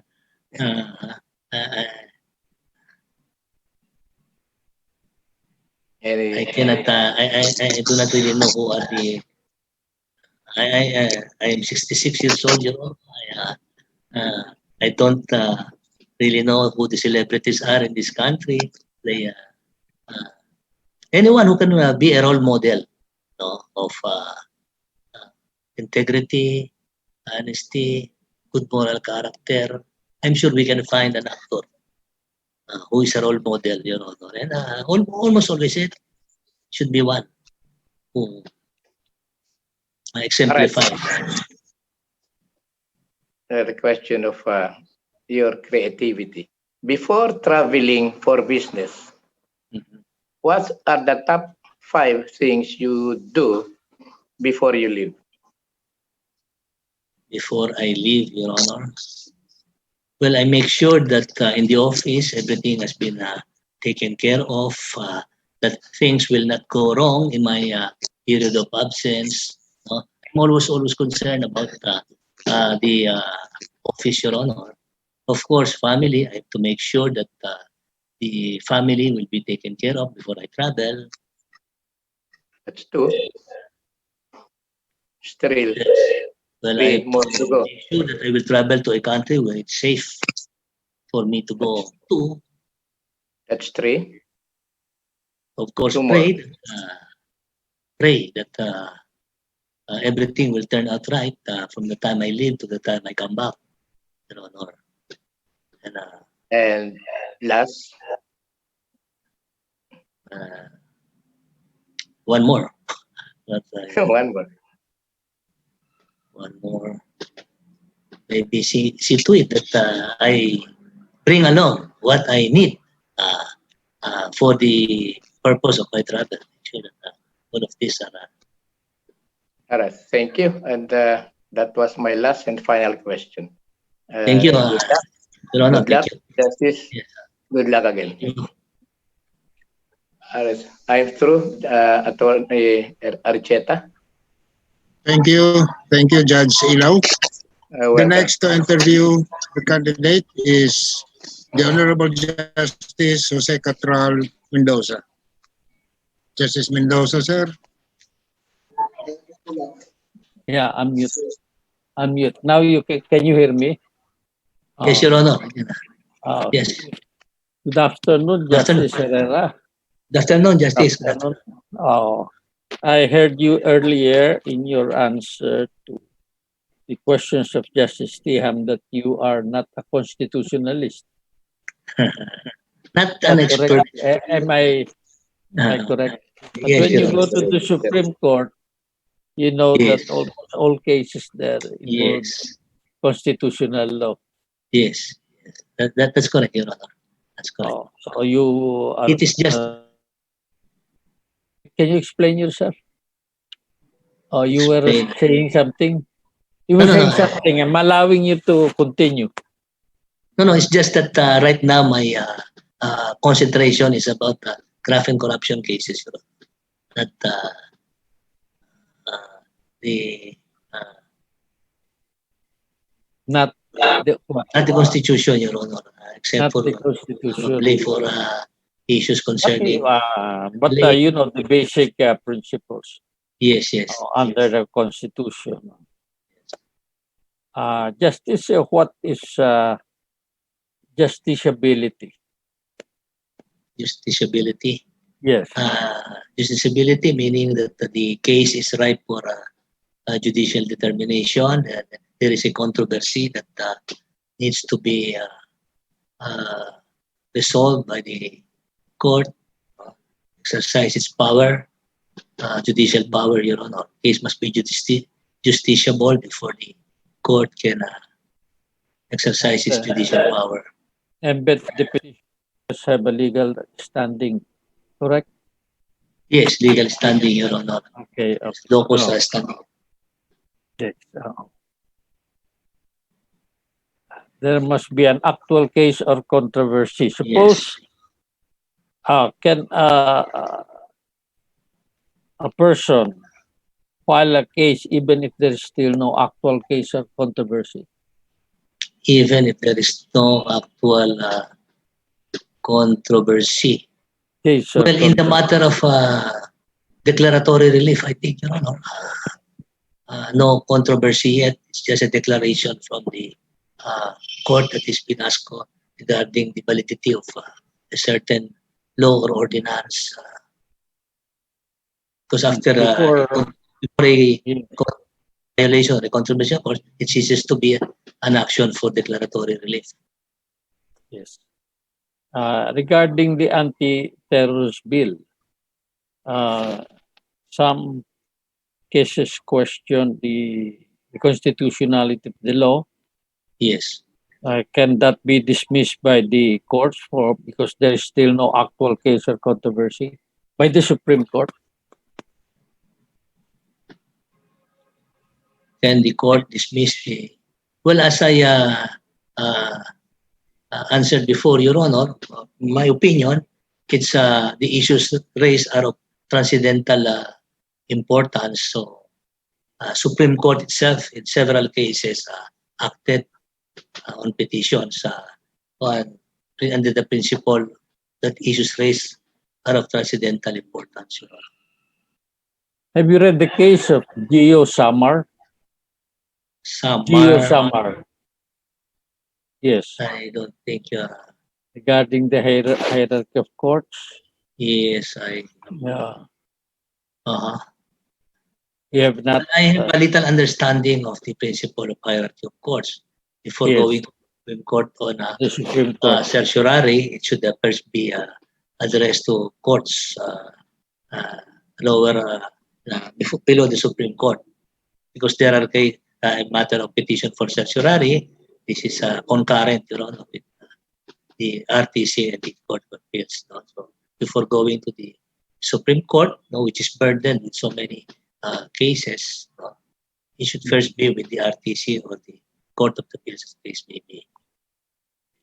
In several cases, the Supreme Court dismissed petitions for declaratory for lack of jurisdiction.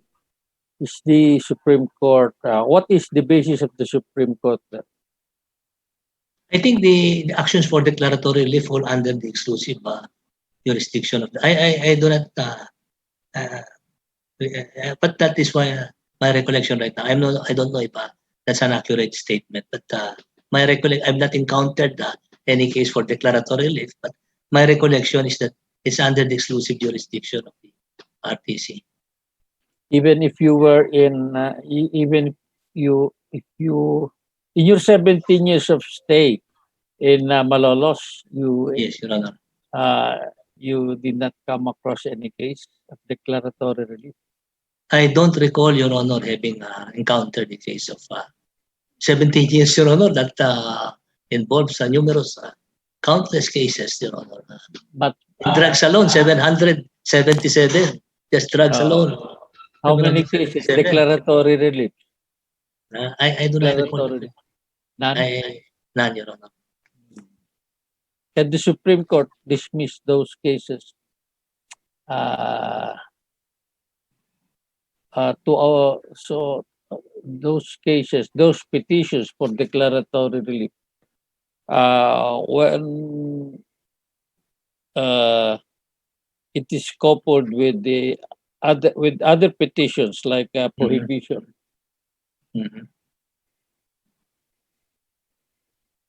Coupled with that, but No, that's because, all. because the Supreme Court has original jurisdiction over petitions for prohibition. Yes, but that's only incidental to the main action, which is the Incidental. declaratory relief. So you can still dismiss it Yes, Your Honor, because even the court for of lack appeals. of jurisdiction. What Yes. is the jurisdiction of the court with respect to declaratory relief? Jurisdiction of the court. The Supreme Court. I have not.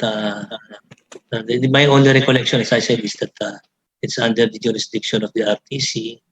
I have not really paid much focus on the matter of declaratory relief because I have not handled any case about declaratory relief, Your Honor. Okay. In the case penned by Justice Carpio, it is appellate, the jurisdiction of the Supreme Court is merely appellate. Yes.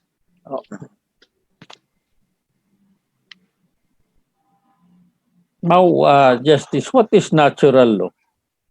Natural law. Yes. Natural law. It's the I think it's the opposite of positive law, Your Honor, because in my recollection on obligations and contracts, those which are not actionable are those based on natural law, Your Honor, unlike those based on positive law, which is actionable in court. My obligations and contracts will. I see. You remember Article 9 of the Civil Code? Article 9. I will read it to you. Yes. No judge or court shall decline to render judgment by reason of the silence, obscurity, or insufficiency of the laws. How does this, how do you with your earlier statement that it's not an actionable violations of what those you consider violations of the natural law? How can I reconcile? Yes. Judge shall refuse to render any judgment. Yes. Well, there will be no cause of action, to my mind, Your Honor, if it's a violation of natural law, because it's not actionable in court.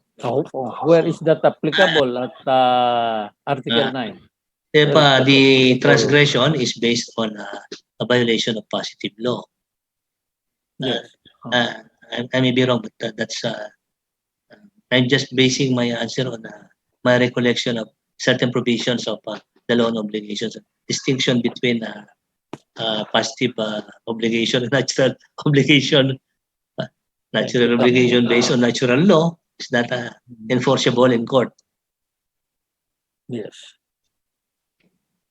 You were also asked by Justice TM about hate speech. Yes. Hate speech. There are two restrictions or limitations to the right or the freedom of speech. What are they? What are those two? Limitation. Yes, two If general limitations. This is just a guess, Your Honor. I think the limitation is about the contents of the speech. Yes. And the other one relates to the place, time, and other standards, not really on the contents of the speech. I just do not recall the title of this. It is content neutral. It is Yes, content neutral, yes. Oh, Yes. anyway, Yes. where does hate speech come in? Hate speech comes in, it will be on the contents, Your Honor. Content. Speech. Yes. Oh.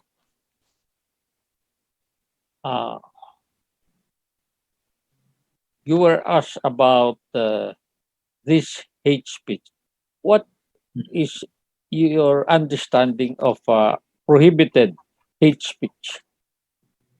When it becomes libelous, Your Honor, accusing somebody of wrongdoing or imputing something that causes dishonor, distrust, no?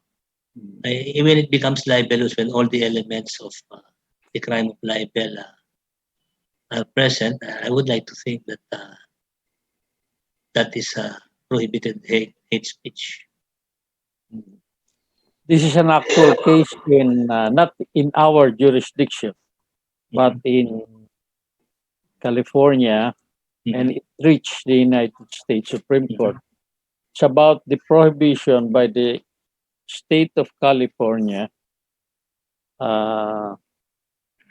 prohibitions on the number of those who can attend church services. This was questioned by the church, Methodist Church. What is your view on that? The number of yes. prohibition. Yes, number of attendees in a church because of COVID. I forgot. Sorry, because of the COVID pandemic. Well, They I said think it is an infringement, claiming that the order was an infringement of the right to be right to religious belief. Yes. It is unconstitutional. Yes, probably Yes, under normal circumstances, Your Honor. How about during there'll be an infringement, but during COVID, this is in our jurisdiction and under our laws. Yes, because under our laws. National public safety, public welfare, no, should take precedence over these matters, Your Honor. It's actually intended for protection of the members of the congregation. It's not really an infringement, but intended for their own protection. Okay. So.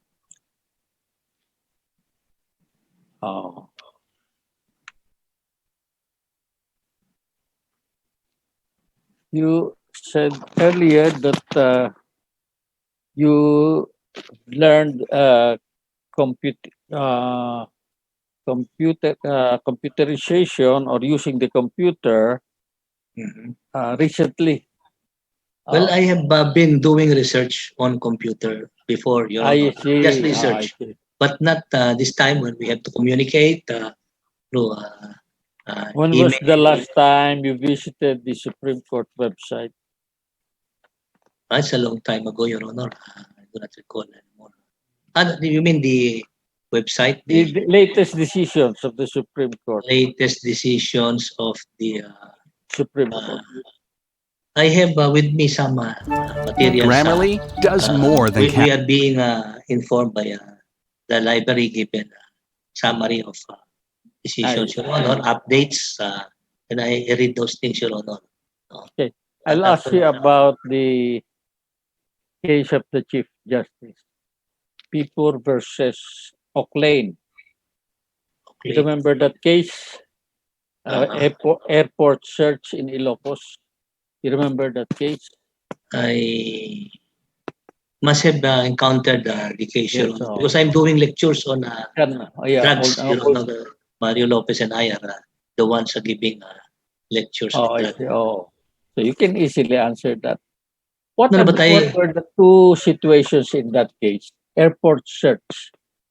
There were I- two situations mentioned by the Chief Justice. He's listening now, most probably.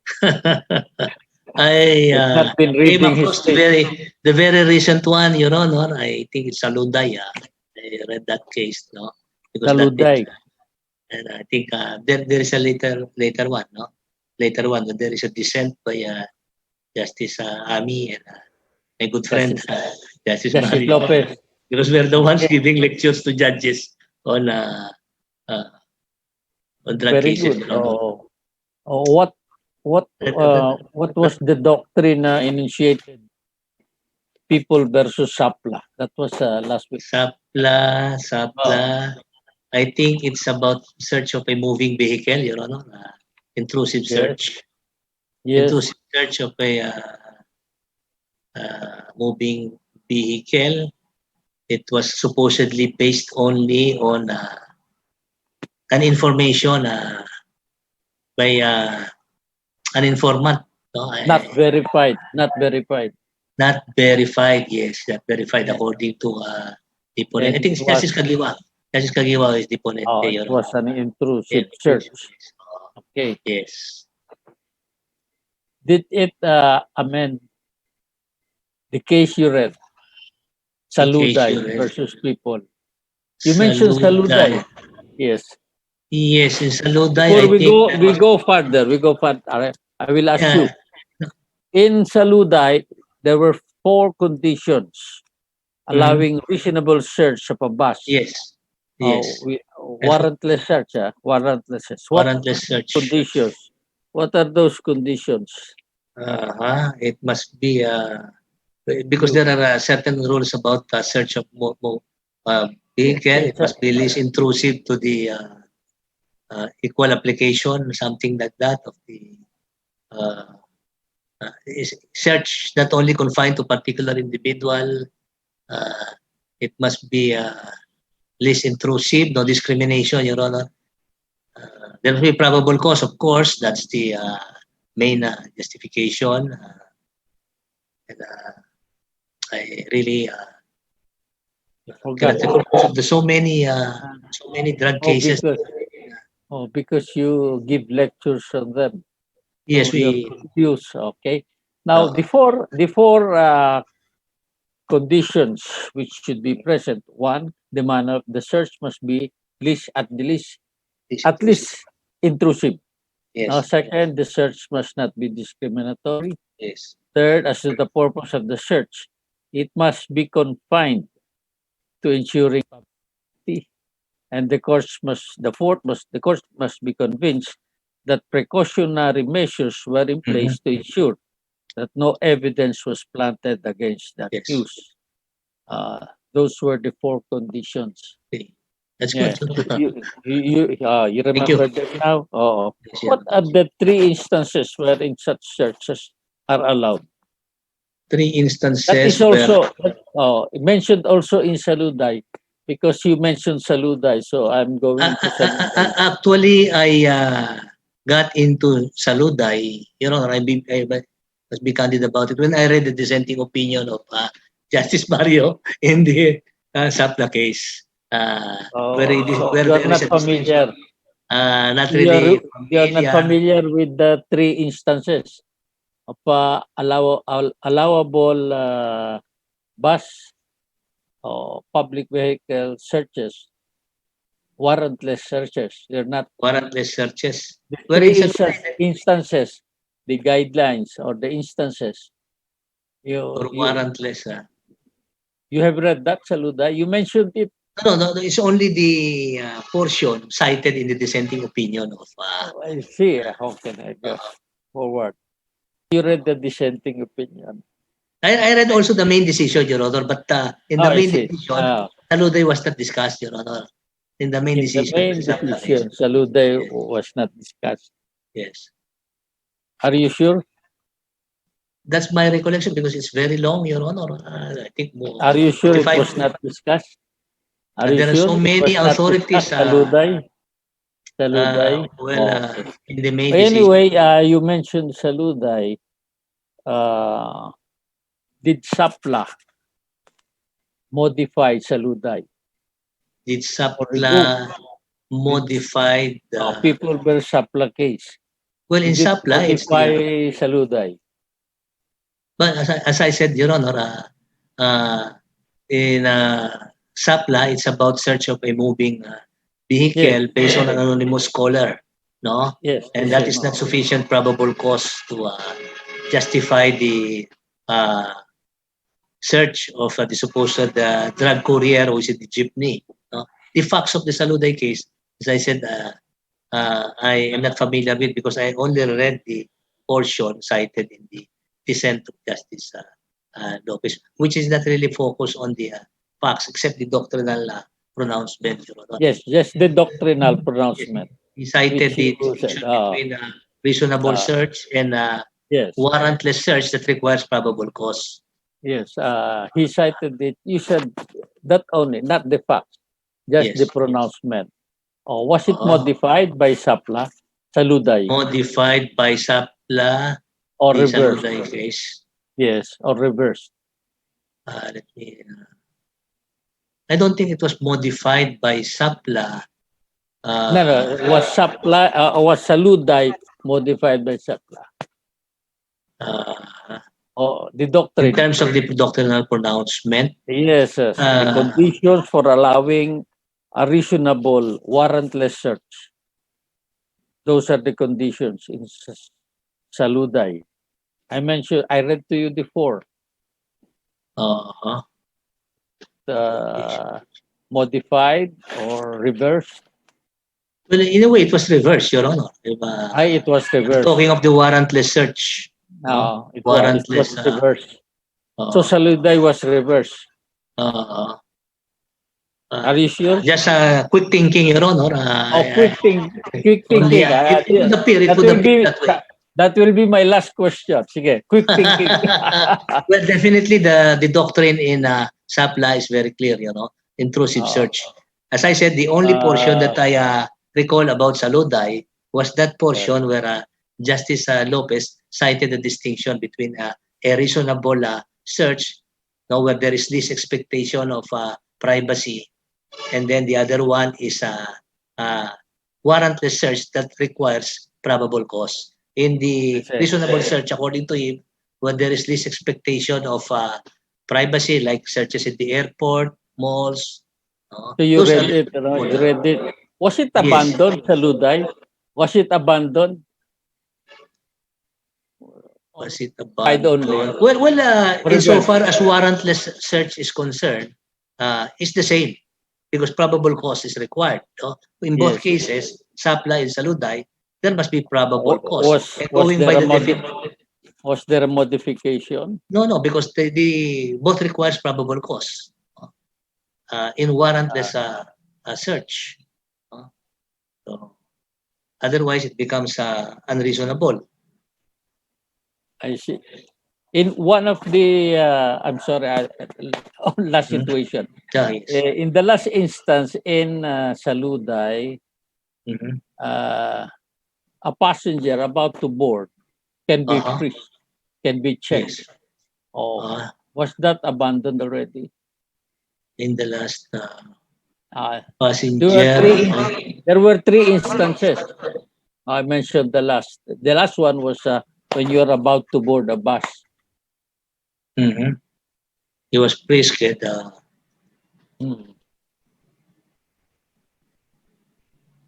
Well, I would like to think that that's reasonable search, Your Honor. Yes. Now, with this SAPLA, is it still allowed? That is still allowed. Well, maybe the stop and frisk rule will apply. Stop and frisk. I have to really read the facts of the case. I cannot really. I mentioned intelligent. Sorry, I cannot give an intelligent. Okay. I just asked you about them because you mentioned those cases. Yes. Saluday, you mentioned those cases, so I went to Saluday.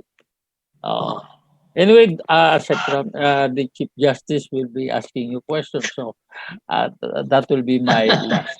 Thank you. Anyway, I suggest you read Saluday. Definitely, Sapla, Your Honor. Definitely. and Sapla, not only the opinion of Justice Mario. No, I Lopez. also I read everything, Your Honor, including You that read of everything. the Anyway, main yes, decision.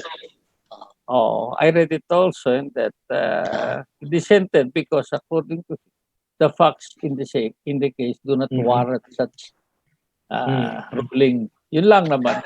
Yes. Good luck, Strict adherence. Justice. Thank you. Thank you. Thank you. Thank you. Thank you, That will be Justice my Mendoza. last. Thank you, Justice. Thank you. The next to interview the candidate will be the Honorable Chief Justice Eduardo M. Peralta. Chief. Yeah, I'm coming.